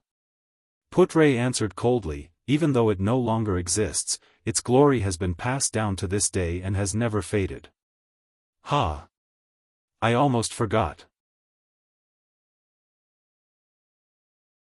Kent Vida raised his hands and laughed mockingly at Thales. As long as Constellation exists, the Empire will last forever, right? Your Highness. Thales shrugged and responded to him with a smile. Don't make fun of the royal family, Putre said coldly. His bloodline once stood at the top of the world and witnessed the rise and fall of mankind. Bloodline? Kent Vida snorted with a nasal voice. Northlanders do not believe in bloodlines. A hero who can shoulder the burden of the country and its people will naturally become a king. The next moment, the Viscount of Extet narrowed his eyes and said sternly, and listen carefully, Your Highness. The empire ruled by the so-called imperial family that you were born in has only left the world a nightmare of chaos. Thank you for your reminder. Thales scratched his head awkwardly and laughed dryly. What a novel point of view. Novel? Kent Vida stared at him and said flatly, Have you heard of Quiso Lampard's story? Your Highness. Quiso Lampard? The ancestor of the Lampard family? The King of Rebellion? Thales answered excitedly. You don't need to hear it from the subordinate of an archduke. Putre was about to speak, but he noticed that Thales had raised his hand with great interest and stopped him from speaking. Please continue, Viscount Kent Vida, Thales said with a smile. I am very interested in all knowledge. Putre and Kent Vida glanced at Thales in surprise. Do you know Archduke Trentida of Reformation Tower? He is one of the 10 archdukes of Extet. Kent Vida pondered for a while and said quietly, Reformation Tower is adjacent to your lonely old tower. It is ruled by the Trentida family, a famous family of knights in Northland's history. Their family emblem is a radiant blade. I don't know much about it. Sorry, I am only 7 years old. Thales shook his head awkwardly. But I am very willing to listen to your explanation. What about the Trentida family? What does it have to do with Wuxia Xianxia? It has nothing to do with the Trentida family. It is their territory, Reformation Tower and its surroundings. Kentvita sighed and said, that is the easternmost part of Northland. It is also one of the entrances to the Sighing Mountains. During the era of the ancient empire before the peninsula was split apart, Reformation Tower was once synonymous with barbarism and chaos. Do you know how Reformation Tower got its name? Thales shook his head cooperatively. It was once the ancient empire's penal prison and execution ground. Those who went there needed to be recreated. Kentvita shook his head and said, Reformation Tower. Unfortunately, most of the prisoners inside did not come out alive and their lives were recreated. Thales nodded as if he was deep in thought. And during the ancient empire, there was a famous person imprisoned there, Wuxia Xianxia. Thales frowned slightly. Wuxia Xianxia. He knew this person. At least, he was mentioned in the world history that Gilbert made up for him. Wuxia Xianxia, Northland's king of rebellion. He was the man who started the first civil strife in the ancient empire. However, in the books, he was a forest bandit who roamed the Northland pine forest. During a robbery, he accidentally killed an official of the empire, so he was captured by the empire. His accomplices attacked the execution ground and rescued him. The desperate Wuxia knew that he could not escape the empire's pursuit forever, so he decided to go all out. Taking advantage of the Northlanders' dissatisfaction with Duke Arun's harsh governance, he spread rumors to divide Northland, stirring up a storm of chaos in Northland, and completely embarked on the path of rebellion against the empire. In the end, his rebellion was easily extinguished by the empire's army at Lonely Old Peak. However, the empire's first civil strife also broke out because of this, and it became more and more intense. However, today, Kentvita told him a completely different story. Kentvita said faintly, it is said that the Xianxia family is the descendant of Takmu, the first king of the north, during the uncivilized era before the orcs invaded. More than 1,500 years ago, Wuxia Xianxia was just an ordinary lumberjack in the Northland province of the ancient empire. However, he was highly skilled, forthright, and righteous. He helped the poor and the weak. He was very famous in the area. Even the Northland province's Duke family, Arund, knew of him. That was the so-called empire's most glorious era. The elves compromised with the empire, the dwarves became craftsmen, the orcs fled to the glaciers, the dragons went extinct, and only the Far East remained unconquered. Therefore, when the empire's campaign to conquer the Far East was in full swing, Wuxia was enlisted into the army. With the glory and pride of fighting for the empire in his heart, he gladly went to the battlefield. He fought bravely and was good at fighting. Due to his prestige in the hearts of the Northlanders, he was promoted all the way until the empire conferred him the title of Count and appointed him as the general of the Northland army. Thales' heart trembled. This story was completely different from the one he had in mind. With the hard work of Wuxia and the other armies, the Far Easterners retreated in defeat and were trapped in their isolated city. Only the Chilan holy capital, which was about to fall, was left with no soldiers and food supplies. The empire's magnificent feat of unifying the world was about to be realized. The emperor's desires became more and more excessive. His demands were endless. He never stopped conscripting laborers, and the amount of taxes increased. The Northland province, as the best source of soldiers, was the first to bear the brunt of it. The Northlanders could not take it anymore. They began to resist taxes, escape from labor, and chase away the emperor's tax collectors. They began to face the empire's authority with anger and curses instead of enthusiasm and obedience. Therefore, Duke Arund, the emperor's servants, could no longer collect enough taxes and labor. There were even frequent cases of tax resistance. The empire's servants came up with a solution. They found the most famous person in Northland, the Northland Army's commander, Quiso, who was on his army's rotation break and had returned home to recuperate. Caslin sighed. Putre was silent. Kentvita continued to speak. They persuaded Quiso to become their colleague and go with them to demand the payment of taxes and labor, but Quiso did not agree. They then persuaded Quiso to make an announcement to convince the Northlanders to submit to the empire, but Quiso did not agree. They then used the empire's name and ordered the empire's general to help them find the Northland rebels, but Quiso did not agree either. Quiso said this, "I am loyal to the empire, but I am a Northlander." In the end, the emperor found out about this. The emperor sent an edict. There were only 2 words on it. Kentvita's gaze became extremely cold. He said flatly, "Choose one." Thales felt a chill run down his spine. Choose one.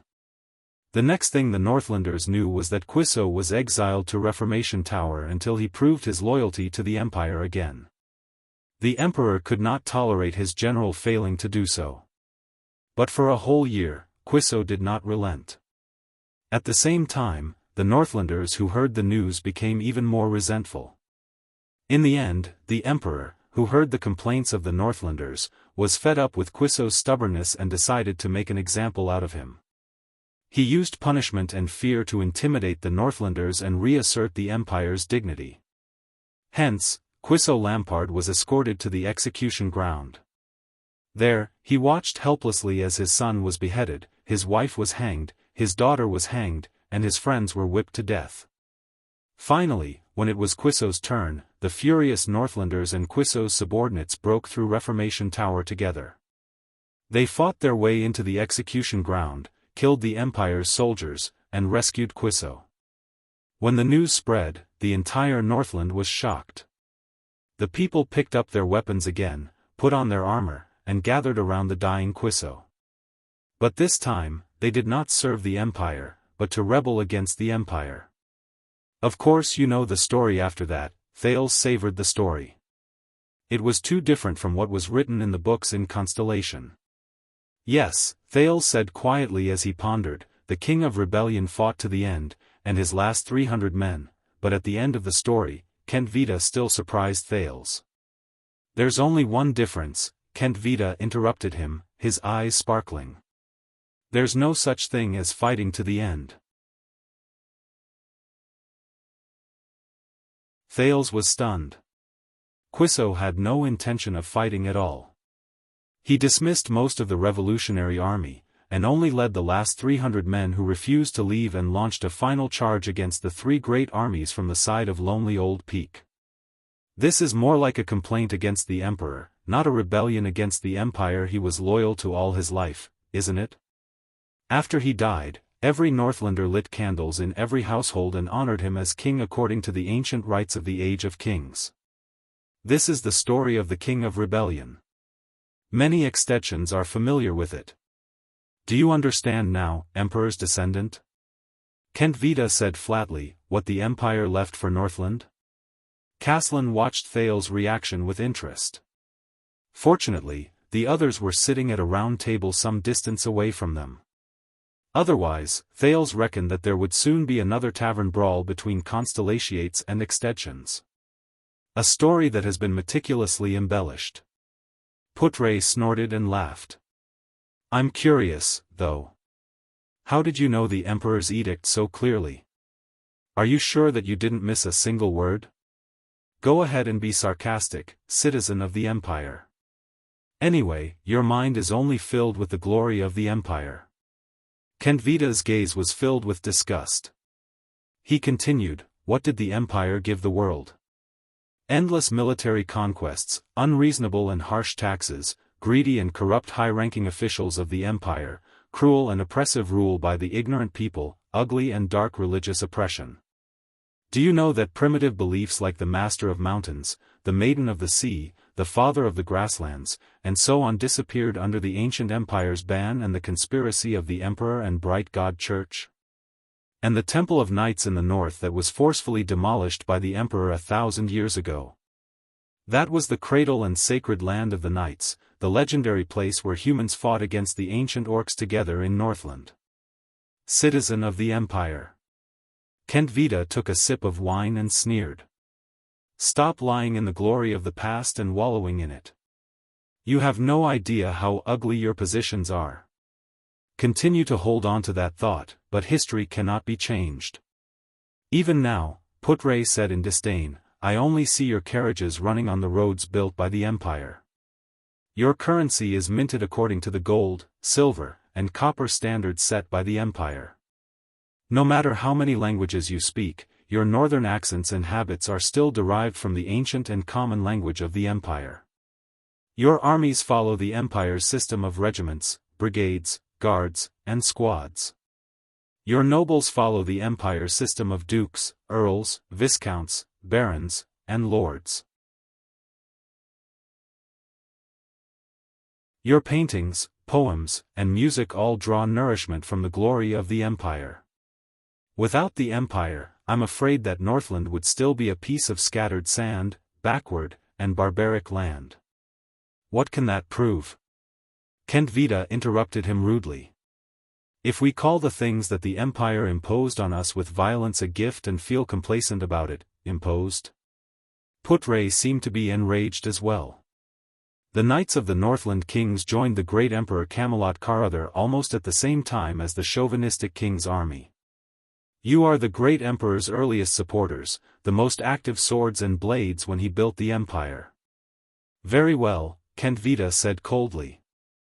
Now, we, the children of the Northern Wind and the Dragon, no longer need that evil Empire. We are self-reliant. Please put away your pride in the Empire, citizens of the Empire. I have seen a lot of Northern Wind, Putre said flatly. As for the dragon, if you are referring to the one embroidered on Extet's flag, the material is not bad. The significance of the dragon on Extet's flag does not lie in whether it exists or not. After all, we do not rely on a legendary beast to protect this country, Kent Vida said solemnly. But it represents the beliefs and temperament when Extet was founded. That is the revelation that Raikuru, the Northland hero, left to us during the Battle of Eradication. Strength, patience, tenacity, pride, persistence, and...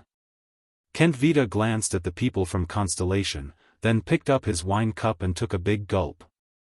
With a rather profound smile, he said, never surrender, even if it is a colossus like the Empire.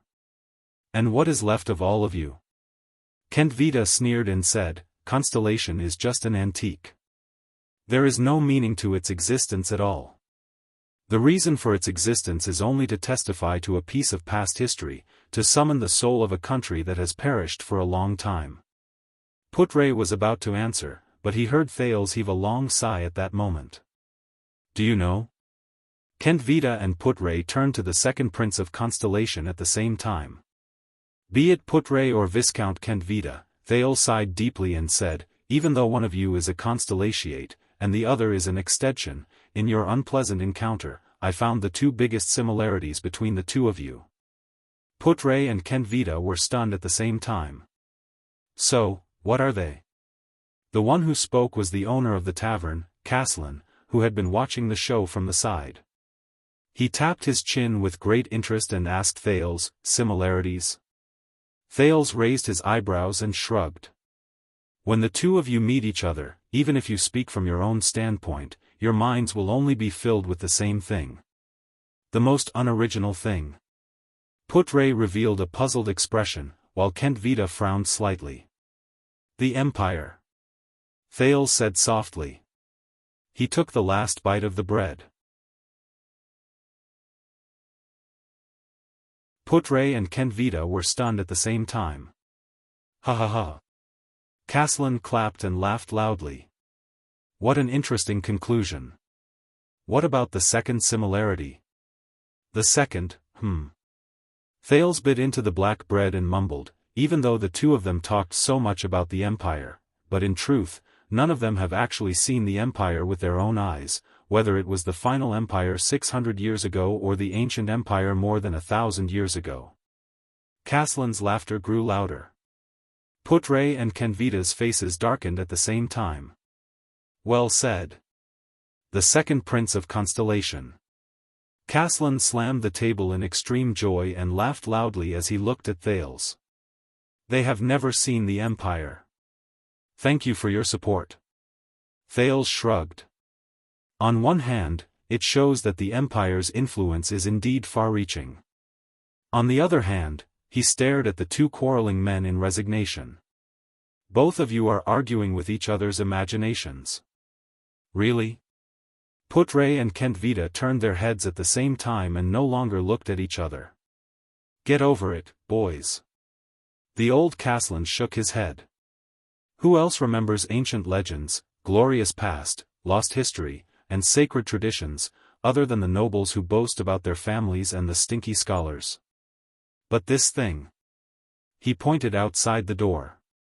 The gifts from the mountains can prevent the young lads from freezing and starving to death when they go out in the cold winter. That's enough. It's useful to people, so it has its own meaning of existence. The Master of Mountains has not disappeared. It has always lived in the cracks of every day before the bitter cold, and lives in the gratitude of travelers who pluck food from the trees. As for the dragon and the Empire, Caslin sneered. It's the same principle. Putre and Kentvita did not speak anymore, but their expressions were unpleasant. Thales flashed a bright smile. Asterisk bang. Asterisk Caslin slammed a wine glass with a different color on the bar counter and pushed it in front of Thales. High-quality rye wine, specially provided by Hero Tavern. Under Thales' astonished gaze, the old man said casually, my old comrade in Prestige Orchid region provided it with rye. There's a daily limit. It's not for the crude stuff they drink. This is for what you just said. Thales widened his eyes. He looked at the white-haired old man, then lowered his head to look at the wine in the glass. Don't hesitate, boy. Drink it up. Caslin showed off his powerful and vigorous right arm muscles, which did not show any signs of aging. The standard to judge a good warrior is, firstly, whether he can swing his axe with enough strength, and secondly, whether he can drink to his heart's content. I'm only 7 years old. Thales stared at the wine glass that was the size of his head. He widened his eyes and said awkwardly, you know, kids can't drink. It's not good for their bodies, that's nonsense. Caslin gave Thales a thumbs up with his yellow teeth. He then slapped Thales' shoulder, causing him to stagger. Only 7 years old can drink.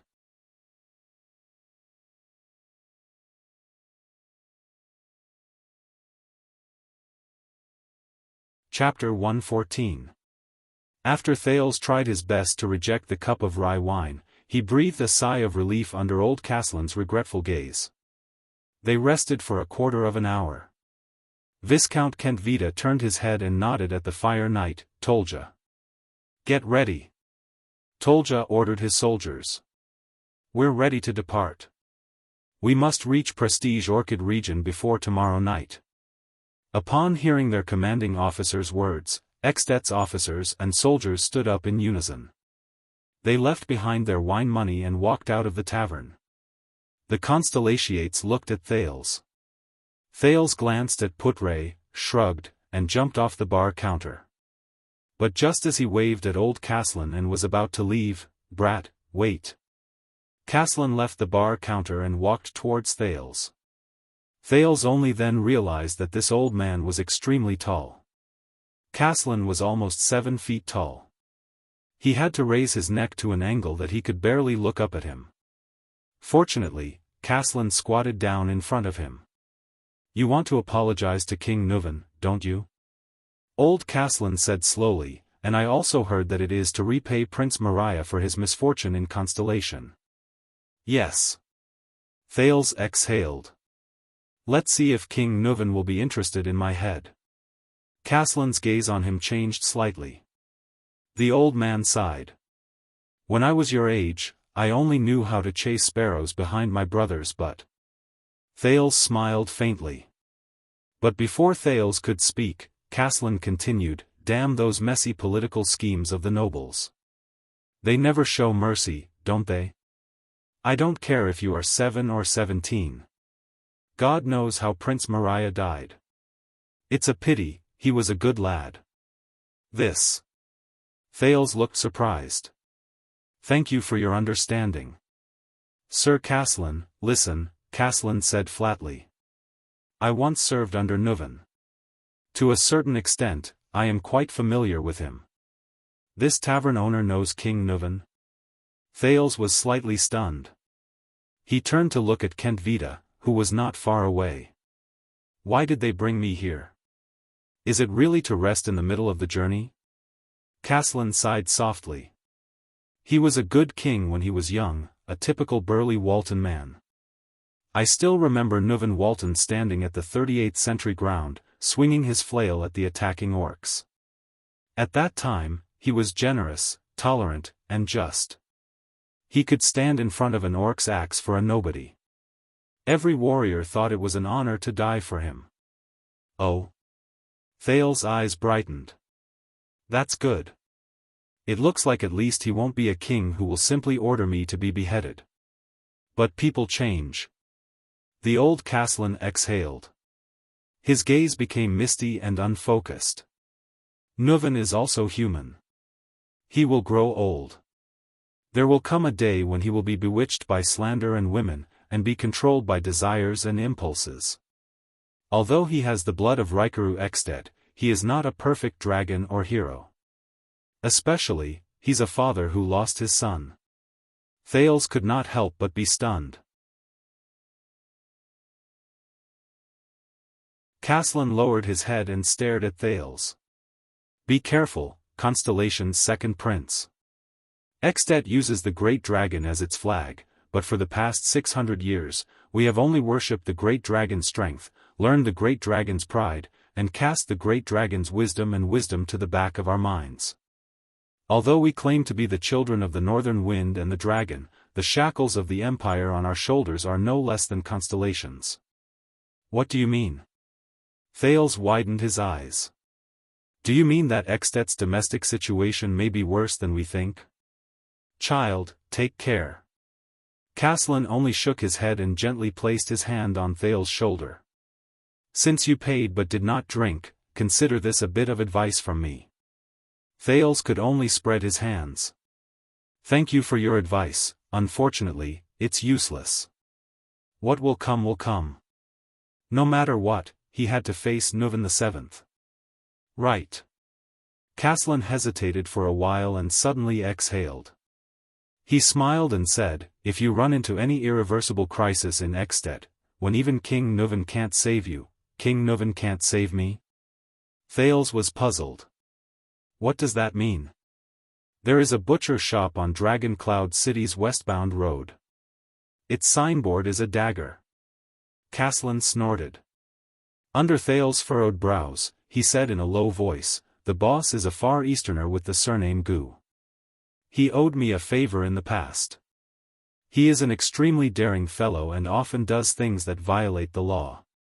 If you want to ask him for help, just say, $6.50. Under Thales' astonished gaze, the old man Caslin slapped him hard on the shoulder again. The second prince staggered again. As Thales grimaced in pain, the old man before him slowly stood up and laughed heartily.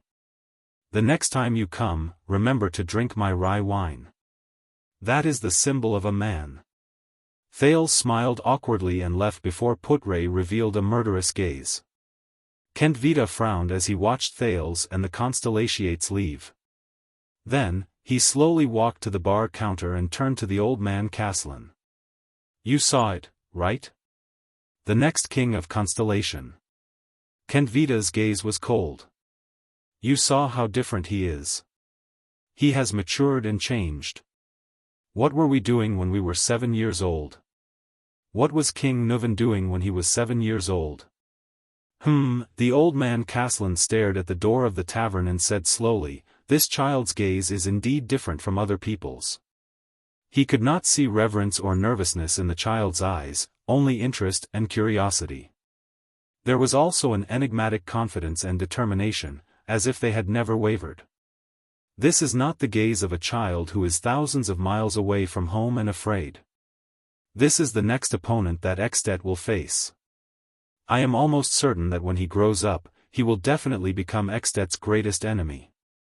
Kent Vita curled up the corners of his mouth and knocked on the bar counter. Unfortunately, the Archduke cannot attack him directly. When did we Northlanders become cowards who would scheme against and fear even a 7-year-old child? Caslin said disdainfully in a low voice, maintaining a country amidst conspiracies and fear. This is something that only a shaky empire would do. Of course, Archduke Lampard strategist said softly, for this, we need a better king, not an old and muddle-headed person who does not enjoy his position and does not have to be a hot-blooded person who is still wet behind the ears. Humph, Caslin grabbed 2 wine glasses and placed them in the window of the kitchen. So, Chapman Lampard is really a good candidate? I believe that you still love Extet and the Dragon's Kingdom deeply. Kent Vita fixed his gaze on him. Even though King Nuvan chased you out of the White Blade Guards. Hey! The old man seemed to be particularly dissatisfied with this sentence. Nuvan did not chase me away. I left on my own. Kent Vita did not speak. He only stared at the old man. Really? After a few seconds, he said slowly, so, you still don't agree? So you still don't agree?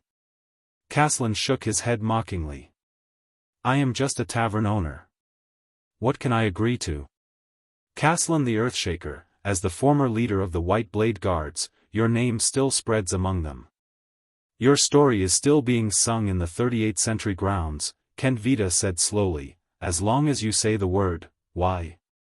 Do you want me to use my influence and connections to convince my old subordinates to stand on Chapman's side? Caslin snorted in disdain. I believe that you will make the best choice for Extet.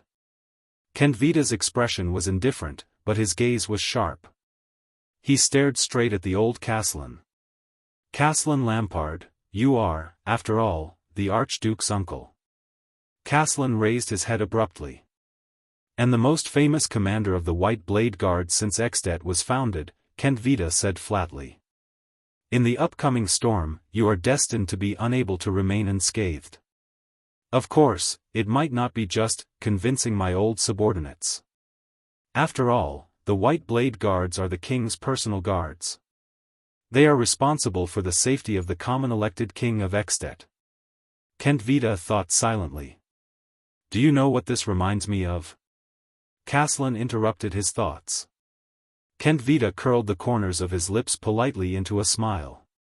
The old man stared at him coldly. Quiso Lampard was asked by the Empire to convince his fellow countrymen to cooperate with the Empire, pay taxes obediently, and stop resisting. If I say no, will that brat Chapman exile me to Reformation Tower as well? Kent Vita frowned. Go back and tell my nephew, Caslin said slowly but firmly, go to hell with Lampard. Go to hell with Rumba. Kent Vita sighed and shook his head as expected. Then, you should at least be able to help me with the second favor. Caslin snorted coldly. All of you are always concerned about benefits, aren't you? Kent Vita narrowed his eyes. This time, it has something to do with that prince. Caslin put away a few cups again and ignored the Viscount. There are people in Extet who want to assassinate that prince. Whether it's to frame the Archduke or to mess up the situation, Kent Vita said with a dark expression. They even used the officer spy lurking in our mystic gun unit. You know that I hate these dirty politics the most. Caslin raised his head and said bluntly, I don't want to know anything, what happened next is related to you. Kent Vita interrupted him in a deep voice. The Archduke sent a letter yesterday saying that we found a clue about the officer spy in the black market, but it was intercepted halfway. What does it have to do with me? Caslin said rudely. Those who intercepted the clue halfway used the sword style of the Tower of Eradication, an unusual power of eradication, and they were definitely not from the Tower of Eradication. Caslin was stunned. Go on. The old man became solemn. What is the power of eradication? I know you will care about it. Kentvita said sharply, it's the one you mentioned a long time ago, the frenzied and out-of-control power of eradication. I remember that you are still working for the Tower of Eradication. It's just to return a favor to Xiao. A nostalgic look appeared in Caslin's eyes. After all, it's been so many years since I graduated, but he immediately looked at Kentvita seriously. What else? The supra-class swordsman of eradication under us, Croche. Do you remember her? She's the daughter of your comrade, that strong little girl. She was heavily injured in their hands and almost lost her life. She's the only one who escaped. Caslin clenched his fists.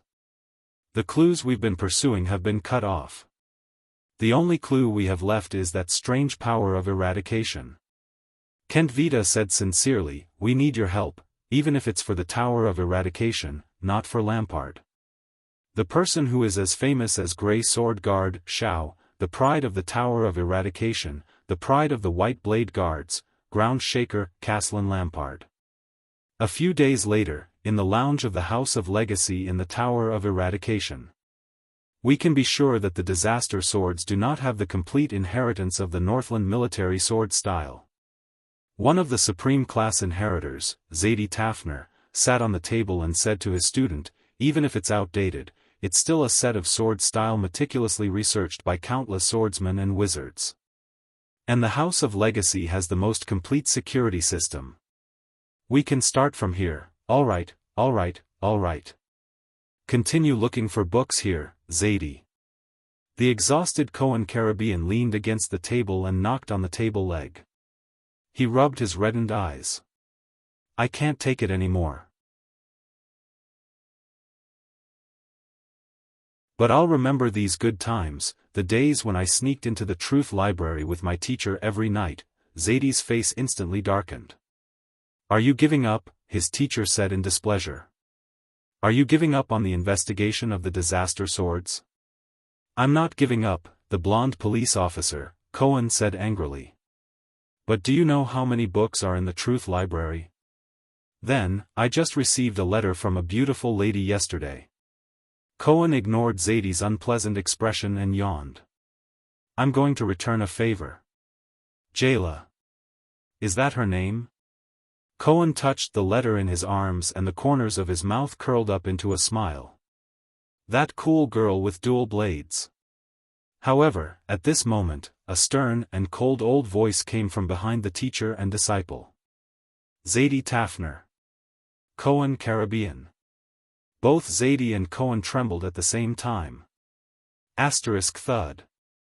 Zadie jumped off the table in a fluster and fell to the ground due to a moment of carelessness. Thud. Cohen nervously bounced up from the ground and ended up hitting his head on the table. The two of them were in a flurry. One rubbed his knees and his face was contorted, while the other touched his scalp and grimaced in pain. They stood up with difficulty and tried their best to stand straight. They put on their most obedient and friendly smiles and looked at the cold, gray-haired old man from the far east who had appeared out of nowhere with a sword hanging from his waist. Ah! Xiao! When did you come back? They all said that you went to Sharp Blade Valley for an inspection. This was the heir of the Tower of Eradication, Zadie Tafner, who raised his hands and bowed with a face full of smiles. Master Xiao. Ah, this time when I came back, I planned to visit you first. I even specially brought you Constellation's specialty. This was Cohen Caribbean, Constellation's police officer come captain of the city defense, rubbing his hands together with a flattering expression. But the gray-haired old man, Xiao, ignored their smiles. The table in the lounge is not for dancing. Xiao stared at Zadie, who had a flattering expression on his face. His cold voice made Zadie's smile even more awkward. The heir must set a good example. Of course, of course. Zadie Tafner nodded sincerely and humbly. Then, he turned to Cohen. His steel-like stern face scared the latter. Since there are chairs, don't sit on the ground. Yes, yes. Cohen listened to Xiao's teaching seriously. The two of them smiled and nodded repeatedly. They were as respectful as they could be. What a joke, this was the master of the Tower of Eradication, the Grey Sword Guard. The lightest punishment he could give his students was to stand upside down with one hand for 10 hours.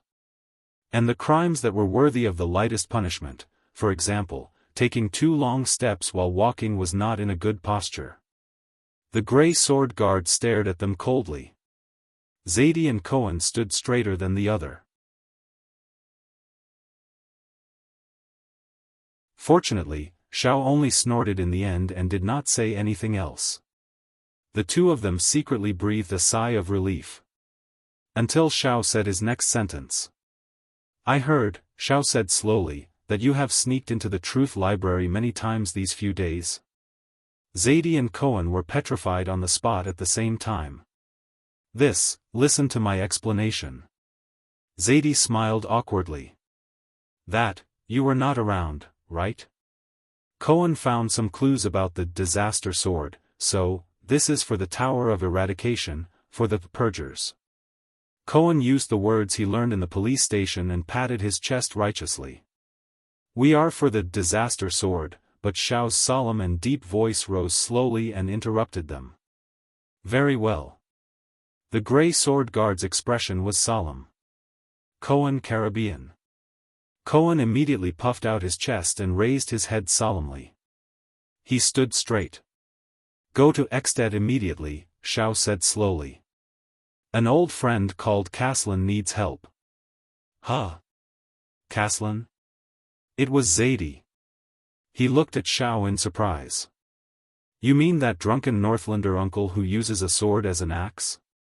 Xiao turned to him. His cold gaze forced Zadie to shut his mouth. But. Cohen scratched his head awkwardly. I have to return to Constellation to help a friend first, Croche, do you remember? She was in the same batch as you, Xiao said in a low voice. She was injured by the disaster sword. She might never be able to use a sword again in this life. Cohen looked up with a stunned expression. Croche, the image of a Northlander girl with a buzz cut holding a sword and gritting her teeth under the scorching sun appeared in his mind. And her white teeth. All right. The police officer turned around without hesitation and said firmly to the two scions, I will go and prepare immediately. How serious is the situation? Do I need to bring my family's private army?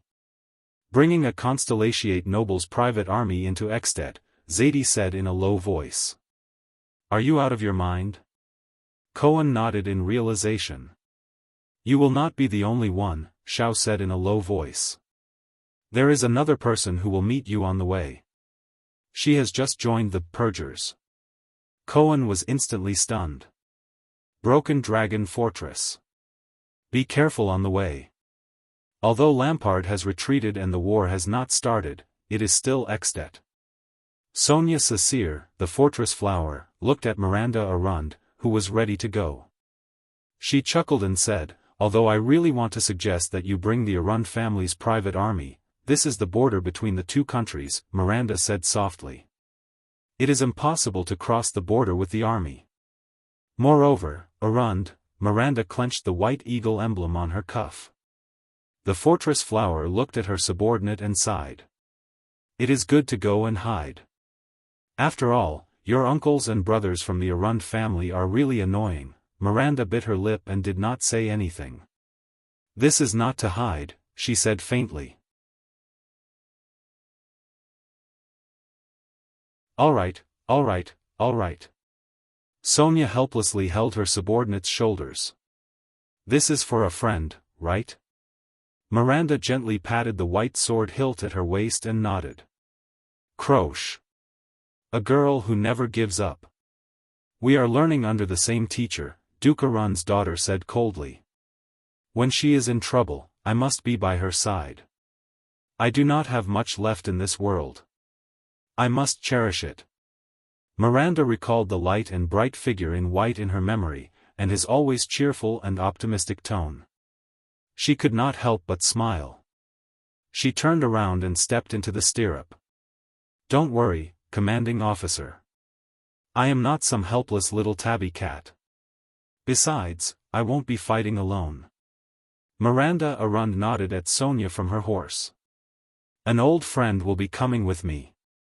Once the matter is settled, I will return. She flung the reins and galloped out of the fortress's gate. Sonia looked at Miranda's retreating figure and the faintly discernible white eagle emblem on her back. She sighed.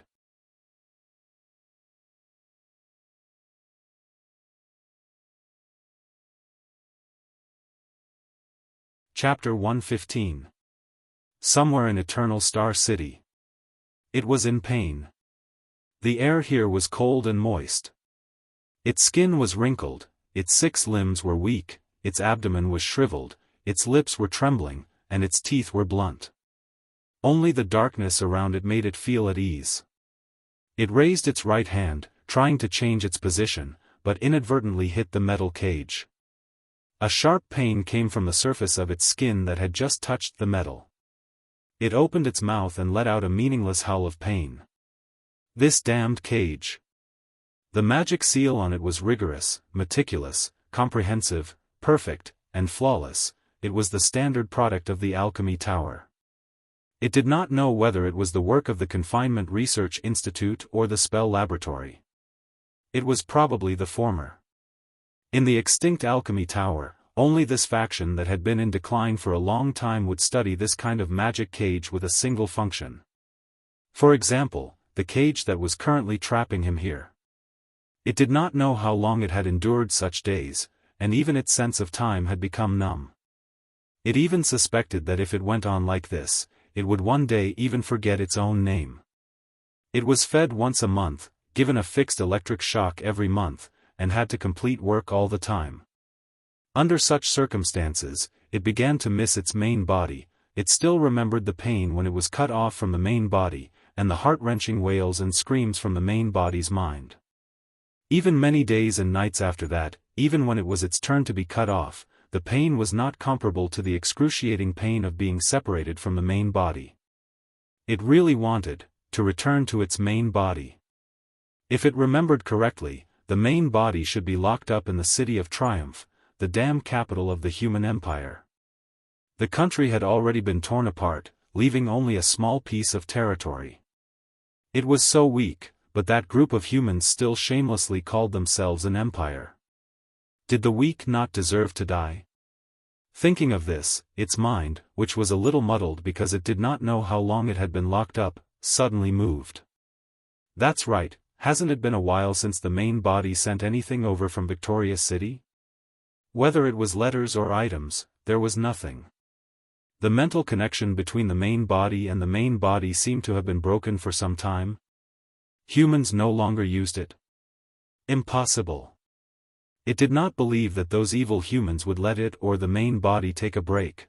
They would only endlessly, without knowing the bottom line, squeeze its value dry. Did something happen to the main body? This thought flashed through its mind. No.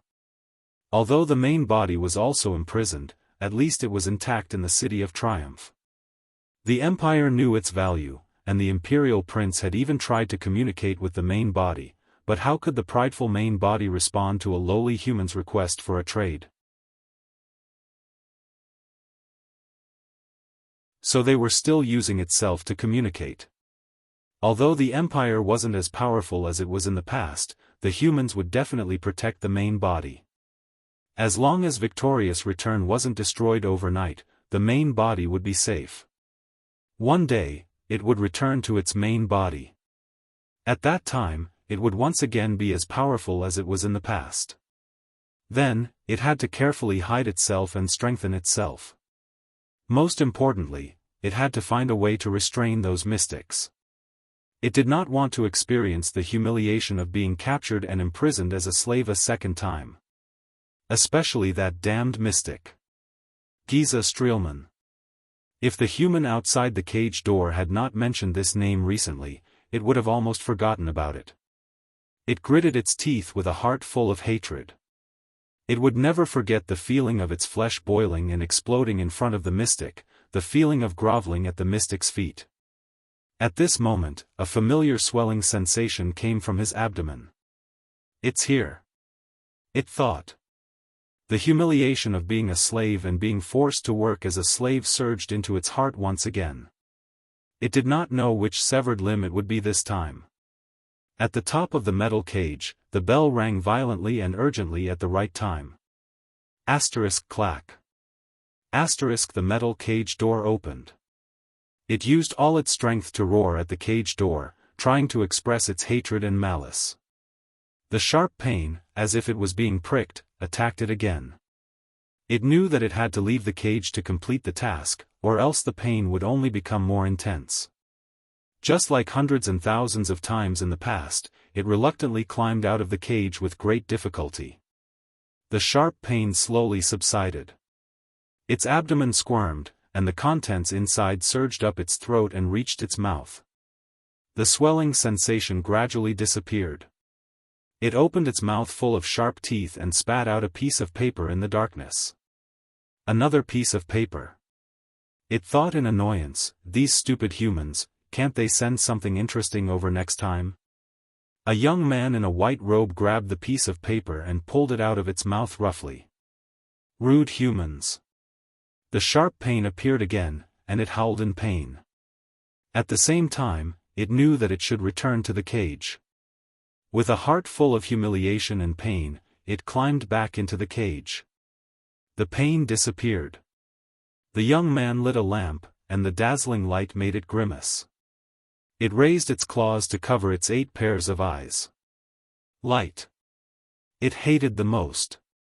Fortunately, after the young man saw the piece of paper clearly, he immediately extinguished the lamp. In the darkness, within its field of vision, the young man in a white robe put down the piece of paper in his hand. He spoke in a much more solemn voice than usual, "Things are somewhat beyond our imagination." Oh! An old and hoarse voice rang. It remembered this voice. During the years when it was brought away from the City of Triumph, many humans were in charge of managing its cage, but this old voice seemed to have been in charge for a longer time. First, the prince was intercepted by Lampard at the border, but it seemed to be a daunting experience, and now the diplomat group is heading to Dragon Cloud City under Lampard's escort. "You know, I don't care about this," the old and hoarse voice said faintly. "What about that homicidal maniac?" Giza Streelman did not go with Blood Bottle Gang to besiege Ramon according to our plan, even though we used various channels and hinted to them countless times about Ramon's importance to the Brotherhood, the young man said quietly. Giza Streelman. All the nerves in its body were stimulated by that familiar name again. My enemy. The mystic. The enemy of life that runs amok in flesh and blood. What happened? The old and hoarse voice rang again. She made a public appearance. According to our informants in Broken Dragon Fortress, Giza seemed to have endangered His Highness' safety on the way, the young man said. The sound of a cane hitting the ground rang in the darkness. The old voice sounded doubtful. According to the previous report, wasn't the Night Queen the one who intercepted His Highness? Is that why she requested help from Broken Dragon Fortress? Yes, but the information has been updated. It seems that things have become a little more complicated. The young man raised his head and revealed a smile that no one could see clearly in the darkness. The blood mystic appeared for the dark night black coffin in the hands of the blood clansman. It opened its eyes abruptly. Even though it had experienced too much numbness and chaos during the years when it was separated from its main body, its memories with its main body still remained in its mind. Dark night, what a familiar term, where did I hear it before? There was silence. The old and hoarse voice did not reply. I remember that thing was on the list of legendary anti-mystic equipment, but judging from your reaction, it is indeed an extraordinary item, right? The young man in white raised his eyebrows. You know, if we send a message and arrange for manpower now, we might be able to intercept the Night Queen. The air in the darkness seemed to have frozen in an instant. Don't ask. That coffin is not something we can touch. After a while, the hoarse voice slowly rang. Be it the coffin itself or the item in it. The young man frowned and revealed a puzzled expression. But he still nodded in the end. After Giza was forced back by the fortress, she did not appear again, and Ramon was lured to Extet by us according to the original plan. The old figure slowly stood up. Very well. If Blood Bottle Gang still can't find Ramon, we will remind them again, no matter what, we must lure the Blood Mystic over. In fact, this is the next thing I wanted to say, the young voice interrupted him. Your last test seems to have worked. The owner of the old voice, the Black Prophet Morat Hansen, slowly raised his head in the darkness. Even though the Brotherhood's headquarters did not make any moves under our surveillance. But Black Sword appeared at the border between the two countries. The young man curled his lips. I think he went to save Ramon. It seems that there is indeed something wrong with that Ramon, and his value to the Brotherhood is probably far beyond our imagination. There was another strange silence. Then, Marat's sinister laughter slowly rang out. He he he. The Black Prophet laughed softly. Heh, I was almost fooled by my own student and that old woman. There was a moment when I really wanted to dispel my suspicions about Ramon's identity and remove him from the blacklist. But no matter how meticulous his disguise is, he can't beat your suspicion that is stronger than that of Broken Dragon Fortress, teacher. The young man in the white robe, Raphael Lindbergh, raised his head in the darkness and chuckled sarcastically. Let the news out. Morat did not care about Raphael's mockery. He stopped smiling and said in a low voice, the prince should have already entered Extet, right? Raphael nodded. They are on the last stretch of the road in Black Sand region. Let Cora come back. The Black Prophet nodded and took a deep breath. Since he has completed his mission and successfully lured Ramon to the prince's diplomat group, Raphael crushed the paper in his hand and gently sprinkled it on a strange pattern on the ground. After the shredded paper came into contact with the pattern, they burned and disappeared in a bizarre manner. Do you want to proceed to the next step? The young man asked flatly. Yes, it is time to send a big gift to the secret room and the Brotherhood. The Black Prophet tapped his cane. Get ready to depart. This is your first big test before you take over as the head of the Secret Intelligence Department. Make sure that Black Sword and Giza enter Dragon Cloud City at the same time and find Ramon. Raphael flashed a bright smile. Black Sword against the Blood Mystic. I'm sure it will be a big scene. Morat took a deep breath and sat down again. What an exciting scene. So you are in charge of luring away the two legendary anti-mystic equipment in Dragon Cloud City? Raphael curled up the corner of his mouth. A fearless mystic in the capital of a country. It is secondary whether the scene is big or not, but it will definitely be ugly. Are you sure you want to do this? Especially, to all the intelligence agencies, he is a notorious homicidal maniac. Raphael had a smile on his face, but he said in his heart. Treat it as Constellation's return gift to Extet. Avenge the losses that His Majesty and I have suffered over the past few months. The Black Prophet sighed emotionally. After all, this is also to more efficiently deal with the threat of the Blood Mystic. I really want to see how that old woman in Dragon Cloud City is going to deal with such a situation. Also, Marat thought. With the tacit approval of the kingdom's secret intelligence department, the Black Street Brotherhood has been in the limelight for too many years. Since the Blood Bottle Gang has been dealt a heavy blow, Asda and Giza have been forced to appear. It is time for the Brotherhood, including the hand behind it, to pay the price.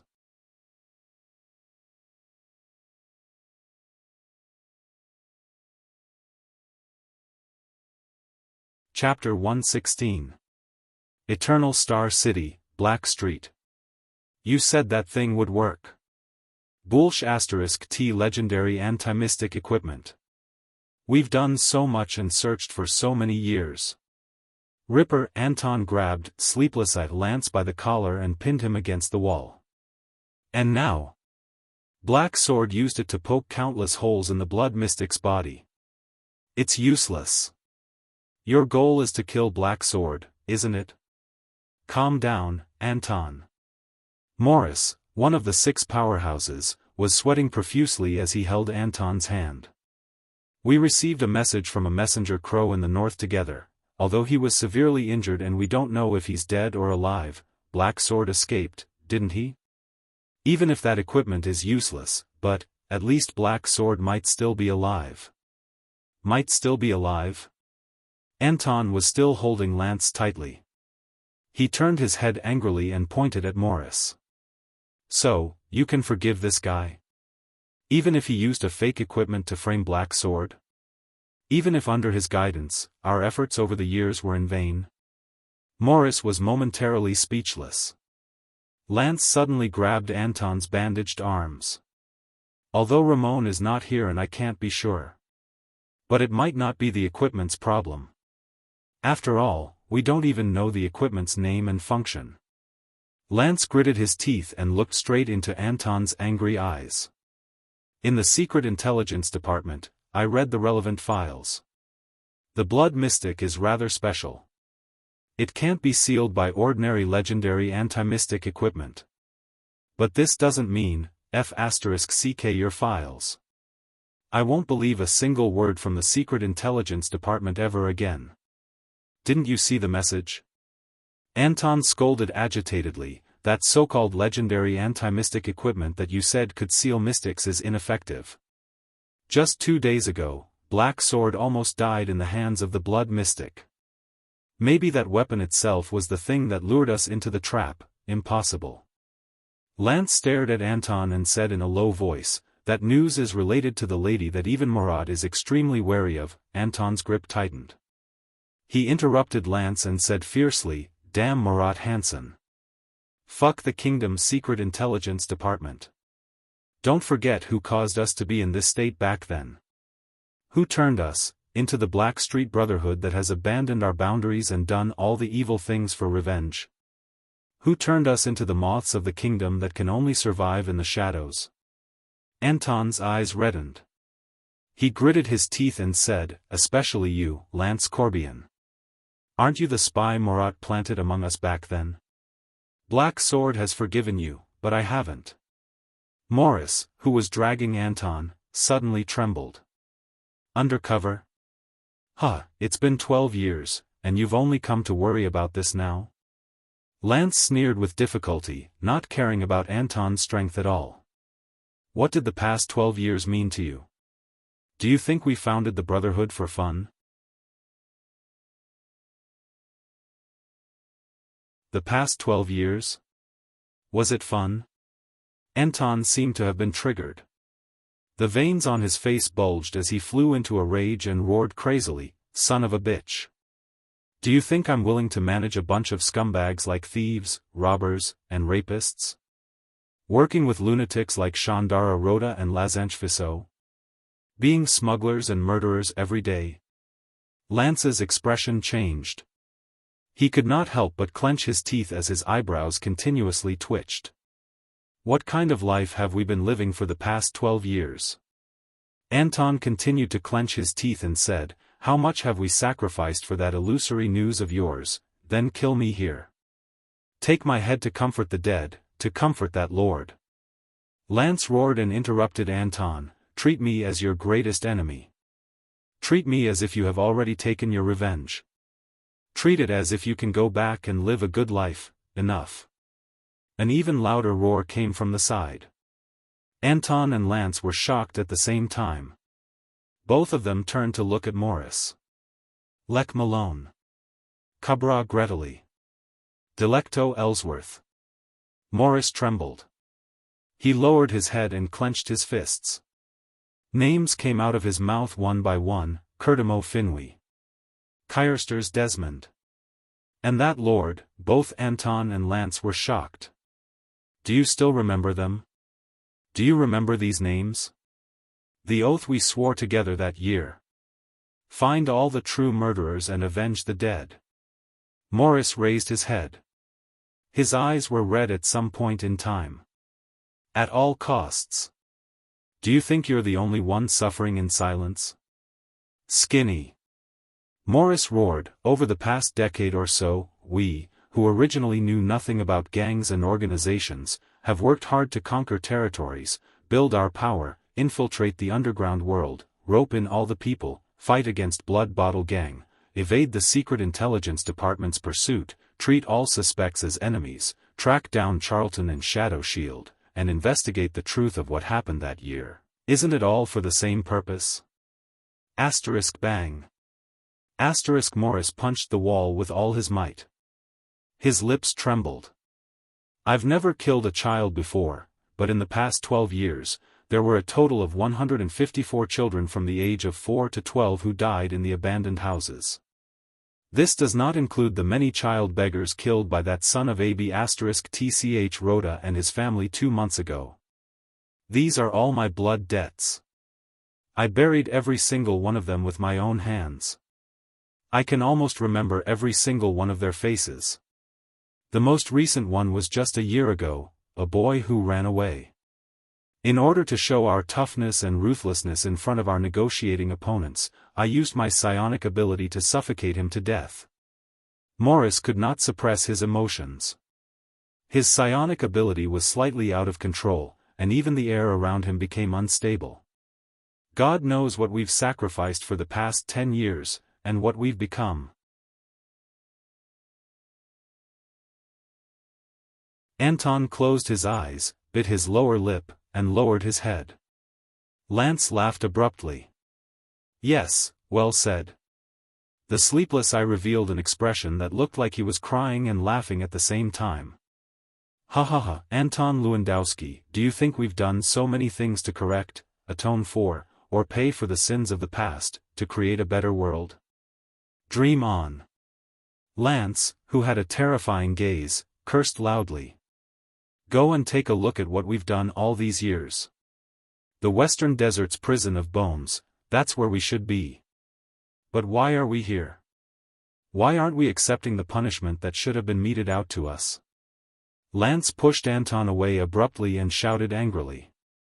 That's because on that day 12 years ago, from the moment we arrived at Renaissance Palace, we had already become a group of specters, a group of ghosts, a group of corpses that are still breathing.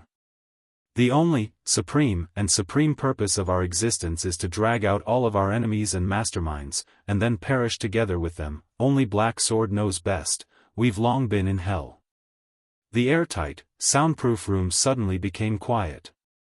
Asterisk thud. Asterisk Anton kicked the wall forcefully, then walked to the side of the table, pulled out a chair, and sat down heavily. Morris covered his face. His fist, which was pressed against the wall, was already bleeding. Lance stared fixedly at the ground, his gaze unwavering. In the silence, only the suppressed, trembling, and hurried breathing of the 3 men could be heard. Until Morris was the first to break the silence. We have to believe in Black Sword. The plump man tried his best to compose himself and slowly said, even without the legendary anti-mystic equipment, he still has the ability to escape from the mystics, just like how he faced Asda in the past. Lance pulled his scarlet cloak up again. Let's wait for news from him. The head of intelligence from the Brotherhood, who came from the secret intelligence department, said in a low voice, when he recovers, I want Black Sword to try that equipment again. How? Anton still had not adjusted himself. He frowned and said bluntly, gamble with his life? If he runs into the blood mystic again, it might be Black Sword's time to die. No, I will remind him to stay as far away from the blood mystic as possible before we confirm the equipment's usability, Lance answered without any emotional fluctuations. Usability? How do we confirm it? Morris wiped away the tears that had appeared in his eyes. Do you still remember Gu? Lance said quietly, that Far Easterner. Gu? Anton frowned. Before our mercenary group was disbanded, that brat who came in last. The one who was chased out by the mane of night dark guards? That's him, Lance said slowly. He is in Extet and brought me some news. You still have contact with him? Morris bandaged his fist and said doubtfully, Gu is not with us. You said before that he has his own agenda and is very suspicious. Our informants in the north are still slightly insufficient. We have no choice but to rely on our local contacts. Lance shook his head. And Gu, whether he is suspicious or not, seems to be doing well there. Wait, you said that we need to confirm the equipment's performance first, so... Morris stared at Lance in a daze. That's right. Gu found an old friend in Extet these few days. Lance raised his head and his gaze was sharp. It really is an old friend. You're tuning into the Unparalleled SwordWill YouTube channel. Don't forget to subscribe and join us on this journey to catch the most captivating stories.